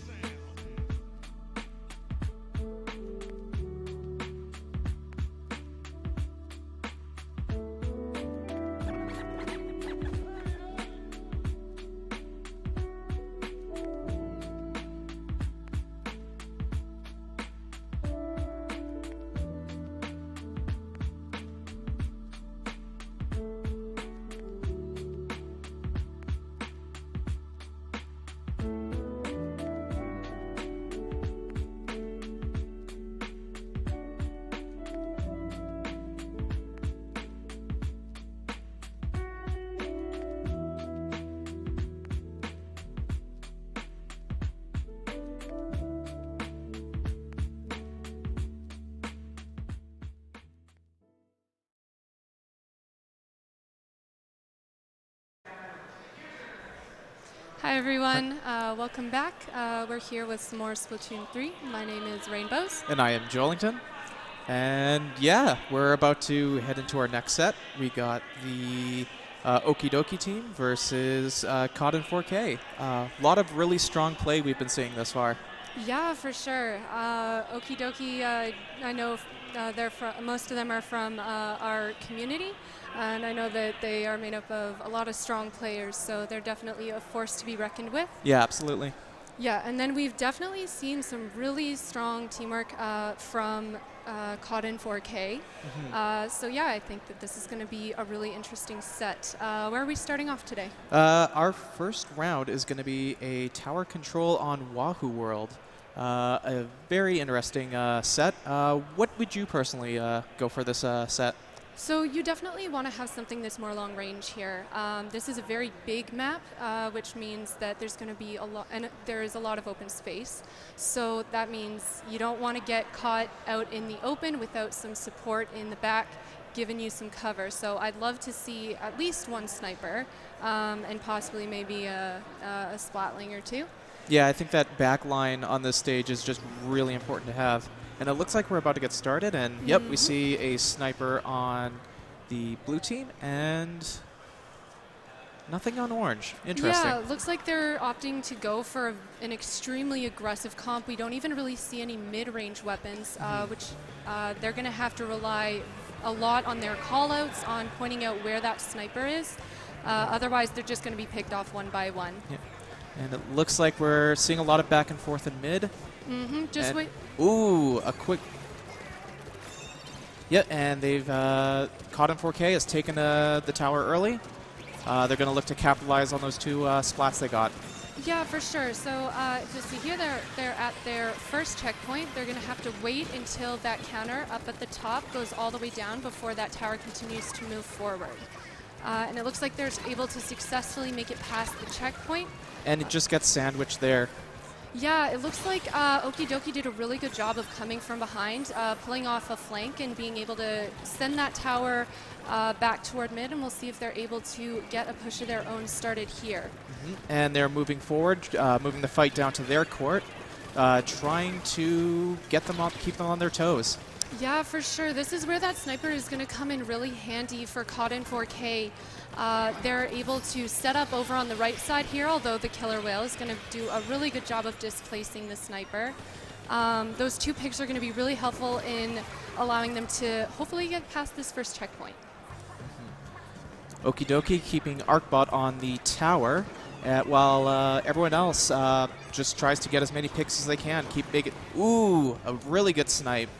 Yeah, good snipe, but that sniper getting taken out for it, going down immediately. But that snipe was enough to put Okie Dokie on the defensive here, at least for a moment, and that tower is going to reset all the way back to mid. But Yeah, they're able to reset it, but I don't know if they're going to be able to. No, they're not going to be able to capitalize on that at all. No, they aren't. It looks like Okie Dokie is hopping right back on that tower, trying to harass those places where Cotton 4K can drop down and try and stop that tower. Yeah, lots of specials coming out. Good use of the crab right there. Very good crab, and good bubble count as a counter. And yeah, just stacking up those specials, keeping the pressure on. Yeah, and it looks like Okie Dokie was able to take the lead there at 47. Cotton 4K stopping them, but they are going to need to work hard to push it back into Okie Dokie's territory and get the lead.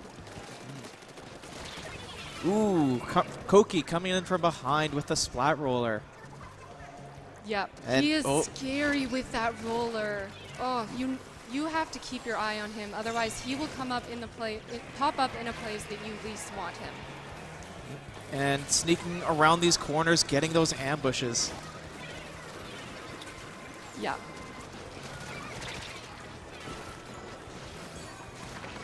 And pops that shield again, keeping the pressure in their court while Arcbot hangs out on the tower and just runs up the clock as much as he can. Yeah, this is not looking good for Cotton 4K. They really need to make something happen here, as there's only about a minute and a half left. And not only... Oop, but they have the opportunity to do it right now. That is a really good start. That's exactly what they wanted. Looks like Sniper is going to hang out on that tower, try and get a couple picks. Ooh, almost gets the double there, but Zoki coming in to stop that from happening. Yeah, and it looks like Cotton 4K definitely taking more hits there as they go. I think they were all down there. Yep. A little bit of a delayed wipe. But yeah. Yeah. And ooh, good use of the bomb right there. And goes down, but is able to get that wave breaker out. Yeah, it looks like Cotton 4K, whenever they do get a pick, it often ends in a trade, which is putting them in a position where they're not really able to get a strong foothold and get that tower back to mid. They're playing a good defense, but they're not capitalizing on their offense as good as they should be right now, especially with 30 seconds left in the match. Yeah, for sure. This is do or die. If they can't get a push going here, if they wipe, it's probably going to be over. Well, they got the double wave breakers ready to go. Just waiting for an opportune moment to throw them. And that's going to make the tower a very unfriendly place to be for Okie Dokie. For sure. They still need a couple more picks here if they want to be able to push this tower They forward. might get it here. Oh. But those 2 picks, despite being point censored, This Okie might be Dokie, it. This might be it. It's down to the wire. It's going to be a Only really a few more points. Oh! And they do it. They pull off the push there. They're able to take the lead, and Cotton 4K getting a last-minute win, last second. Very amazing comeback in that last 30 seconds there. Love to see really good back and forth like that for sure. Yeah, definitely. Okie Dokie really had them on their toes most of that match, But yeah, you gotta keep that pressure going 100% of the game, and one bad wipe will wipe you out. For sure. Yeah. So we're just waiting on the counter pick here. What do you think that allowed them to get the lead at the end there? What worked for them? We saw Okie Dokie go with a very hyper-aggressive comp, so I think they're going to pick something a little bit smaller, something that they can use to capitalize on their hyper-aggressive composition right now. Yeah, definitely. I think that in particular in that last game, the wave breakers really did them in. As a frontliner, you really don't want to be marked because especially when there's a sniper on the other team, they know exactly where you are, and it's easier to get picked off, and that's exactly what we saw happen to Okie Dokie at the end of the game there. So. And yeah, with the way Koki likes to play with those ambushes, I can see them going for something with a lot of nooks and crannies to hide around, and Inkblot Art Academy. Lots of little corners to hide in there. So speaking of a small map with, lots of places to hide, not a lot of open space, this is definitely one of them, especially on Rainmaker. For sure. So what kinds, do you think that the sniper still works here? You definitely want something longer range just to be able to keep an eye on what's going down in the middle court there. I don't think a super long range sniper is maybe the best choice for that. I think you're going to see both teams sort of prioritize mid a little bit more here, especially with Rainmaker. But yeah, that's true. This one, because it's so small, you can take or lose the lead in a heartbeat. For sure. So if one wipe is really all it takes for things to swing either in your favor or against you, depending on whether you get the wipe or get wiped. Absolutely. What would you personally run for this map and mode? Sloshers and blasters are really strong here because there are so many platforms, so being able to go up and over. And again, because it's a small map, going something more aggressive is going to be really good. And finally, on Rainmaker, you want something with fast fire rate so you can get those pops on the shield, because that can make all the difference. Yeah, it always feels bad when you take a wipe because you were hanging out too close to the bubble. So true. And what about, do you have a strategy that you like to use in order to get up that little ramp, you know, that right after that first podium? There's really only one way to get onto the enemy team platform. Yeah, that's a major bottleneck there, and Definitely. I think that's where we're going to be seeing a lot of the action in this match. I think we're definitely going to see a lot of, I would see Booyahs being good here. Even Hammer would be a strong pick to get up that ramp. Yeah. Because you want to get wipes before you try to rush that ramp. I think something that moves with you or that you can throw up onto the enemy team's plat is always really strong. Wavebreaker, I love seeing here just because you can find such clever little places to hide them. Yeah, and it looks like we're about to get started. Yeah, very similar comps coming out from both teams here. The one major difference being the heavy coming out from Okie Dokie. So it looks like they were definitely feeling that lack of long range in the last match. And caught in 4K, losing 2 in the middle right there. Ooh, an very quick cap on that first checkpoint for Okie Dokie. Look at this aggression. Looks like they picked a map that definitely played to their strengths. They were able to get it past the first checkpoint, all the way up onto the plat. As I said before, it doesn't take a lot to lose the lead, so keep that in mind, but a very strong start from Okie Dokie here. Bubble stays up just long enough for them to get their jumps in, so they can keep that fight going in the court there. Yeah, they haven't even stopped their push here. Looks like they're trying to get at least one more pick before they move this Rainmaker forward, just holding back, putting down paint, making it really hard for Caught in 4K to approach. Yep, that sniper keeping Koki from being able to move up, though. And because they're in the enemy team's base, they have the advantage as far as respawns, and it looks like Okie Dokie not able to get any more points on the board. So we're going to see this move back in the middle here. Yeah. And looks like they're going to try and come in from the top.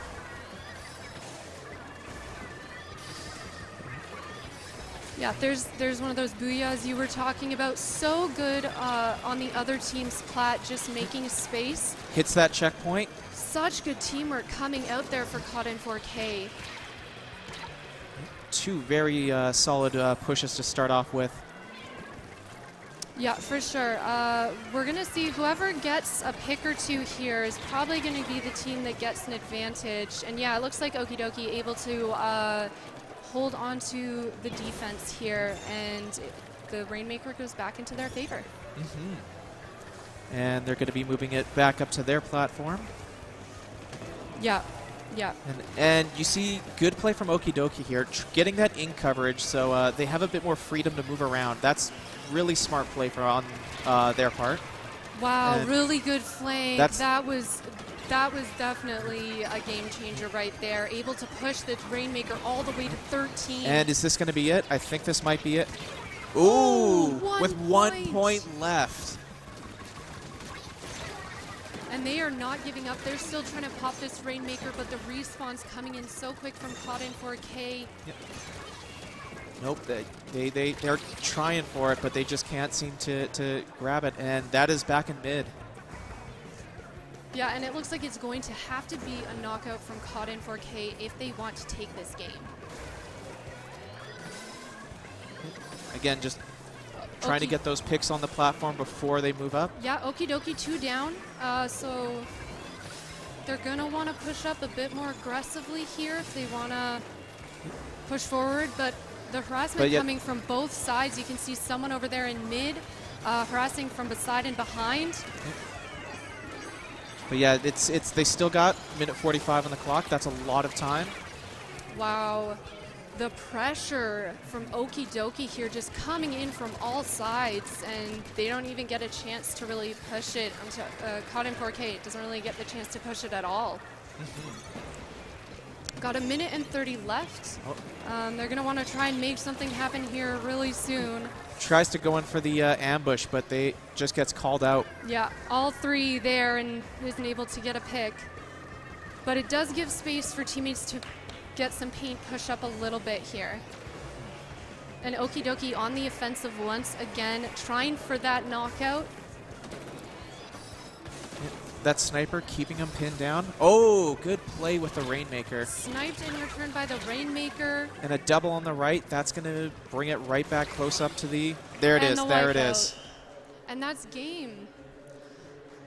Very, very strong counter pick from Okie dokie there. Yeah, they definitely wanted something a bit smaller, something that their aggressive playstyle was going to benefit them more on, and that's what we saw. Yeah, for sure. But that does mean that the map choice is going to go back to COD in 4K, which means that they're going to be able to pick a map that works in their favor. For sure. So what kinds of maps do you think would work well for them?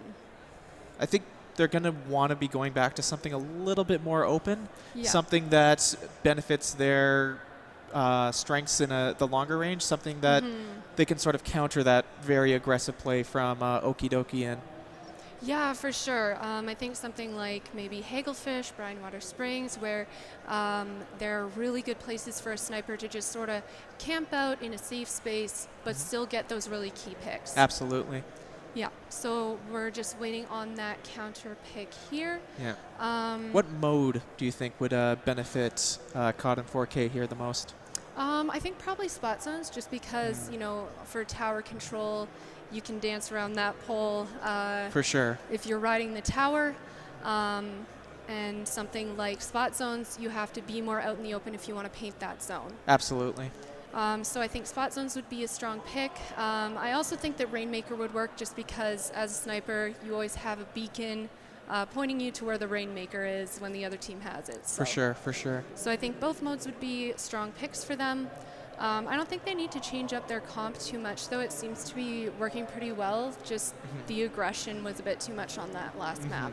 Yeah, we definitely see two teams here with that know their strengths and know how to play to their strengths. Definitely. And their strengths just happen to be the opposite of each other. Indeed, but that makes for very interesting gameplay for us. We get the chance to see two very different team styles showing up here. So we're going into tower control on Hammerhead Bridge. Again, a big, long map, lots of open spaces. Yep, and lots of really good places for a sniper to sort of hang out and get those key picks. I guess they're going back to tower control since that's what worked for them in the first round. For sure. Yeah, we'll see if they can keep that up here on Hammerhead. What sort of specials do you find are really strong here? You always want a shield, I feel, for tower control. Just give the person who's riding the tower the defense that they need to actually run the clock up a little bit. Yeah, so bubbler, or if not bubbler, then probably vacuum or crab. For sure. But at the same time, I think you're also going to see booyahs, you're going to see ink strikes, ink zukas even, anything to put the pressure on the tower. Yeah, for sure. And all of those working really well if you're pushing as well, because if you're pushing, you obviously want to be keeping up that offense. And it looks like we're about to get started.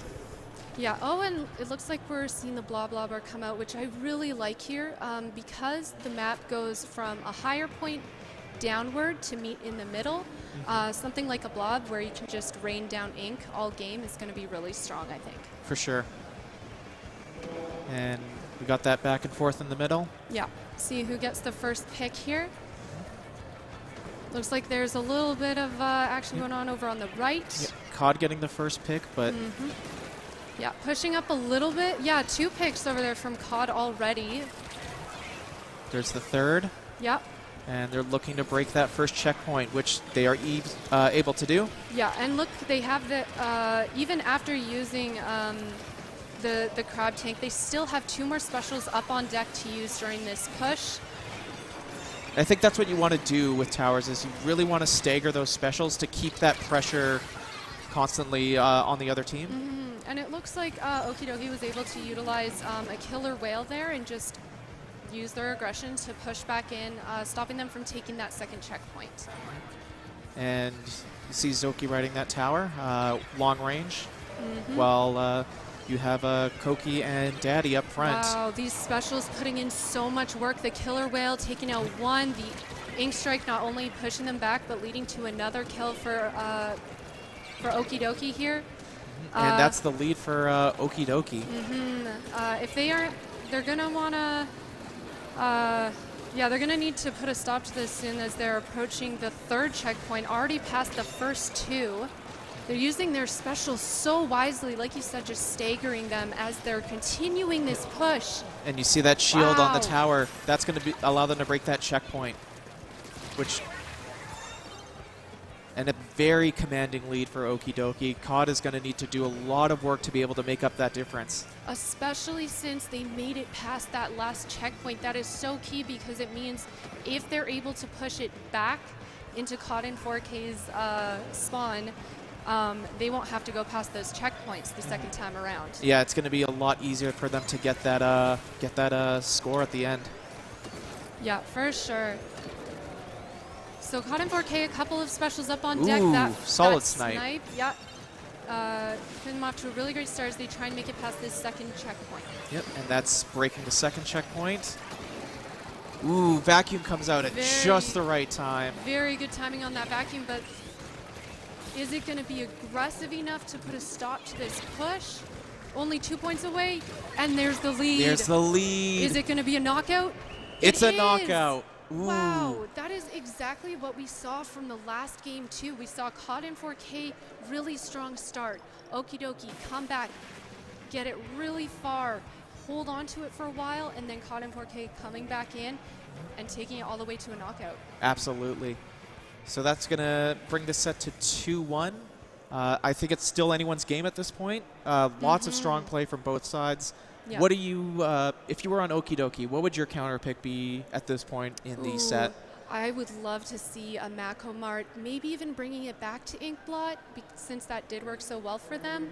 I think Mako Mart is another map that is really small. It has a lot of boxes, different levels, ways for them to sneak around and get those flanks. What about yourself? You know what? I know it's not the most popular game mode. I think Clan Blitz would actually be a very good choice for them right now, because I think Okie Dokie wants to divide COD's attention as best as they can, and Clan Blitz is a game mode where you kind of have to be in everywhere at the same time. So it's so true. That's one of the reasons why I definitely struggle more on that mode than any other, because you need that teamwork, and Okie Dokie has proven that they definitely have that. So yeah, we'll see which map that they decide to go with here. We're just waiting on that. Yeah, I think that the weapon choices, both of them seem to have found a comfortable kind of niche to... Yeah, comfortable weapons, comfortable teamwork and synergy. So we'll see how that plays out in this next one. Absolutely. But yeah, lots of... and it looks like our counter pick is going to be Zones on Hagelfish. That's an interesting choice. That's a very interesting choice. That is one of the map modes that I am most scared to go up against a sniper on, to be honest, because they have that sort of tent canopy thing that they can hide out on. But at the same time, it's a very obvious place to hide, so if they know that's where the sniper is going to want to set up, that's an area they can do their best to keep locked down. Yeah, for sure. They're definitely going to need to depend on their specials in order to keep that sniper at bay. Yeah, and we'll see how it plays out. I think that in terms of turf control, they have the advantage on a map like this. Absolutely. Yeah, and not to mention, they do love to flank, especially Koki. And yeah, this is a very good map for a good flanker. So Yeah, you have you have the zone in the middle, and then the 2 alleys on either side, and both work for flanks. You really need to keep an eye on those areas, otherwise you can find your whole team wiped out by one good flank. absolutely. But yeah, what's your pick to run on this? If you were on either of these teams, what would you be running? So Ink Strike, I know, is definitely very strong here. So Ink Strike weapons are definitely going to be a strong pick. Yeah, I think things that paint really well, because this is a very big map. Yep. And COD coming out with a double crab. That's going to be a really good pick for zones, I think.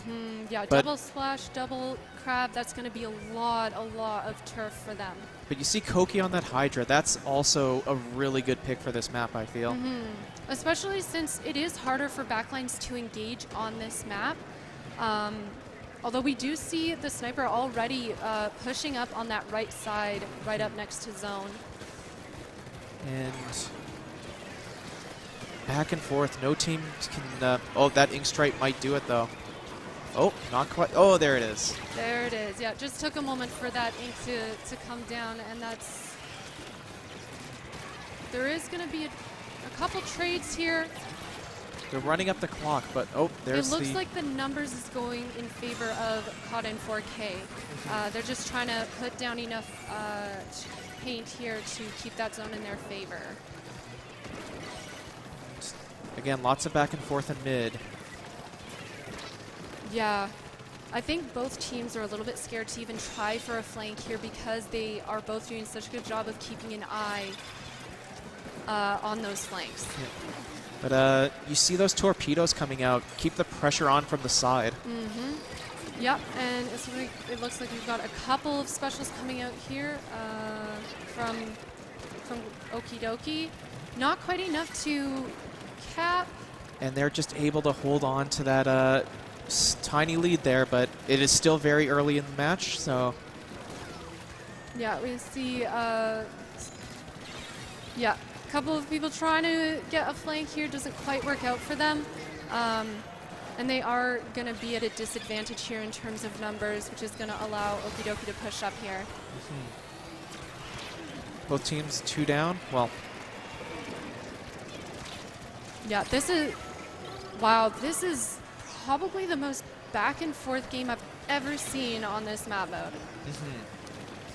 Usually one team is able to take the zone, and then they push up into the other team's, main area there, but both teams doing such a good job of keeping hold of their plat. Ooh, a very solid double from Koki. And just Trying going to to throw that angle. straight up right in. It's not the best place to be launching your Booyah in, but I mean, after you get two splats, that's not your biggest concern at the moment. Yeah, and this is what I was talking about. When one team is able to get the zone and then push up into the other team's plat, it makes it so hard for that other team to push back in. And that's what we're seeing right here. COD in 4K just not even able to make it down that ramp right now. And yeah, that's definitely the aggressive playstyle, is you get the zone and you just push right in and keep them on the defense. Don't even let them get back in the middle. Yeah, yeah. Wow, all these specials coming out, just constant paint, constant harassment. They are definitely looking to give them that penalty, but... Oh. Wow, Okie really Dokie holding snipe. on. But nope, that's going to be a pretty big penalty for Okie Dokie. They're going to have to work through a lot to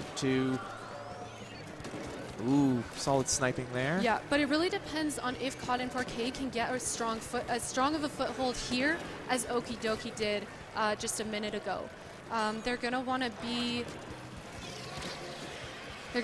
aggressive here, especially with their specials. Make sure that they can't get even anywhere near the zone. And yeah, both teams just looking to get some picks right now. Yeah. But one down, one had to jump out, one panic booyah over there. But the booyah plus the ink strikes that's is gonna enough to bring that penalty back. Very, very good usage of those specials. That might have just saved them from getting knocked out, as COD 4K continues to hold on to their presence here, even if they don't have the zone back yet. Oh, but They're going 3 down. 3 down. That's a delayed wipe. Yeah, and now it's just going to be back in the hands of Okie Dokie, just wanting to keep control here. Yeah, they've picked a spot to make their defense, and they are just getting ready for that counter push. Ooh, focused fire on the Booyah takes him down. Very, very good usage of that crab tank. I think the Booyah Bomb was going to try and take out the crab tank, but didn't quite work out that way for them. But yeah, when you're up in mid, even though the Booyah has the shields, if they focus fire on you... 2 down for Okie Dokie, which is not a good look for them if they're trying to take back this zone here. They got maybe one one opportunity to get that, and they might just do it. They tried to put up that wave breaker, but it went down immediately. Ink Strike didn't quite take the zone. COD 4K needs to get this cap if they want to try and get the lead. That might be Yeah. it. Do they see the... Is the jump going to be able to do anything? It is not. Only a few more points. I think that's game. And that is game. COD 4K taking the set 3-1 against Okie Dokie. That is lots of back and forth in that set. I would have at the beginning, halfway through that match, I would have called it for Okie Dokie, but COD 4K able to come back at the end there. Yeah, I think that they were able to adapt a little bit easier than Okie Dokie was. And especially in that last game, they're just seeing how good their teamwork was, and especially their special usage was just so strong. It allowed them to, even when they were being pushed back, they were most of the time still able to keep their presence at least around the zone. Absolutely. Yeah. So yeah, I think we're going to cut to a break. We're going to cut to a break while we wait for our next set to get set up. So we will be back to you with more Splatoon action soon. See you on the other side.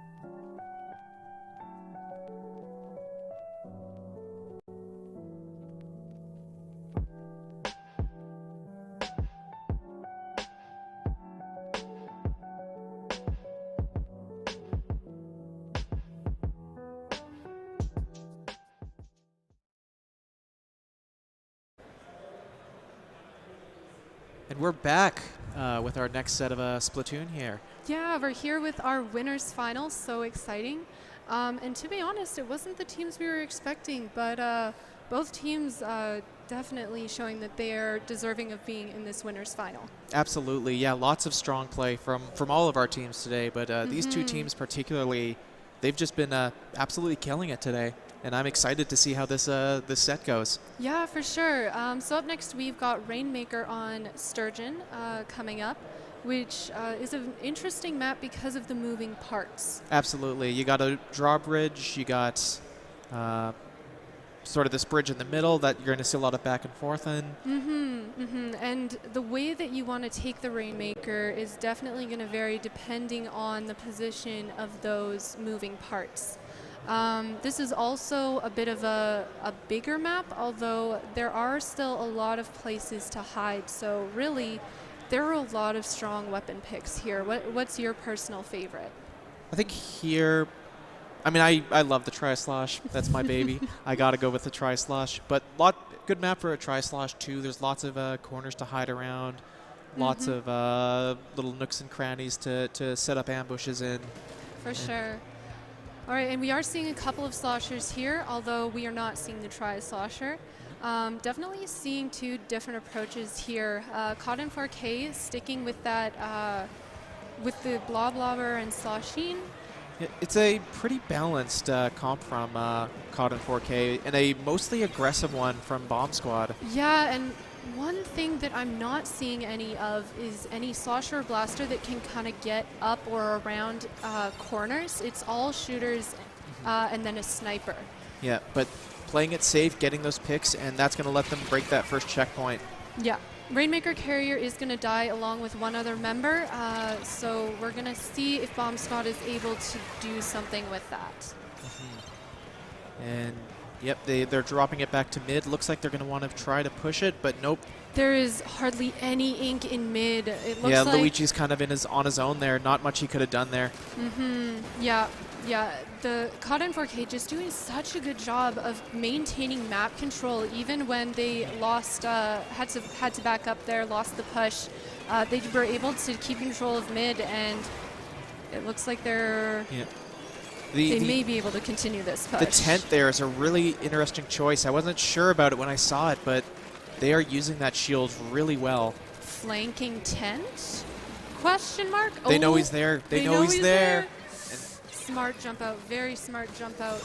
Just utilizing these beacons so well. Placing them not only for his team, but also for himself.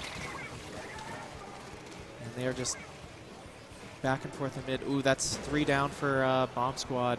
Yeah, this much back and forth definitely goes to show how strong both of these teams are. Neither of them really willing to give up too much control, but Cotton 4K coming out on top once again.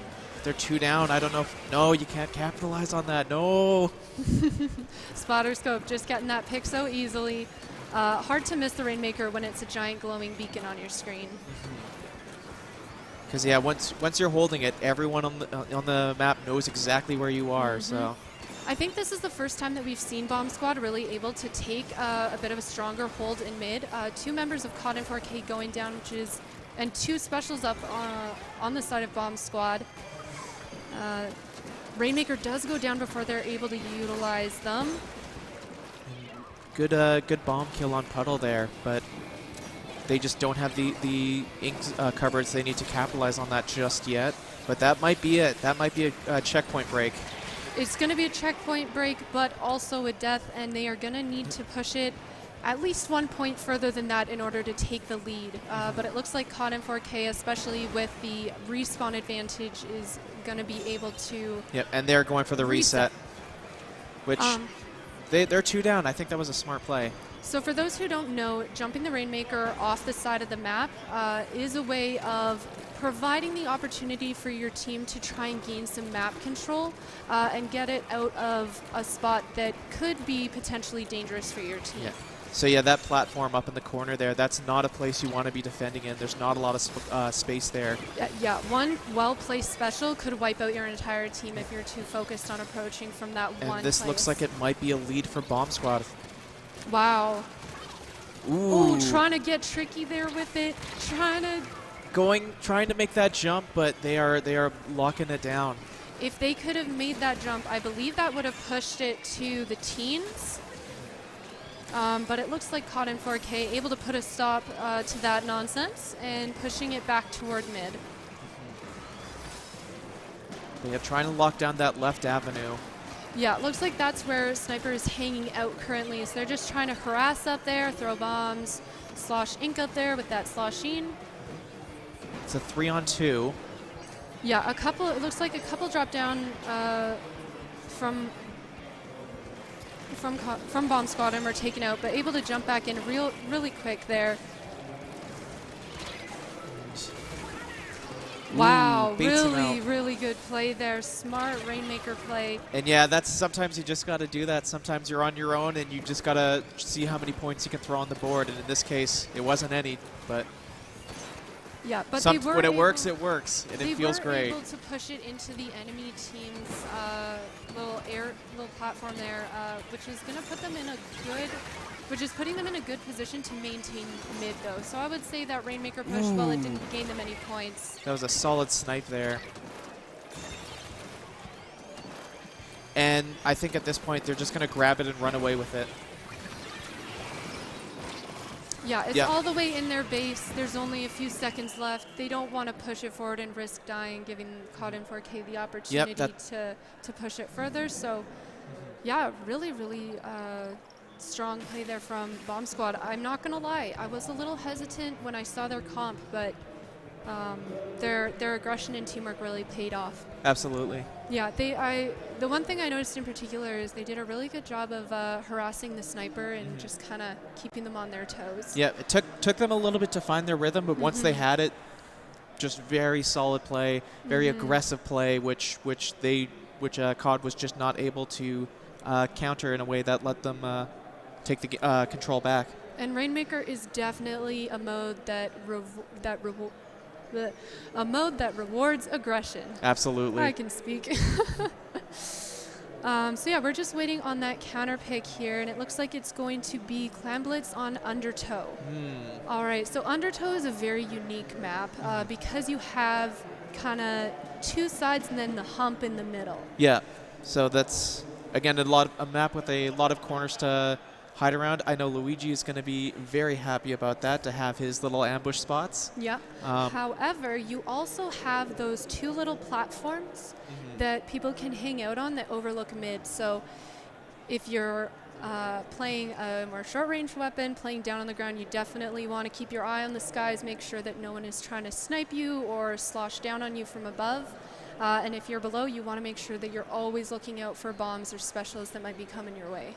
And Clam Blitz is a mode that, more than any other mode in the game, requires good communication for your team. So I think this match is just going to come down to who's communicating with their team better. For sure. And I definitely think we've seen really good communication from COD in 4K in their matches against Okie Dokie. So we'll see if they're able to pull out that level of team synergy for this mode. Absolutely. So for Undertow, especially for Clam Blitz, what do you want to see? What doesn't feel as strong to you here? I think you're going to want a couple of really solid frontliners, something that's going to be right up in the middle of the action at all times, playing very aggressively, going for ambushes, going for flanks. Something that can move around pretty quickly, grab the clams to make those balls. Yeah, for sure. I definitely love blasters and sloshers here, especially for that hump. If you're down there, you can get some pretty nasty picks. So I think that for that reason as well, that this is going to be a good pick for COD in 4K. an extremely aggressive comp from Bomb Squad. Yeah, they COD barely have a midline even. COD mostly sticking with what they were doing earlier, but Yeah. Yeah, It's- I'm curious to see how the tent plays here, just because there aren't as many straight areas, but yeah, you can make some good work, good use of that shield here. Ooh, oh, that was early wipe for COD. that was I think one of the fastest wipeouts we've seen in a match. And Already down to already cutting it in half almost, 1 point away from half, but yeah, and they know that run is over. They're moving back, going back on the defense. yeah. And Just- Bomb Squad looking to take control of mid back.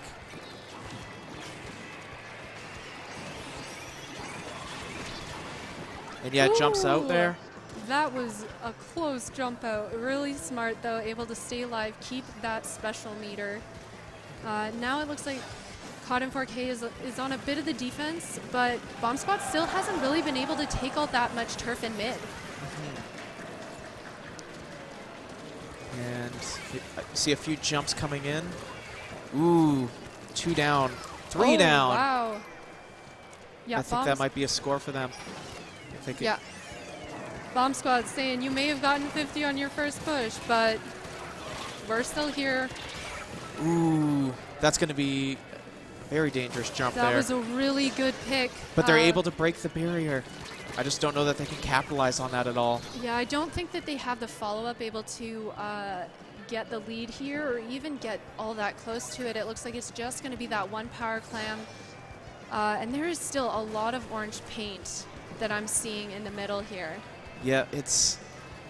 Oh, but this might change that. Only the tent alive here. And Trying there's to make the something score. happen, but Wipes out distance that down. beacon. And there's here's the the lead. follow-up There's they the needed. lead. Yeah, lead only by a couple of points, but it is a lead nonetheless, especially when you take into consideration the penalty that COD and 4K is going to have to wear down Account for, before yeah. they can continue to build on their score. Yeah, that's... Wow, this basket's still staying open. Only one alive, though, which it looks like that is probably going to be the end of that push. Yeah, you're definitely going to want to run out on that one. That is definitely a solid lead, but as we've seen, it doesn't take, because this is such a small map, it is quite easy to build up points. Woo! Able to get that booyah off before Akira goes down, but I don't think that did a whole lot for them at the moment. No, not particularly, and not to mention they left all of their clams. Ooh, overextends just a little bit. He gets sandwiched. Needed just a little bit more support from their teammate there. And unfortunately for Bomb Squad. Ooh, and that's just going to be a free kill off the jump in there. Yeah, even as dualies, jumping in when you're surrounded by 4 of the enemy team is pretty risky. And I think they got them panicking a little bit. I'm seeing a I lot of pretty ballsy jumps. Very steady march forward there for COD and 4K. Lots of paint going down. An attempt at a flank there, but gets called out. Ooh, there's a solid lead right there. And they are not done yet. One more little clam is all that it takes. Yeah. Oh! The defense is... Oh, there it There is. it Comes is. in from the top. Yeah. Definitely a scramble there at the end, but ultimately COD and 4K taking that one. Definitely a smart counter pick for them. We definitely saw the team synergy needed to take that clam blitz game. Yeah, that was a very solid game. So what do you think worked for COD and 4K that didn't work in the last game? I think they were definitely trying to play around Bomb Squad's strengths there. But yeah. I think Bomb Squad definitely showed a lot of aggression there. And in some cases, it might have been a little bit too much. I saw them pushing into mid a lot before they actually had paint down. And I think that's really where COD and 4K caught them, is with all of that paint that they constantly had. Yeah, controlling mid is so important in this, especially in Clan Blitz, but just in general, the team that's controlling mid has such a huge advantage. For sure, especially on such a small map. And we are definitely changing paces here, going from one of the smallest maps to one of the biggest. We're going to be seeing tower control on Hagelfish. So we saw Hagelfish earlier, but on splat zones. What are your thoughts on tower control? Again, I think this is a map that definitely benefits a lot of long range, so I think we're going to see a fair amount of that. But at the same time, it's also a good solid flanking match, flanking map, which Bomb Squad is going to love. Yeah, I think that while long range can definitely work here, it's going to be a lot about the specials. Can you continue the momentum once you're on the tower, or are you just going to buckle as soon as the other team pressures you? Absolutely. Yeah, seeing a couple of snipers, 2 E-leaders in this one. One for each team. Yeah. And once again, we're seeing a lot of shooters coming out from the Bomb Squad. Seeing a bit more variety coming in from COD in 4K. But yeah, we'll see how things go from here. And you got that initial battle in the mid. First splat goes to Bomb Squad. Yeah, just playing really smart, not really putting themselves in too much danger. Ooh. That's a trade right there. Yeah, lots of back and forth. Both teams just trying to get enough of a foothold to feel comfortable hopping on that tower. Yep, Luigi trying to get out, but Goober is able to chase him down there. Yeah. We are almost at a minute in, and no one has even touched the tower yet. Yeah, both teams definitely looking to get at least 2 or 3 picks, and they just haven't been able to do it yet. Yeah, looks like... oh yeah, the Sloshing able to provide enough of a distraction for COD in 4K to get a bit of a push. Luigi with that Trizuka. Wow, this is quite different from what we saw in our last set, where it was really big back and forth pushes. This is... They didn't even make it to the first checkpoint on that push. Yeah, I think we're gonna see Bomb Squad end up in a similar spot, but they're 2 down. Yeah, it looks like it's gonna be the same thing. Tower going back to mid. And one going down for COD in 4K already. Ooh, solid play right there. Ooh, that is a delayed wipe, I'm pretty sure, which puts Bomb Squad in a very good position to get a bit of a lead here.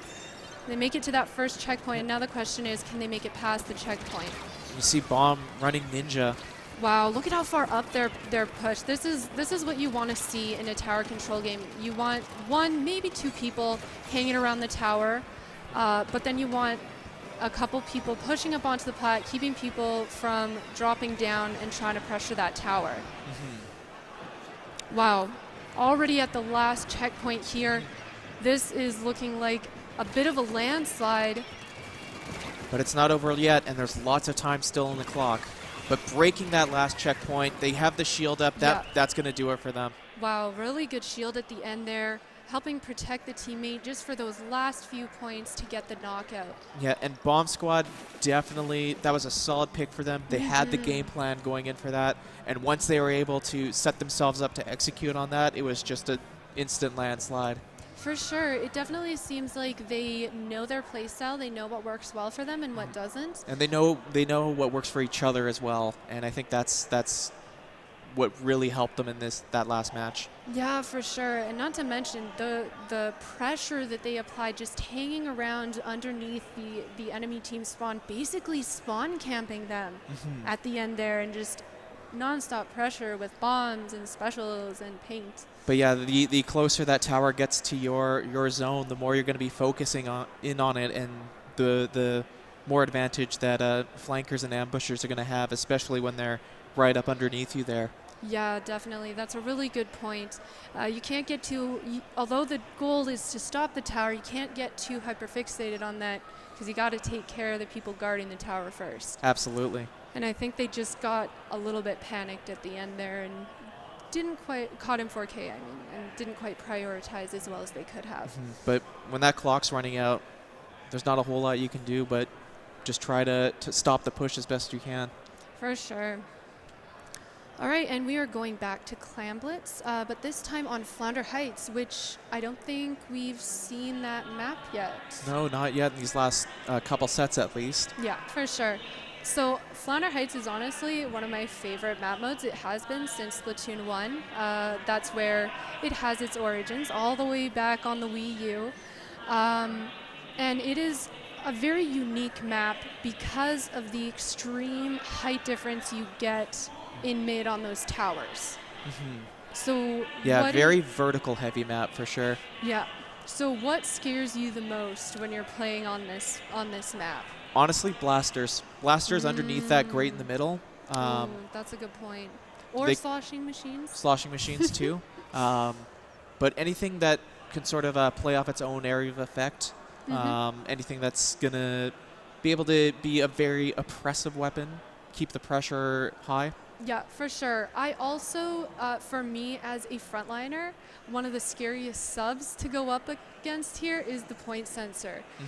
This is a very flank heavy map because it's so easy to drop down, climb up the side in a place where the enemy isn't expecting and just get a couple picks, unless you're point censored. Absolutely. So and Bomb Squad sticking with their hyper-aggressive composition, and Caught in 4K just playing the exact same thing, keep sticking with what's working for them. yeah, for sure. I definitely think these teams are very comfortable with the weapons that they have here. And yeah, you can already see people climbing the walls, trying to get those picks. Looks like pretty even in terms of trades there. Slight advantage to Caught in 4K. But they got a long way to go to that net, and that's a lot of area for Bomb Squad to defend. Yeah, for sure. Dooley's over there getting a quick pick on the splash. Reef Slider trying to make something happen, but the double team taking that out. And there's Luigi coming in. Yeah, lots of back and forth so far. Neither team even able to build up to a Oh, they're clam. 3 down. I think that's going to be a score for the Bomb Squad. Yeah, delayed wipe happening right there. And there's that. There's our first score. Yep.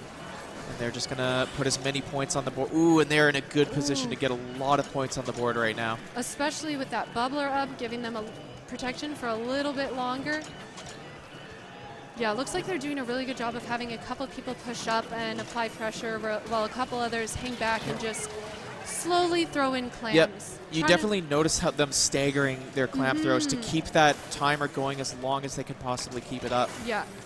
Provide opportunities for respawning teammates to come back and maybe sneak in another clam or two. Almost getting it down to halfway, but not quite. And it looks like Caught in 4K working on pushing in here to try and get their own clam into the basket. Here comes the Booyah, and gives themselves a safe little landing there. Yeah, but the fear of someone coming up that side just forced them to use the Booyah Bomb in an inopportune position and ultimately resulting in a delayed wipe. Oh, there's one more on the side.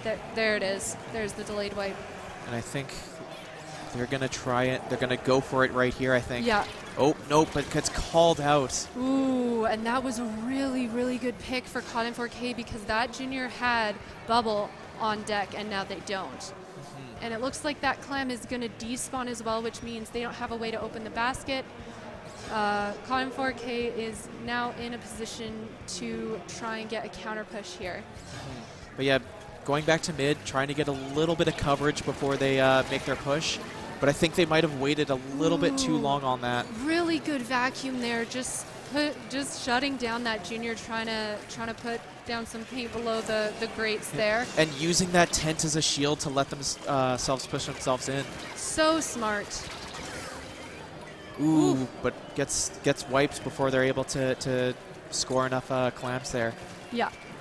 And look at this aggression. Look how far up they're pushing, even though the basket just closed like a little bit ago. They're already in Caught in 4K is like right by their basket. And there's going to be the score. Yeah, and now they are working on that score, bringing it down some more. They work past that penalty. Oh, there's another wipe for them. Another wipeout. Perfect time Wow. for Bomb Squad. Yeah, it looks like Caught in 4K is kind of stuck a little bit. They're being staggered. There's one going down there, which leaves them in a 3v4. Two more go down. No, they're Now just it's keeping just them the locked tent. down, and they're just going to rush it as much as they can. One more. Clam, There it and is. that's it. Very solid play from Bomb Squad in that last set there. Yeah, it seems like their aggression worked a bit better against Caught in 4K than Okie Doki's aggression did. We saw, Absolutely. Yeah, we saw two different teams, both with a lot of aggression, but I think Bomb Squad just was a lot better at applying the pressure when for they sure. had the numbers advantage. They're constantly pushing up, trying to get in there, and yeah, it ultimately paid off. And COD trying to stick with a more balanced comp, which was working for them for a while, but I think they definitely should have picked something a little bit more niche at the end there. Something Yeah. changed up their strategy just a little bit to keep Bomb Squad on their toes, but I think we might. I get a feeling we're going to be seeing a lot more of COD in 4K in this tournament. They've been playing really strong, so. Yeah, for But sure. That's going to Well, be Bomb Squad advancing to grand finals, though. Yep, that's right, which means we'll be switching over to losers semis. I'm not sure if it's losers semis or losers finals, but we'll be We will moving be back over- soon with more Splatoon action. We'll be moving over to losers bracket, and yeah, see you on the other side.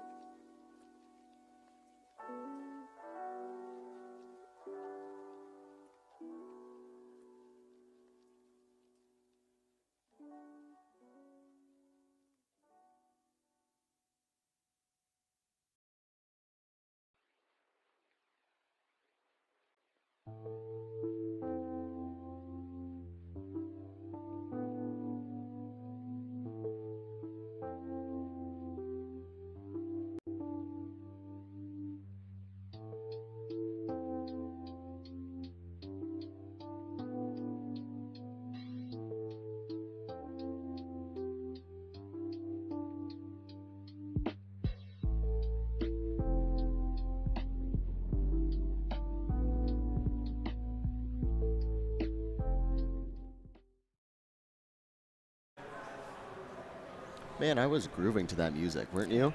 I was having a good time, but we're back here for more Splatoon 3. Welcome back, everybody. Once again, I'm Tekuno, and this is, next to me is... I'm Kiwi. Perfect. Glad to be back in the hot seat here. So we've got some nice matches coming up here. I was watching a few of the previous sets, and oh my god, it's been some good Splatoon. Oh, God. I heard the crowd get pretty riled up for some of those matches, too. Putting on a good show, both teams that were up here. And from what I've 4 teams, seen, yes. as I've been organizing the other games that have been going on behind the scenes as well, is that Clam Blitz has been the most played mode of this event. Yes, man, our community coming out nice and strong here, playing all that Clam Blitz. Love to see it, honestly. I do like that mode when I have a core team, and it seems like these people do too. Shout out to all the clam lovers out there. Can we get some hype for clams? Yo, audience, clap for clams, please. They don't want It's happening. They want clams. Let's give them clams. Anyways, we are going to be here commentating on the, this is one of the matches in the losers bracket here. I believe it's losers semis right Yes, now. this is the losers semis. We're going to start out at Rainmaker Inkblot Art Academy. Nice classic mode map from Splatoon 2. My favorite map of all Splatoon games. Really? I am a blob lobber maniac on this map. This map is my pride and joy. And I hope we have some great Splatoon on it. Oh, well, these teams have both proven themselves to be very strong and capable, so I'm sure we're going to get some good matches. Starting up right now, so we have Team Bubble Guppies versus Okie Dokie coming up here. Let's go. Let's Getting go, straight gamers. into it. We've got Koki on the roller. That's his signature weapon. Yes, Koki on roller, dangerous and very menacing. And we see, yes. 2 splats from the Rainmaker shield onto the Bubble Guppies. And it's a quick checkpoint. Wow. It's only to 71, but it's a quick checkpoint and pop for Okie Dokie. Yeah, Okie Dokie getting that quick checkpoint, quick pop. Very nice start for them. I hope they can manage to keep up this momentum as they see specials coming out to push forward. Already up to 10 points. Oh, my God. That was quick. That was immediate. Okie Dokie saying okay to winning for today. What an incredible coordinated push. That specials, like the specials used to get to the podium, were just insanely coordinated. We saw the ink strides come out, not only dealing the damage, but blocking the vision of Bubble Guppy so that they weren't able to see anything, right? Yeah. It's a big area effect, and there's nothing that you can really do about it, right? Yeah, absolutely. I think what happened was, like, not to discredit Bubble Guppies, but I think what happened is they just got a little too close to that Rainmaker shield when it popped, and they got those 2 people that got taken out from that, put them off kilter right at the start, and Okie Dokie just used that as an opening to walk over them. Those 2 opening splats were just crucial for that push because it immediately got the checkpoint. Holding the Rainmaker gives your entire team special charge. Yes. It's a slow, gradual gain, but it does give your team special charge. And the other 3 members are able to use their specials, and so they were just able to coordinate all of it so well. Yeah, I agree. That was so impressive. We'll see what the counter pick is and see what Bubble Guppies has in response to this, but I'm excited to see what they pull out because I have full confidence that they can give us, both these teams can get us up to match 5. Yeah, I hope it gets to match 5. I would love to see that. So, we're going to be going to our next match here shortly, but while they get set up, we do have a counter pick chosen. Geez, things happen so fast in that last match. My brain's still struggling to get back up to reality here. I feel like I just got here. we I want more Splatoon. These seats are still warming up to us here, and we're going to get our next match and get fully warmed up here in the chairs, but that was incredible. I just hope that we get to see some good back and forth because I like to see tough fights that go to right up until overtime and then use all of that. Those are the matches that I love to watch and the ones that I like to comment on. Oh, for sure. And we're going to be going to Splat Zones on Brine Water. Yes.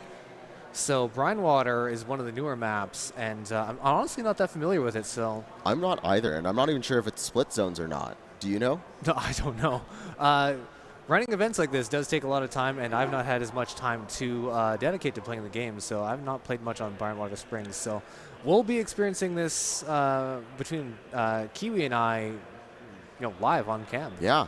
So on first take, because I'm still trying to process that first game. Yeah. It was the pop, the checkpoint, pop again, and then special push for victory. Yeah. Right. Yeah. I think How what does- happened was the Okie Dokie, they came out strong with bombs and just bombed the crap out of the Rainmaker shield. And when you hit the Rainmaker shield with bombs, it does explode immediately. So I think that's kind of what happened. It puts a ton of damage on the shield too. But Let's see how Bubble Guppies looks to respond to this. And it seems like it's a single zone map with a fairly straightforward overlay. this feels a lot like what was it? The last match we played. It's a nice Inkblot? Inkblot, exactly. Inkblot Art Academy. A very open middle here with some alleyways to get inside, and we see a large contestment here with Bubble Guppies taking the first cap.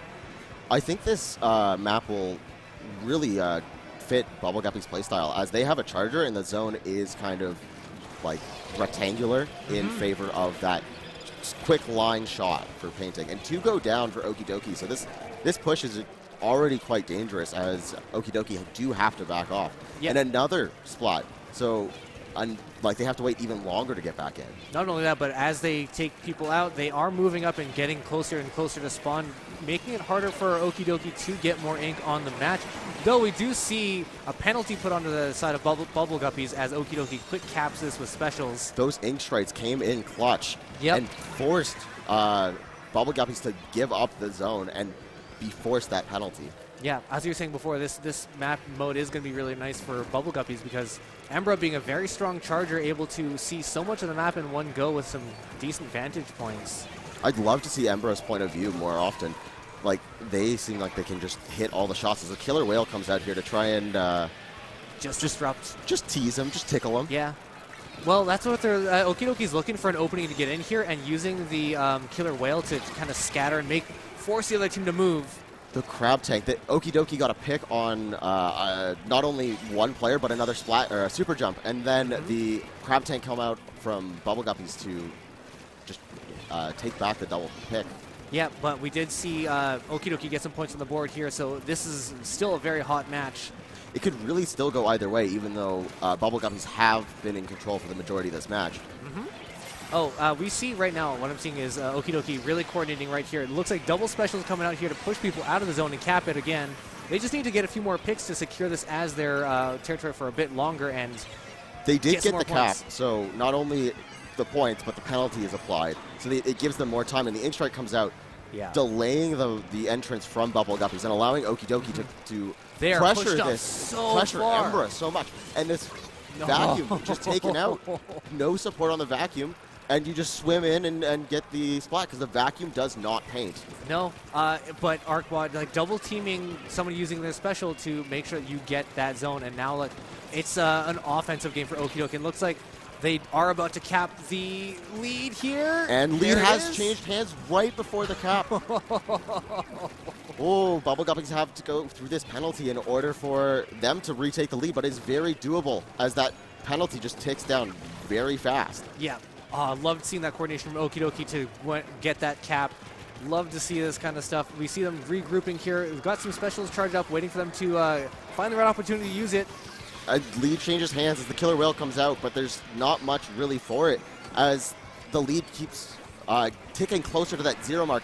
We are seeing some panic painting.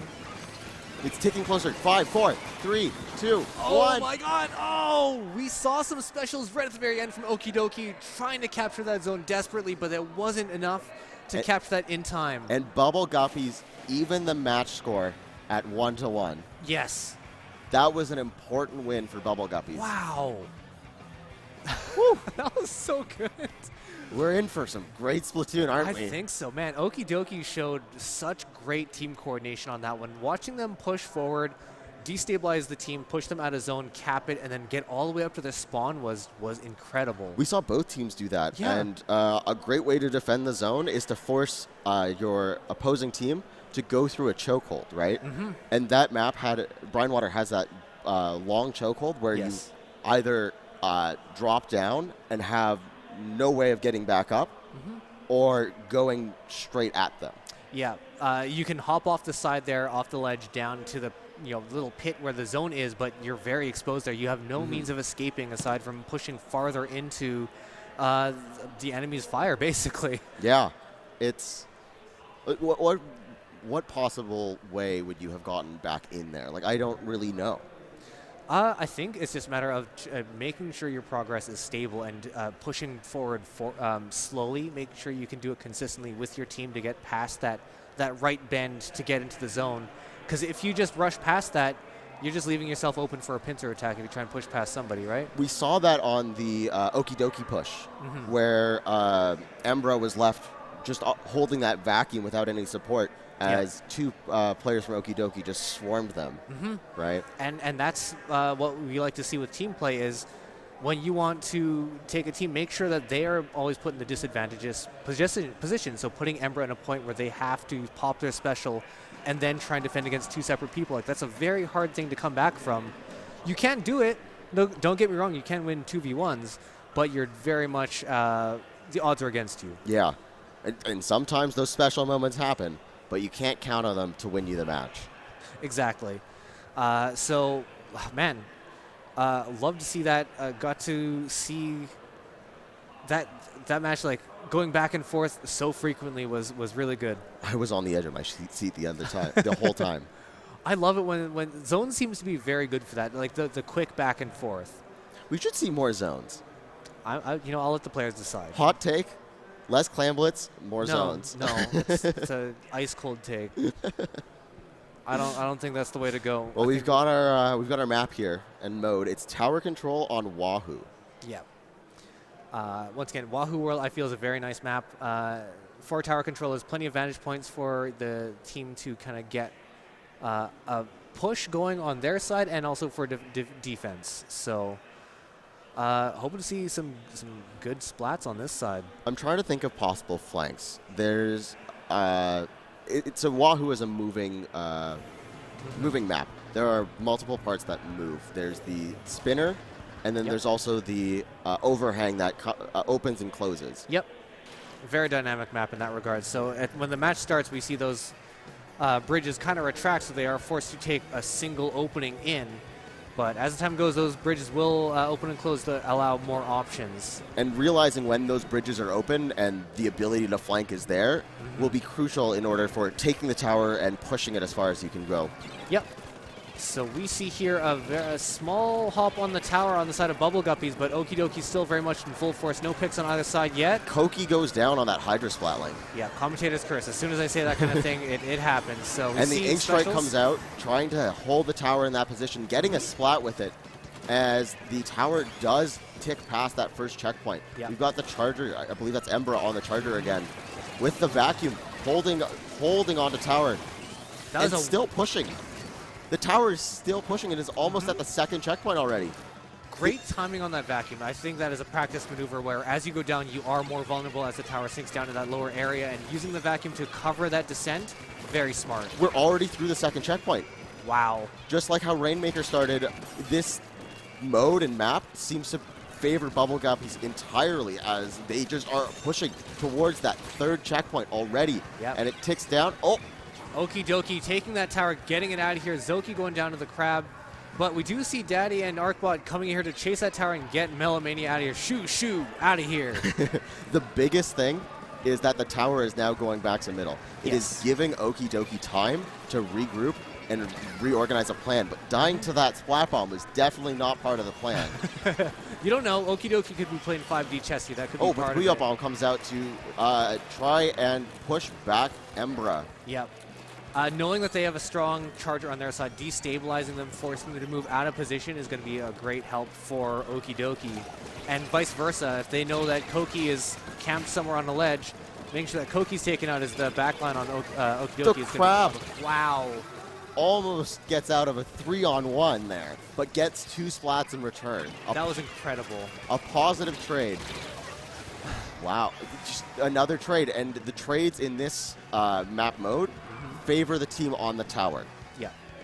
And now we see Okidoki riding this tower fast towards the next checkpoint here. Looking like they're spread out and covering a lot of ground, trying to get Mellow out of there. And sure enough, Mellowmania gets popped by 2v1. And as you're respawning, it's really hard to retake this tower while it comes up this ramp. This ramp is very dangerous, as you can't really jump down to engage them. Booyah Bomb coming out stuck, but dies to the vacuum burst as Zoki comes back up onto the tower, trying to get that 1 point. They just need a little bit more to push.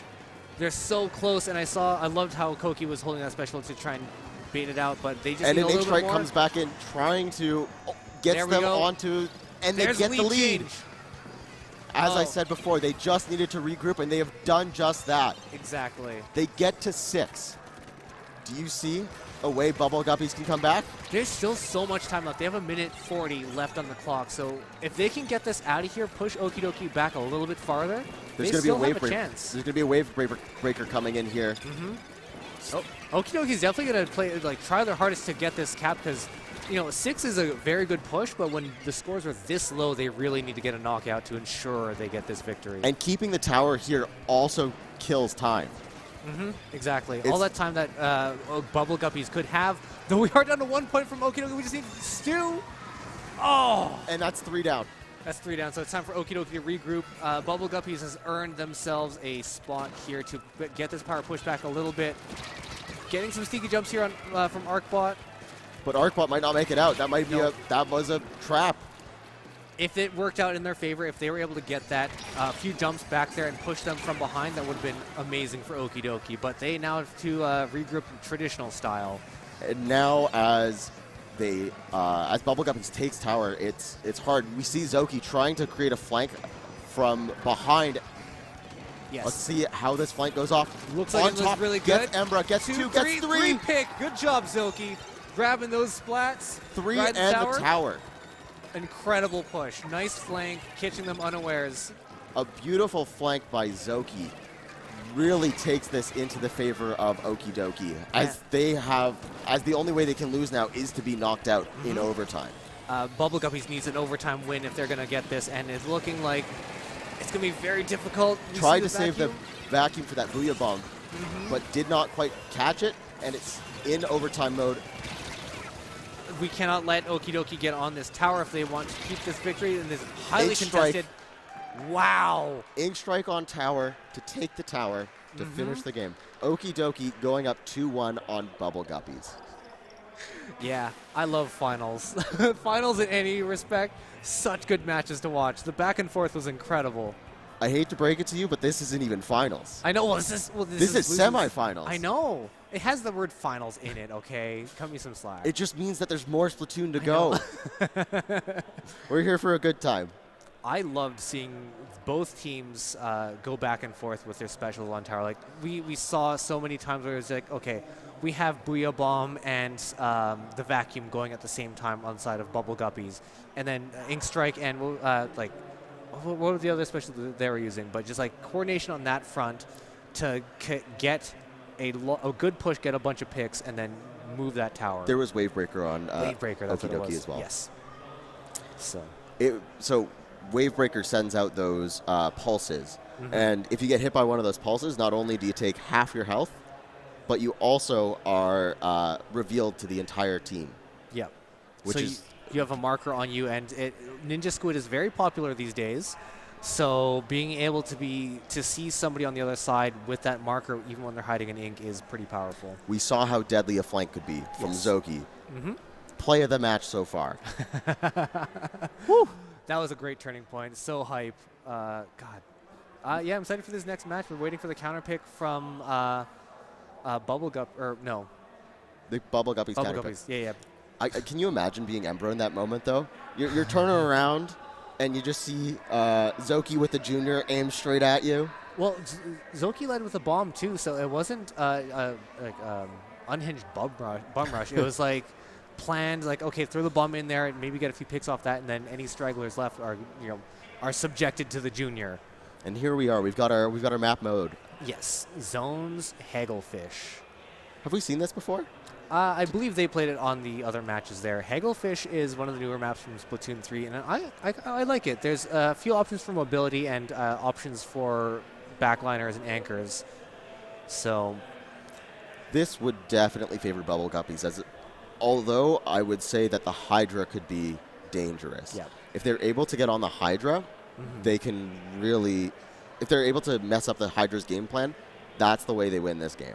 Yep, I think I'm expecting to see Okie Dokie bring out the Hydra because they need a backline, and here we are. We have Embra on Charger again, and sure enough, there's the Hydra. Koki on Hydra. So we have our two strong backliners that are going to be looking over this very long and narrow map with the two alleyways on either side to offer ways to get around, especially in something like zones where you want to flank and capture the zone from behind. I expect to see a lot of people taking that alleyway. We also see the paint power of the Hydra come in here as it just lines the zone with purple. But Bubble Guppies take control first. Very bold move for Koki to be up that far with the Hydra, but they were protected by Zoki, so coordination is key there. Zoki doing a great job taking out that tank. Wow, wipeout! Wipeout!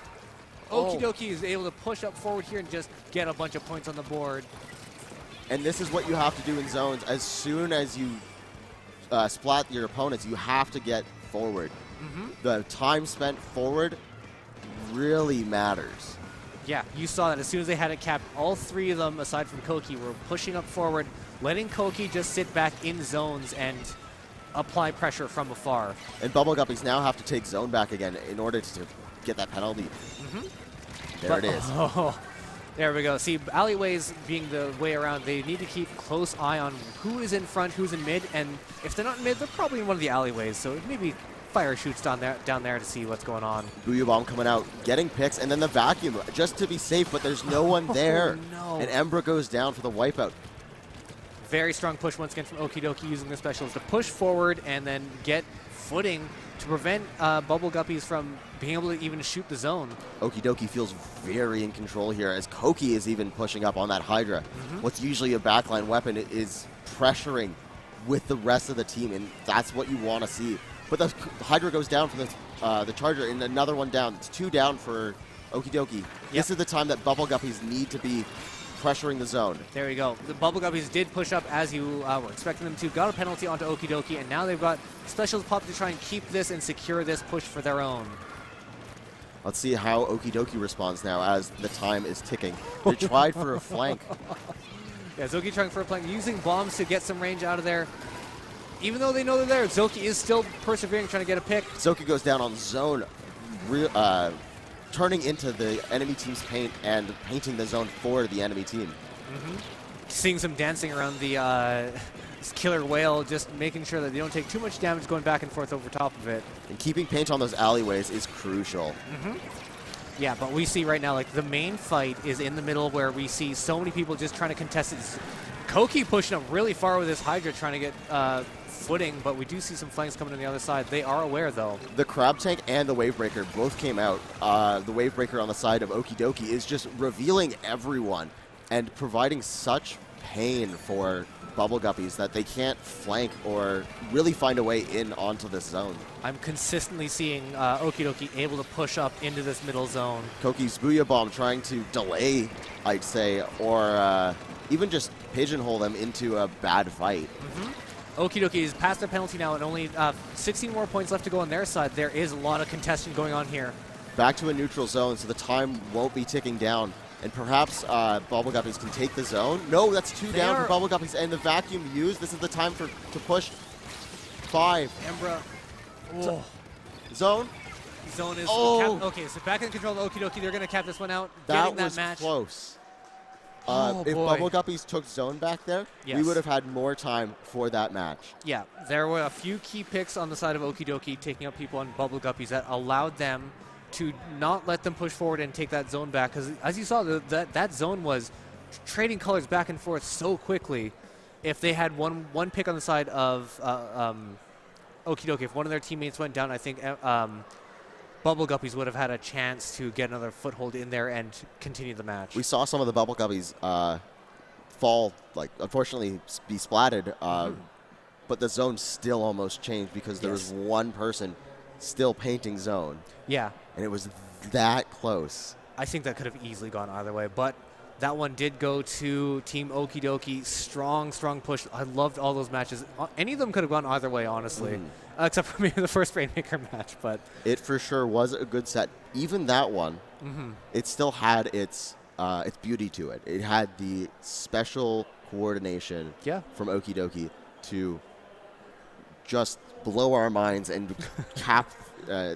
knock out in like 20 seconds. yeah, we hardly had time to say hello. Exactly. So, anyways, we're going to get set up for our next match as we swap out the teams on the set. So we'll throw it to a quick intermission. And, Yeah, we'll be back when, and we hope you'll be here when we return. Yeah, stay tuned.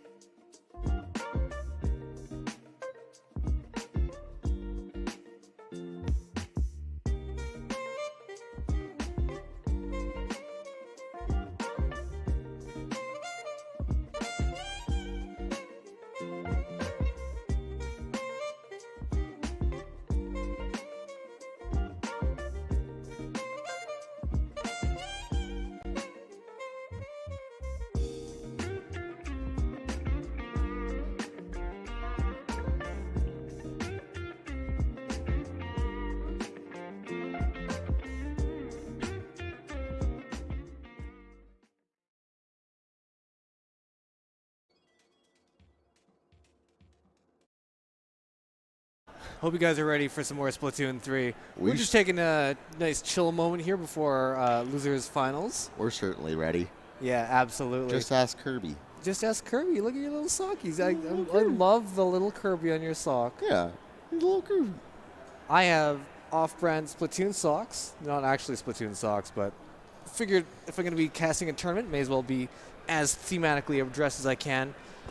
But now that we have got our chill vibes satiated, we're going to go into losers finals here. It's good to relax after an intense set like what we just watched. Yeah, my body was so clenched for most of that last set that I just needed a little bit of time to just relax, enjoy the music, the chill vibes. This has been a great event so far, and it's still not over yet. Yeah, I always love seeing the events that ASA puts on because there's a nice mix of competitive gaming as well as casual. Like the mystery booth yesterday when we were here, just chilling out, playing some Puzzle League. Puzzle League, was it? Yeah. Oh, I wonder what was today. Yeah, I wish I would have known. But mystery is always a favorite of mine, even if I don't get to experience or watch it directly. I love watching what they put on for it because it's always something very interesting. And there was also a rock, paper, scissors booth, too. Yeah. Right? You win prizing for just playing rock, paper, scissors. It's pretty great. Yeah. Didn't think there'd be a competitive rock, paper, scissors scene here in Alberta, but we got it. We got it. It's been cultivated from the ground up. Okay. Oh, no. Rock, paper, or scissors? I gotta ask you, do you start with the set one? Yes. I don't. You don't? No. Are you equal all the time, or do you just like roll a die and then? If I'm being honest, I just look deeply into the person I'm fighting's eyes, and I just try and catch what they're gonna do. I just empty my mind, look in their eyes, and either it's a combination of trying to intimidate them and just like catch what they're gonna do. And so intimidation and a little hint of being a psychic. if I can, you just got to believe you can do it sometimes. Yeah, I or could see maybe that. it's just you have a 1 in 3 chance. I don't know. I like to think I'm a little psychic. I believe that there's a reason for everything, and I believe that there's a reason we're here playing Clam Blitz on Mako Mart. Yeah, I think that reason is that we chose it because we didn't think we'd see as much clams as we did. So, not to out us directly, but this is specifically to make sure we get some clam action here in our Splatoon 3 tournament. And it's losers finals and Clam Blitz. It's going to go so well together because we see, so the losers finals means that they've made top 3. Yes. And so we see some of the best team coordination play that we have here in Alberta on Clam Blitz. Like, yeah, the mode that really relies heavily on team communication. Like we're going to see the cream of the crop here. And speaking of the cream of the crop, we have COD 4K here versus Team Okie Dokie. They haven't had a break for many matches here, but maybe they prefer momentum. But here we go. Well, they better because now they're on Clam Blitz and Mako Mart. Let's go. So we see a beacon coming down from COD 4K just to give them a little bit of a boost to get up and apply constant pressure right off the bat. So that's an interesting pick on my opinion. What are their weapons? We have an Explosh, Splat Julies, Splashmatic, and Tentabrella. Yeah. I haven't seen that in so long.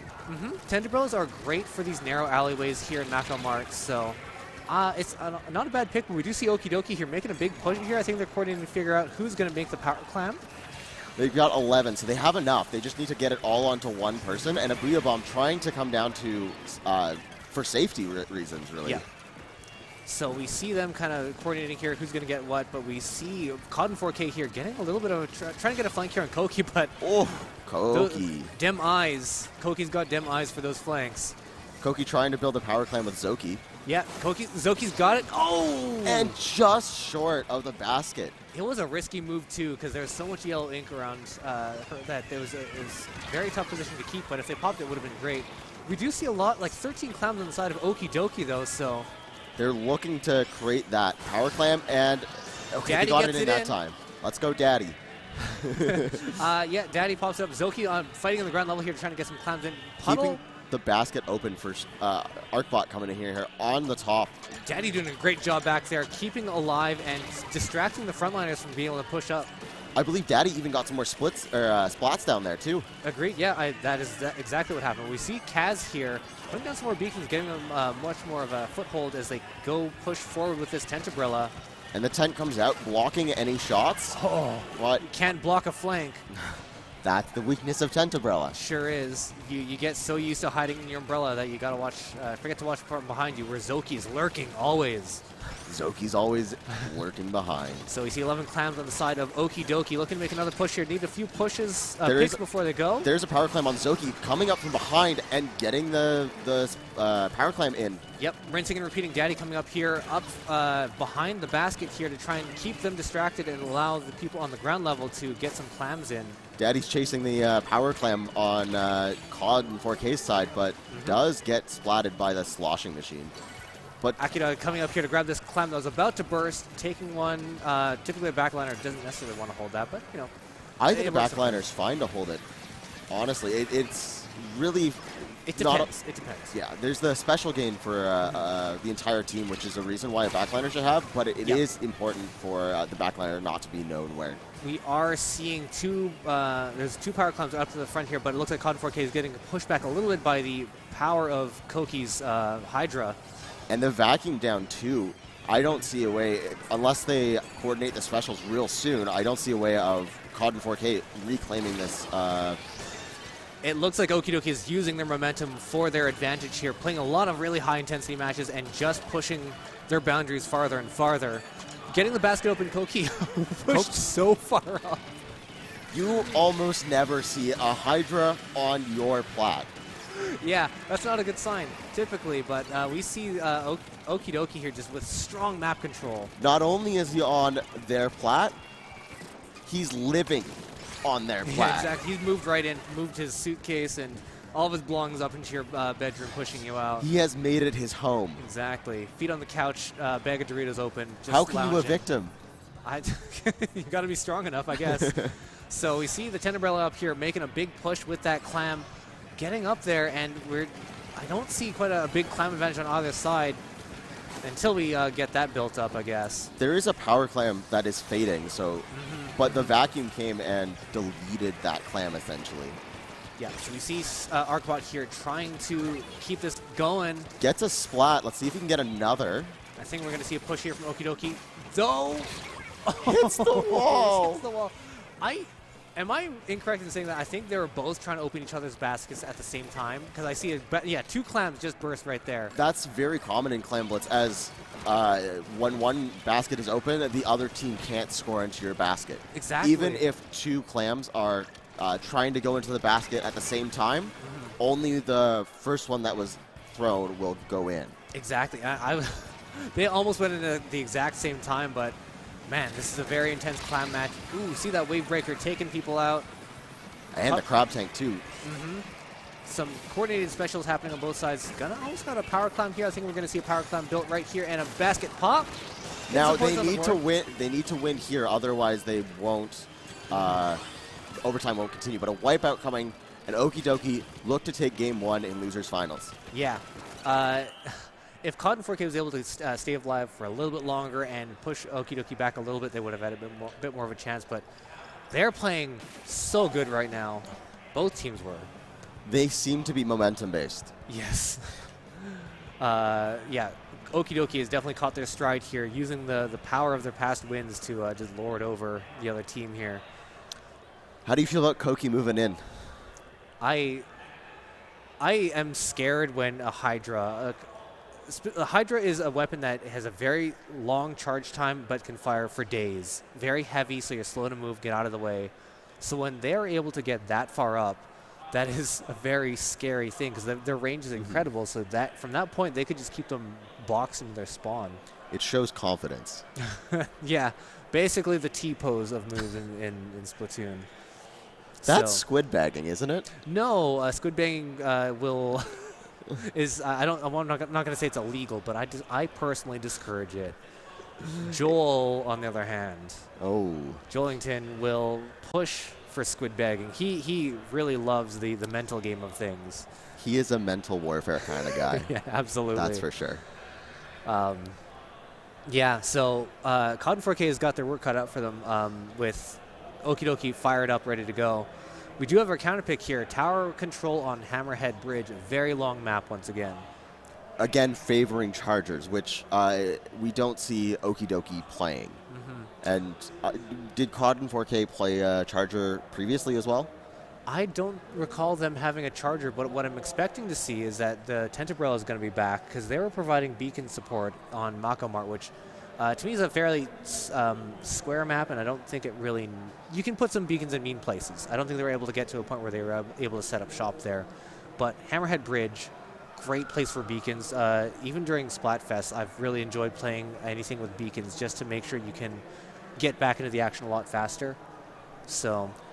a beacon is you have the ability to super jump to a beacon. Yes. So it allows them to jump back in faster and not have to worry about being splatted, as beacons are generally placed in safe locations. Generally. And the other reason I'm expecting to see that Tentabrella back here again is, once again, in long, narrow maps like this, a Tentabrella takes up so much real estate and giving you, not just you, but your team a place to kind of push from. So... Blobber. I was wrong. But we still do see Koki on this Hydra. And there's an E-leader on the other side. One of the only weapons that can really match the range of the Hydra. Does it outrange it? I couldn't tell you the stats on that exactly, but we will find out shortly. It's kind of specking in different areas, because the E-leader is a one-shot kill, but the Hydra is just overall overwhelming pressure when they have their shop set up, essentially. It's got that fire weight. Exactly. A splat down on both sides, but a killer whale coming out. That was a fast whale. I think it's not quite safe to grab that tower quite yet, so we see both teams still waiting their time before they hop on the tower. The Blobber went down, but so did the Hydra. So this is time for Cotton 4K. Oh, no. Or is it? It's time for Daddy. Daddy coming from behind and dislodging their charger, not letting them get up shop and apply pressure from afar. And we saw there for a short moment why the Blobber is so much fun. it's constant area denial. The shots stick around for a long time, and if you ricochet them along an alleyway, you're fine. Daddy here applying so much pressure with that crab tank, allowing them to get past this first checkpoint. And the killer whale coming out from Arcbot too. Let's see how this Bloblobber is able to impact the map, but it seems like it's struggling to. And Arcbot getting a pick there too. Yeah, 4D chess being played there. Arcbot knowing that they wanted to drop down and take him out, so he put himself in a position where he was able to backstab immediately, basically. Daddy going down to that sloshing machine there too. Yeah. Allows Cod and 4K to retake the tower.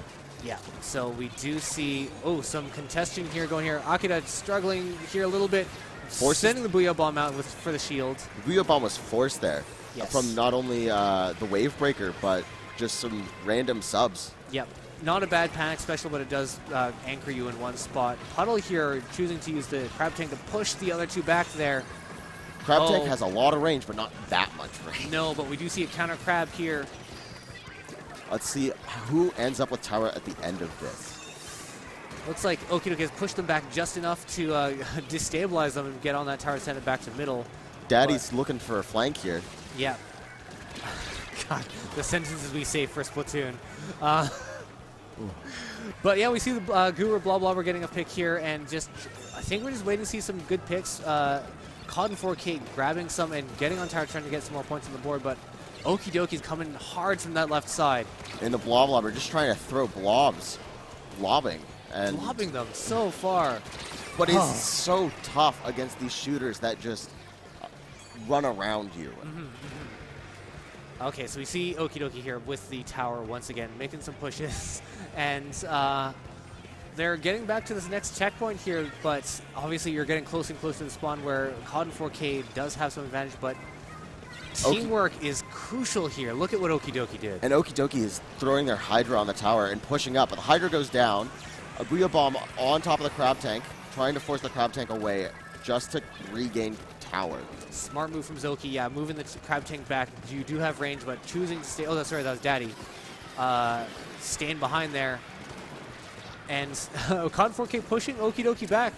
We still have a minute 35 left, and there's still plenty of time for this to go in favor of COD 4K. Using these specials just to defend the tower is not what you want to be doing with these specials. We saw the Crab Tank there, but the tower is still moving back to the center. Yeah, well, they're just trying to get a foothold and apply pressure. If they could have gotten a pick with that, it wouldn't have been too bad, in my opinion. We've got this Booyah Bomb on the sloshing machine here. Let's see how it can use it. He's playing very aggressive. But goes down without using it. And a wipeout, giving full control over to Okidoki again. Yeah, so I'm expecting to see Koki on tower here and everyone else in that team pushing up. Crab Tank just to keep them at bay and threaten this entire landing area for the spawn. Crab Tank goes down. The E-Leader's down as well, so it's not a bust on the push, but it seems like they need to back up. Puddle here taking a risk and getting on that tower just to try and push it back, but immediately getting in a 3v1 situation. Trying to tower dance his way out of his problems. Oh gosh, some vicious attacks from Okidoki, just trying to get their footing back here. The Bloblobber getting pressured, and when you're up in the face of a Bloblobber, it's really hard for that Bloblobber to splat you. In a corner like that, if you kind of have to face backwards to use the Bloblobber effectively to kind of deny the area. I'm sorry, I did not understand that movement. That was just zooming. Mad case in the zoom, he's getting around here. We do see the clock ticking down, 5 seconds left. As long as Okidoki aren't in control of the tower, we will be in overtime. So we need the race to the tower to stay in this. They need picks. They need to take some people out slow and steady here. Oh, but the pick on the tower from the Wave Breaker. Yep. And just a slight, all you need is that 1 foot on the tower, and you get it. Oh, intense match, intense match.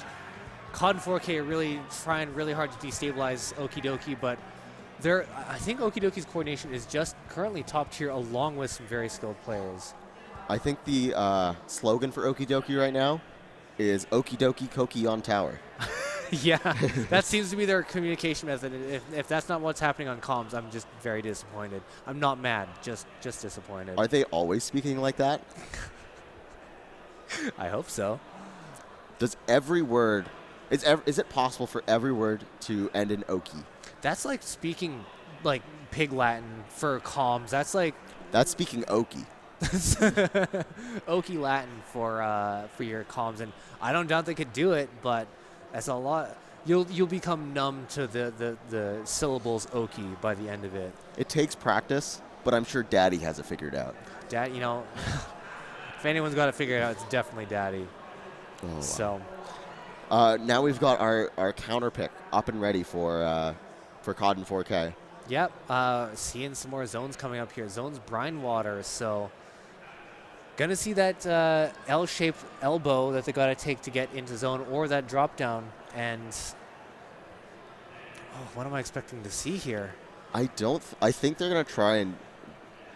So I wasn't able to catch the first time, I wasn't able to catch COD and 4K play yet. Yes. But their comps are very weird so far. I've seen them switch up a lot, so I think we might see some more weapon switches to play towards the map mode. Akira typically plays backline, so I'm expecting to see something there. Okay. I'm not sure I liked the Blob Lobber with the E-Leader, because the Blob Lobber, my favorite weapon, can be played sort of as a backline or a midline. Yes. And with multiple backlines, you're very weak to front lines. And that was something that Okie Dokie really looked to take advantage of. Yeah, they were out there just scrapping, being scrappy up front in their face all the time. Even though there wasn't too many avenues for flanks, they were constantly trying every avenue they could to just try and get behind them and destabilize their mid and backliners. We saw multiple times of Zoki and Arcbot and even Daddy get in there and just disrupt Goober on the Blob Lobber. Yeah. The Blob Lobber does stay in, though. Yeah. So similar comp on the side of Okie Dokie here. Charger came back with Kaz at the helm. Akira taking the Splash-O-Matic, which is honestly a shocking pick, so I'm excited to see how this one goes. Interesting. And I think the reason why they took the Blob Lobber here is that it's an arching weapon, so going over, it'll help you get back into zone and be able to paint zone a lot. And as we see that COD and 4K already have zone control and a pick on Okie Dokie. Yeah, and they double crabbed. They staggered the crab so that they could maintain that pressure to keep Okie Dokie at spawn, which is great coordination. Crab coming back out from Okie Dokie as rain comes into zone, just keeping it painted, keeping that time ticking down for COD and 4K. Yep, Daddy here in a bit of a corner here, and they need to get some paint on here, but COD and 4K does manage to take Daddy out, and already down to 49. Let's see if they can keep the zone or if the penalty will be applied. Yeah, they got a penalty. It was kind of expecting that one just because that's typically how it goes. Okie Dokie pushed up really, really far, so we need to see how COD in 4K manages to make their pushback. And just a random pick from the Blob Lobber. That's all you care about. Yep. Just keep throwing those blobs, and eventually you'll get someone. I'm really liking the pick that Okie Dokie chose of the Custom Junior so that they can just spam those torpedoes to disrupt the people coming in from spawn. And torpedoes are a really great pick against Blob Lobber because they have to take a full shot in order to destroy it. So good call there for this map. Or maybe it's just a comfort pick. I don't know. But regardless, we see back and forth happening here in zones. A lot of crab battles happening left and right. There's many crabs. None of them are alive anymore. As the zone at the end of it is for COD 4K. Yeah, we see Kaz setting up here in the zone, just trying to get that use that little perch in the middle here to maintain pressure from afar. Akira up there taking Daddy out and going for Zoki and Arcbot here. Bit of a rough situation, but if they can pull it off, they can get many more points on the board. Something we're not really seeing from COD and 4K is them pushing on the plat because they have that sort of double backline with the Blob Lobber and the E-Leader. Yeah, very, very interesting here. They're staying on zone, and the Blob Lobber gets the pick there, but it seems like that's too little too late as a wipeout happens. They still got to 11 points. Very, very strong push from COD and 4K. But Okie Dokie with that wipeout is able to push all the way up to spawn, basically, and get through their penalty really fast. There's still a lot of time left in this match. Yep, and we see Okie Dokie once again pushing them as far as they can, and I expect they are going to be fighting really, really hard to keep COD and 4K out and destabilized. But Koki going down on zone gives the opportunity for COD and 4K to get there and get zone back. Kaz doing that jump out of a 2v1, and that was a great move to maintain special and stay alive. Puddle taking out Daddy in the corner there. The addition of Kaz moving in and then jumping out took the pressure away from Puddle, and Puddle got in there and got 2 splats. Great coordination on COD and 4K. We're really seeing them get in the groove of things now. Cutting through their penalty down to 33 points left there. And Koki hit with that burst bomb. The burst bombs only don't do as much as splat bombs, but they pop instantly. Yeah, they're great for trapping people. But 2 going down and Zone going back to Okie Dokie as they work through this penalty. We see them like go onto the plat again, something that we didn't really see COD and 4K do. Yeah, right now we're seeing COD 4K being trapped in this little corner here and getting double teamed, but getting a trade. Let's see if COD and 4K are able to capitalize on this trade. We see some specials coming in, so I think they're going to be able to do this one. Rain is coming over Zone, but Zone is staying neutral. There's not enough paint yet, and it goes to COD and 4K reapplying that penalty to Okie Dokie. Giving themselves a little bit more time, and then now able to cut through their own penalty to try and get that last little bit of points tipped down and get them the knockout. We're also entering the last minute, so even if there's no knockout, these points matter fully, and Akira gets another pick, but is trying to survive as Daddy goes down. Okay, Akira here is going to push up and try and keep people destabilized. Zoki coming in for skirmish, and using the wave breaker to get them marked out. Zone is ticking down, and it looks like we will have a knockout in favor of COD in 4K. We are getting more Splatoon. Heck yeah. COD 4K taking that one. Great coordination. They shook up their entire lineup to make that happen, and it really worked for them. Oh, definitely. So, we are... I think COD and 4K has coordinated their emotes to be all the same, and that just brought a smile to my face. That's a sign of a good team. Yeah. They're coordinating their emotes. I wouldn't be surprised if they're coordinating outfits. They coordinated their name, too. Exactly. They have the tag, which most teams don't. They're dedicated. They're here to win it. So, love to see that. Going to Game 4 with Okie Dokie picking their next thing. So, I don't know which they're going to pick. I think they'll pick Rainmaker. I don't know what map, but we saw what they did on Rainmaker last set. Yes. And if they can repeat that, they'll go into grand finals with without a chip on their shoulder. Yeah. They'll be Achilles, you know? Dipped into the river of Styx by their Rainmaker. That doesn't sound very pleasant at all, if I'm being perfectly honest. The Rainmaker, it looks very heavy, kind of sharp. It's like a big golden fish, right? Yeah. But I don't know. It sounds unpleasant, honestly. You know what? It's like the fountain topper, right? Because, right? Typically the mermaid spitting water into the pool, but they want a Rainmaker instead. You'd make a good mermaid. Oh yeah, thank you. I just get the surgery going. Let's get it going. Let's find out. I believe it. I see it. They did go to Rainmaker on Inkblot. There you go. So your prediction, pretty dang spot on. However, they are up against a Bloblobber. My favorite map, my favorite weapon. Not my favorite mode, but still, it is looking good for that Bloblobber. Yeah. I am excited to see what Goober can do on this map mode. Yeah, Bloblobber is strong to lead a shot for the Rainmaker because once again, you're bouncing shots, just able to apply that pressure and paint, carve a path, and Rainmaker can swim right up that if need be. And this map is so good for Bloblobber. There are so many angles that you can really get with these 2 boxes in the middle. Yep. So we're seeing the comp shakeup on the side of Okie Dokie. We see Koki switching back to the regular splat roller, and Zoki heading to the heavy splat lane. The other positive of the Bloblobber is the pop. Yes. Very, very good for popping that Rainmaker shield, especially if you have a bit of object shredder. And we see it going the other way. COD in 4K pushing up, getting 2 splats off of the pop, and then getting 2 more splats and pushing through the checkpoint already. And pushing up onto plat 30. They're up to 15 already. 11 points. Very strong push from COD in 4K. Just seeing the frontliners on COD in 4K disrupt all of Okie Dokie back there and get those points on the board was so good. And they don't even get the checkpoint. All COD in 4K need to do right now is just defend. They Yes. just need to defend right now. I feel like we've seen that Okie Dokie is very strong on this map. Arcball getting that splash wall up, but not quite in time. Back and forth happening up here on this platform. And there's a lot of paint coming out from this blob lobber. They're going up onto the plat in order to try and jump over. Yeah. Or just use the Rainmaker. But the Rainmaker goes down, so there's no push possible from it. Wow, so we are seeing this Rainmaker trying to make its way up, but we have a Crab here defending, and Akira just pushing up to try and take this out. Koki with that roller just threatening with that instant splat kill. Oh, I know from And- experience, Koki's roller is frustrating to play against. Yeah. And Daddy picks up the Rainmaker, trying to make a push happen.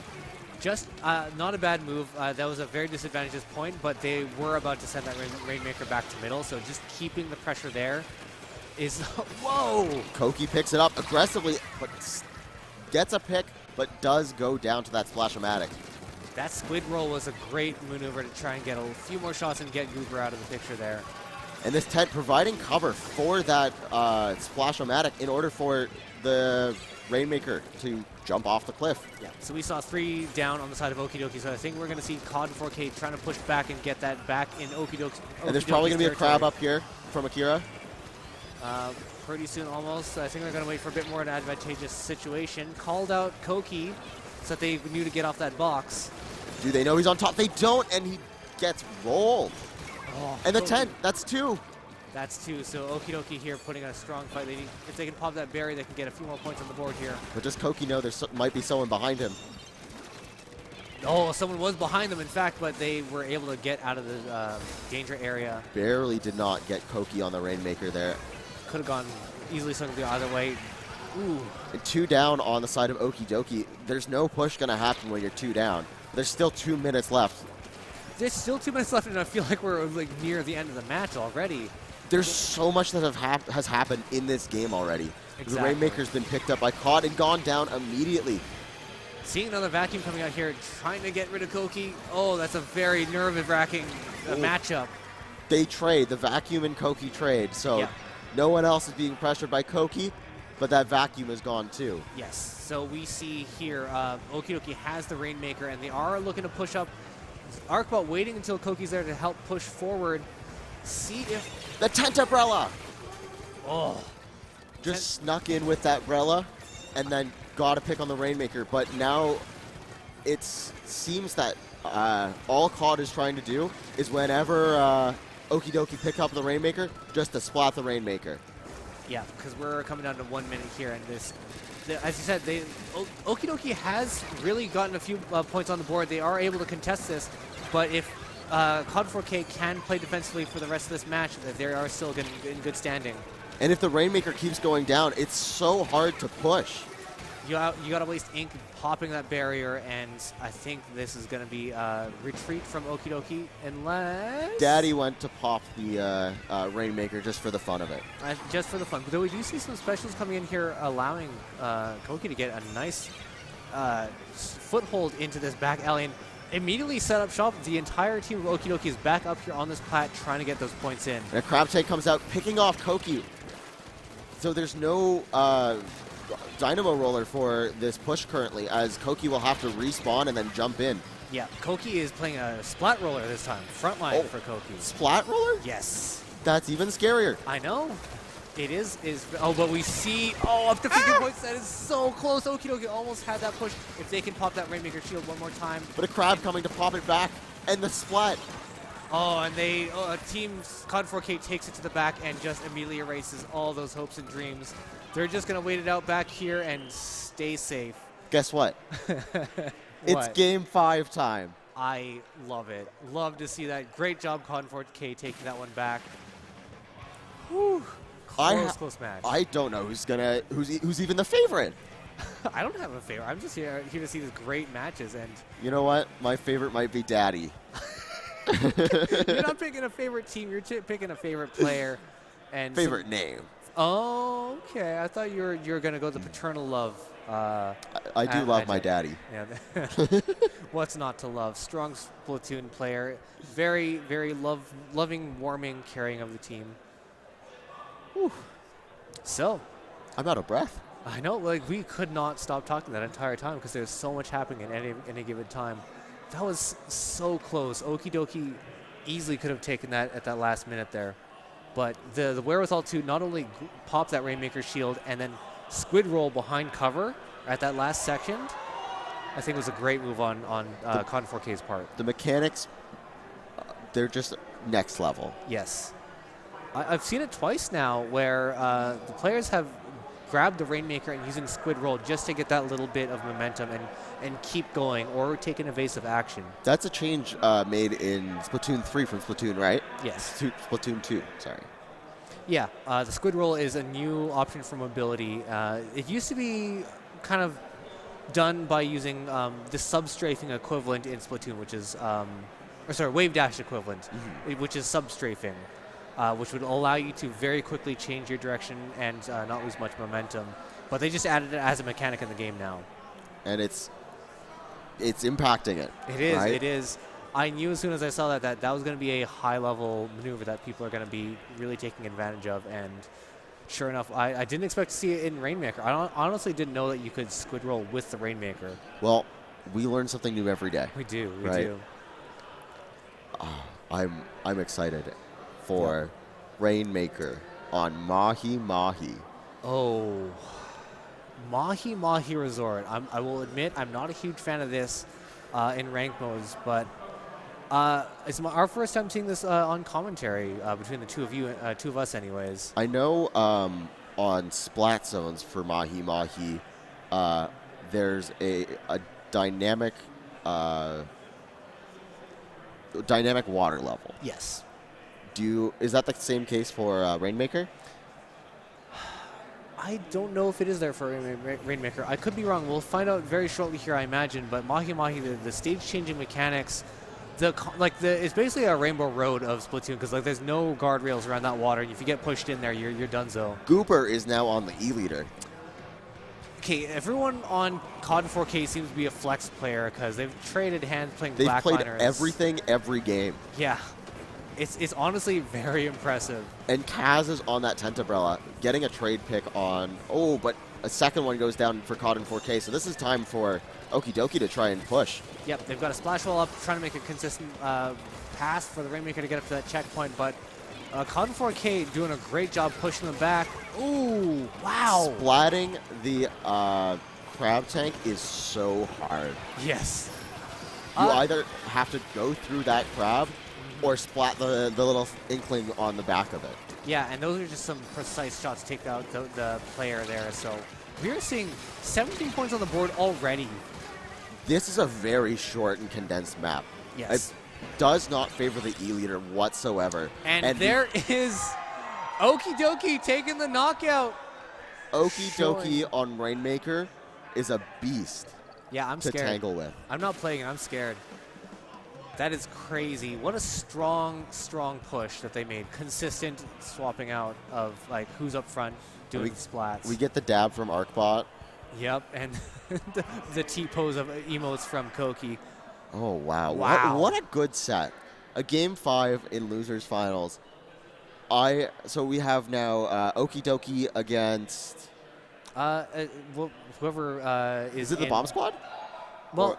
No, we'll get that up on start.gg shortly, but yeah, whoever they're up against, it will be a brawl. I am so excited to see these last matches. So we're gonna get set up for the next little bit here. I'm so sad that I have to wish you all goodbye. It was a pleasure commentating for you, and I'm Kiwi. My Twitter is Canadian Kiwi down there. Yep. So. Give him a follow if you want. Very into music, and we'll catch you later. Additionally, I want to shout out Squid Swamp. Y'all are awesome. I wouldn't be here without you guys, and I'm just so thankful. I'd also like to shout out the person behind the production. Oh, Suplex. Suplex Plus on Twitter. Yeah. Absolute legend. And then I also want to thank... Kimi. I want to thank the event first. Oh, okay. The event and the sponsors of the event. They come before me, and then I'll thank me. Oh, I was saying Kimi, Serena. Serena, yes, Serena. Oh, I thought you said Kiwi. Yeah, sorry. Serena, Kimi behind the spectator cam. She's doing a phenomenal job. Yep. And we wouldn't be here we wouldn't have the spectating that we have right now without her. Yeah, auto spectate is great, but when you have somebody capable behind the camera, it adds a much more fluid, workflow for us, and it's just better for the audience, better for everything. So We need more love for the spectators. yes, you and I have been able to swap out, but Kimi has just been back with the entire time manning that. So no rest for her. She's a warrior. Very much a warrior, and Suplex once again being back there the entire time. So shout out to the background crew and all the other people at ASA that have made this possible. So Thank you. thanks. We'll throw it to Thanks for watching me. And then stay for grand finals. Back for grand finals. See you in a bit.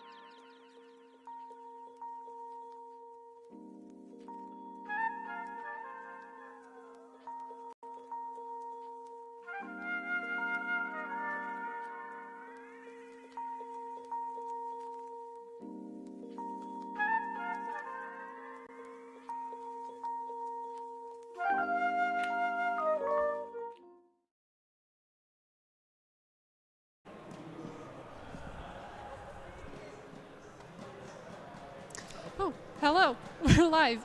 Sorry, we were just looking at chat, but we're here now. We're here with our grand finals, and we have our little friend, our little visitor up in front here. Octoball is staring into your soul. Thank you for everything you've done.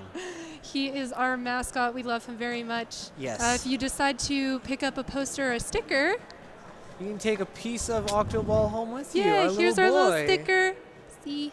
Yeah, if you've been in the spectator stands, you've also seen him on the back of all the monitors up there too. Yeah, cute for little, sure. Cute little thing. So welcome back to commentating, Rainbows. Oh, thank you. Good to be here. Yeah. Super excited for this grand finals match. We've had so many good matches up until this point. I really hope we get to as many matches as we can between these two.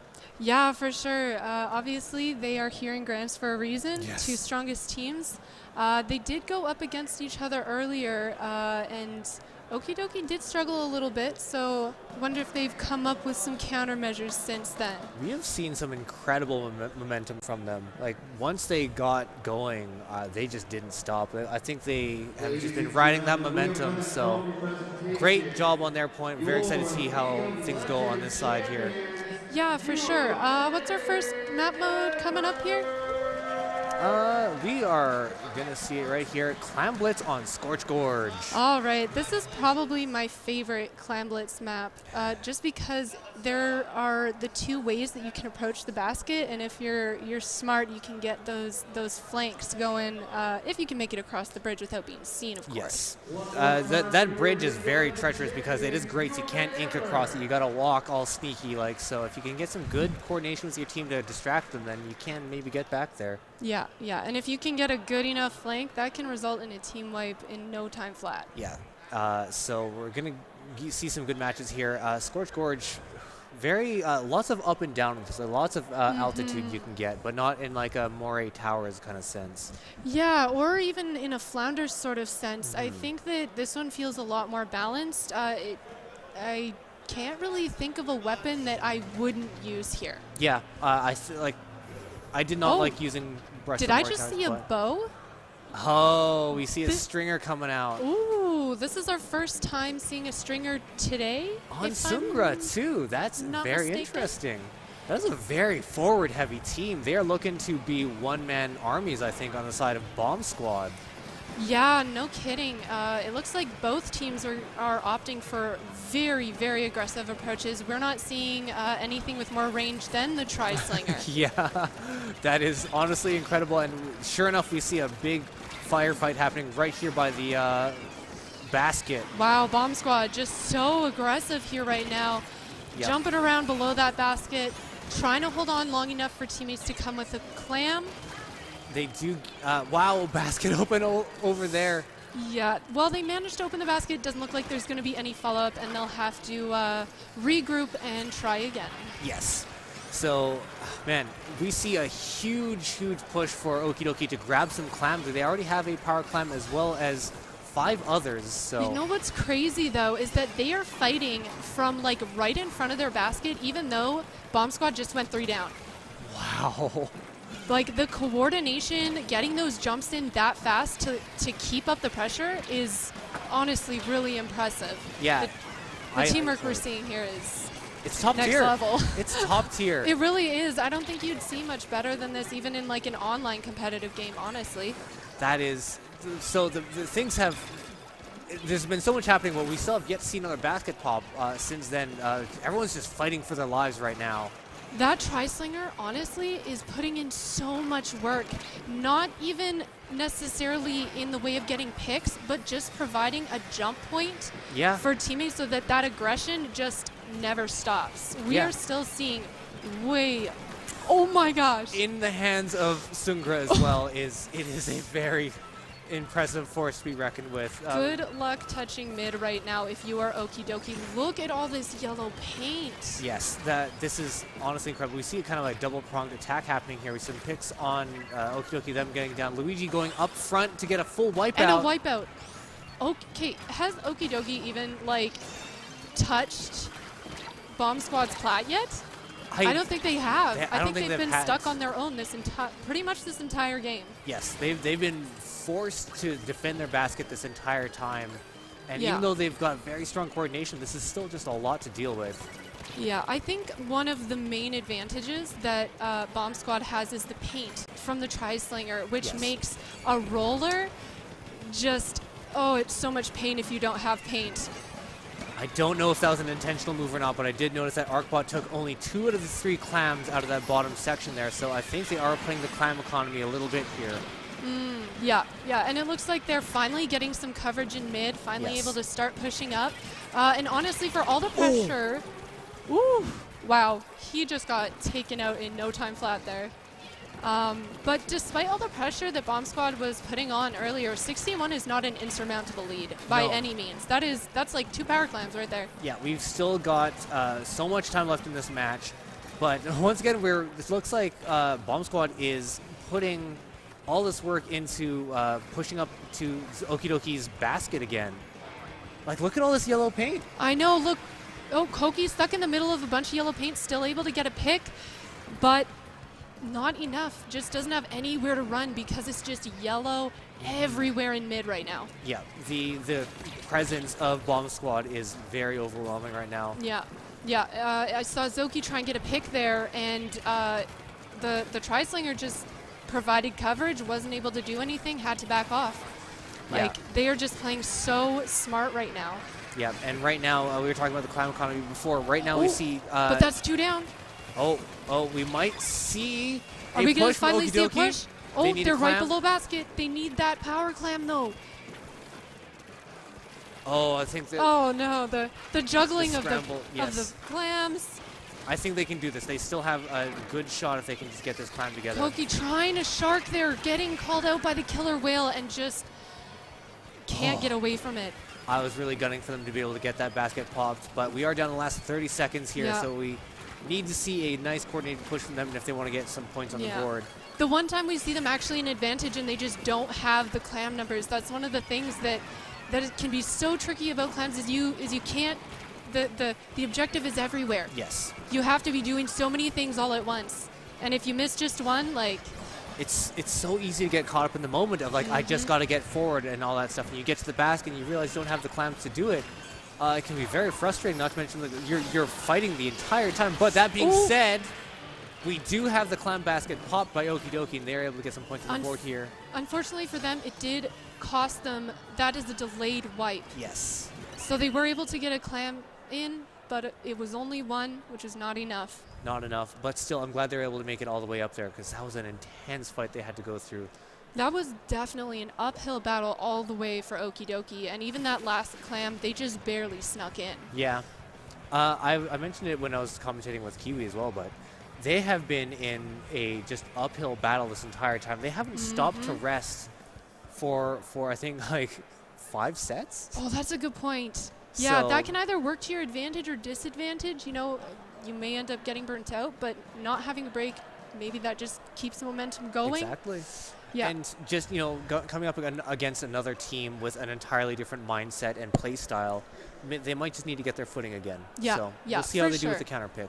They do seem to be, as time is going on, they're adjusting to the teams that they're going up against better and better, kind of figuring out, all right, where is their weak point? Where are we lacking? Yeah. I'm definitely liking what I'm seeing from them, but Bomb Squad, honestly, their teamwork. Yeah, it's very, very good. They've got a lot of strong players on their team. Like Sungura with that bow, I think it was a great choice for that because with that aggressive of a team to be up against, having a charger or a splatling, I think you would have been overwhelmed. But choosing something like the bow was quick enough to be able to defend yourself and also just provide you with so much turf. Yeah, and those killer whales, like you're constantly, like especially the roller, like rollers want a shark. They want to Yes. find somewhere and hide there and wait for someone to come past and then just jump out on them. When you are constantly dealing with the Tri-Slinger, which has the splash damage, plus the killer whale that it's throwing out all the time, like good luck staying in one place for very long. You're just dancing all over the place, just trying to, maintain footing, and it's hard. It's hard when you're up against that much stuff. So Yeah, and I know that Matt is doing a really good job of keeping his team really on track and coordinated. I was talking to him in between sets before, and yeah, he was just saying that keeping communication and having that plan, knowing what what the next step is has been really big for them. Good. This is team coordination on the level I haven't really seen it before, so knowing Yeah. that they are discussing stuff even between matches is great. Yeah, for sure. Do we have a counter pick yet? Still working on it. All right, we're still working on it. What do you think would be... Oh, well, there we go. There All we right. go. We are So- back to Rainmaker on Mahi, and we know what happened last time we saw Rainmaker on Mahi with Okie Dokie. Yes, I am noticing a trend that Okie Dokie might have a slight affinity for Rainmaker due to the ability to just push and go. It's one of the ones you can really easily get a knockout in, and they might Yeah. be counting on that. So That- aggressive push up front. That, and I will say, Rainmaker is one of the modes that requires a little bit less teamwork. You know, we went from Clan Blitz, which is probably the mode that requires the most teamwork, Yes. to Rainmaker, which is probably the mode that requires the least. So I wonder if for them, part of it is just being, they all know their roles, they know what they want to be doing, and Rainmaker is just a good fit for that. Maybe. Well, we'll see how they fare in this next match on Mahi Mahi Resort. All right. Yeah, seeing some backliners Yes. back in play now that we're on a map that isn't that doesn't favor aggression quite as much. That open space in the middle is definitely going to be a playground for both those backliners. Absolutely, and we see just both teams just as the shield got much bigger, closer to being popped, just backing up, make sure we don't see any early splats from the Rainmaker shield. Yeah, and we haven't seen any picks so far. We're almost 30 seconds in. That's actually quite rare for a Splatoon game. I think after the last match, both teams are very aware of the other team's prowess and True. just trying to make sure that they stay alive so they can support their team. But we do see, almost had it at the checkpoint there. Okie Dokie had it just at the pedestal, and Yeah. they were in a good position to make that push, but got taken out just before they were able to slam that down. Oh no, Yeah. they did get it. Yeah, they did get through that that checkpoint, and that is going to change up the map, which we'll see if that ends up working in the favor of Bomb Squad. But we are seeing so much aggression. Is this going to Yeah. be like a replay of last time? I don't think it is because Not quite. we have Sungra on snipe here, and just absolutely deadly accuracy. Just applying pressure back here, trying to keep them pushed back. Yeah, for sure. And usually a sniper would have advantage over a splatling, but in this case, I'd say it's pretty even because the Hydra has range on the spot charger there. Yeah. So this can go either way. Still, we're still seeing a lot of the They fight are being on this just platform. running all over the place. As a commentator watching it all, like, I can barely keep track of them. Yeah, just all over the place, like flanking, hiding, zooming around, and just being a menace. Putting down paint everywhere. Yep. Just doing all they can to be annoying, really. It's honestly a great tactic. for Rainmaker especially. Yes, keep them on their toes and distracted.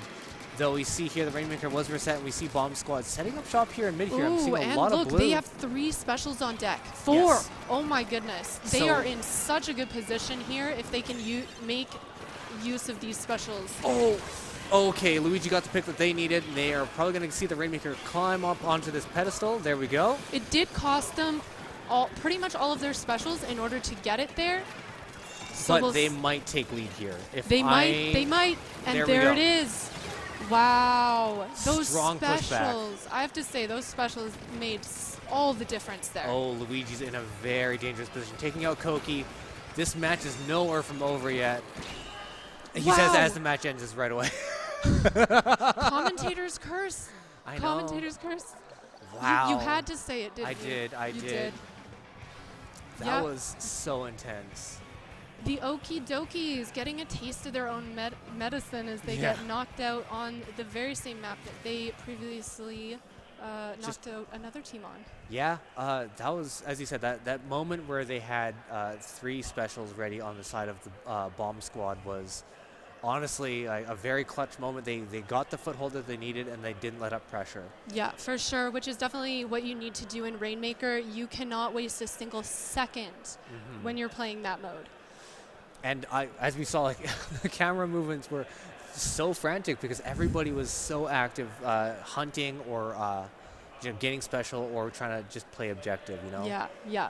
definitely a very hype map to play Rainmaker on, especially with the change in the middle there. Definitely changes the dynamic of the game, and I think that was another thing that contributed to 4K or to the Bomb Squad being able to get back the lead there. Yeah. And ultimately get the knockout.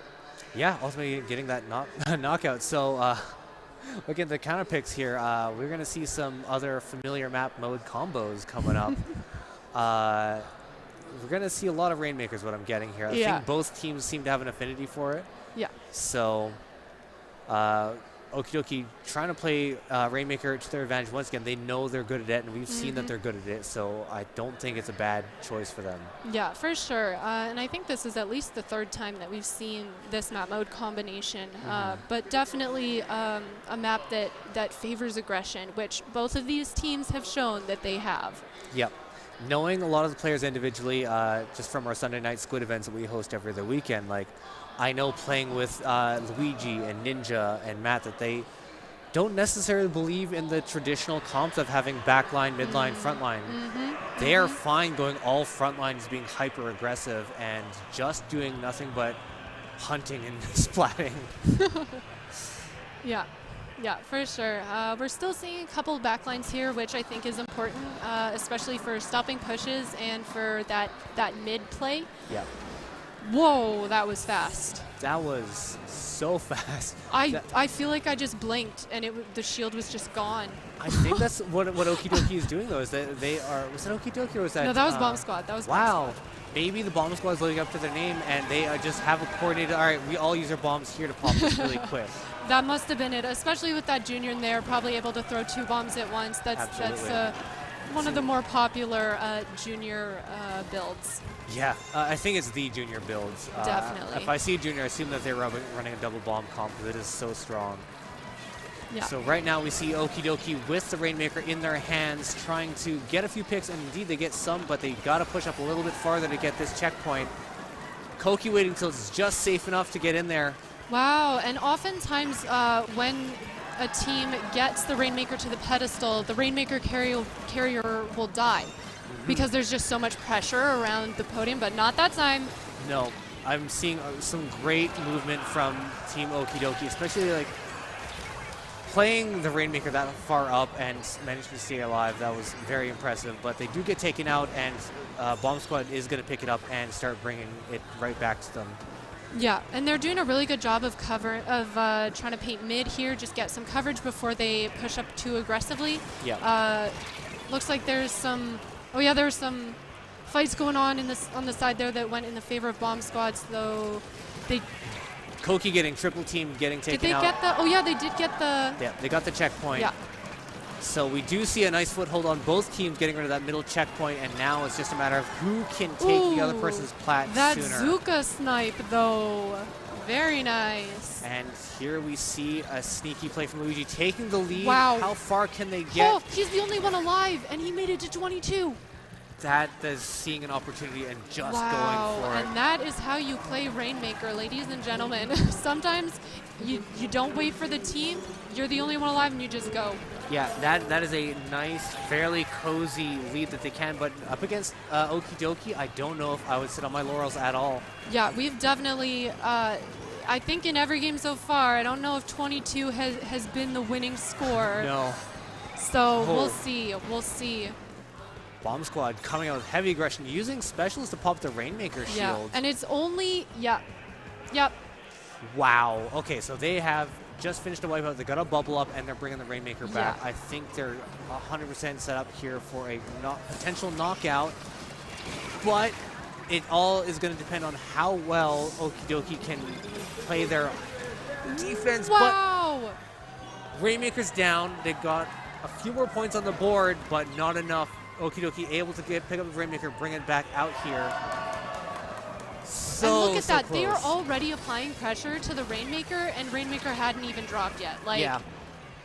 Already knowing that they were going to take that back route, throwing some bombs up there to make them take a route that's a little bit more disadvantageous and getting that pick eventually. That was beautiful. Okay, I just have to say, that was so good.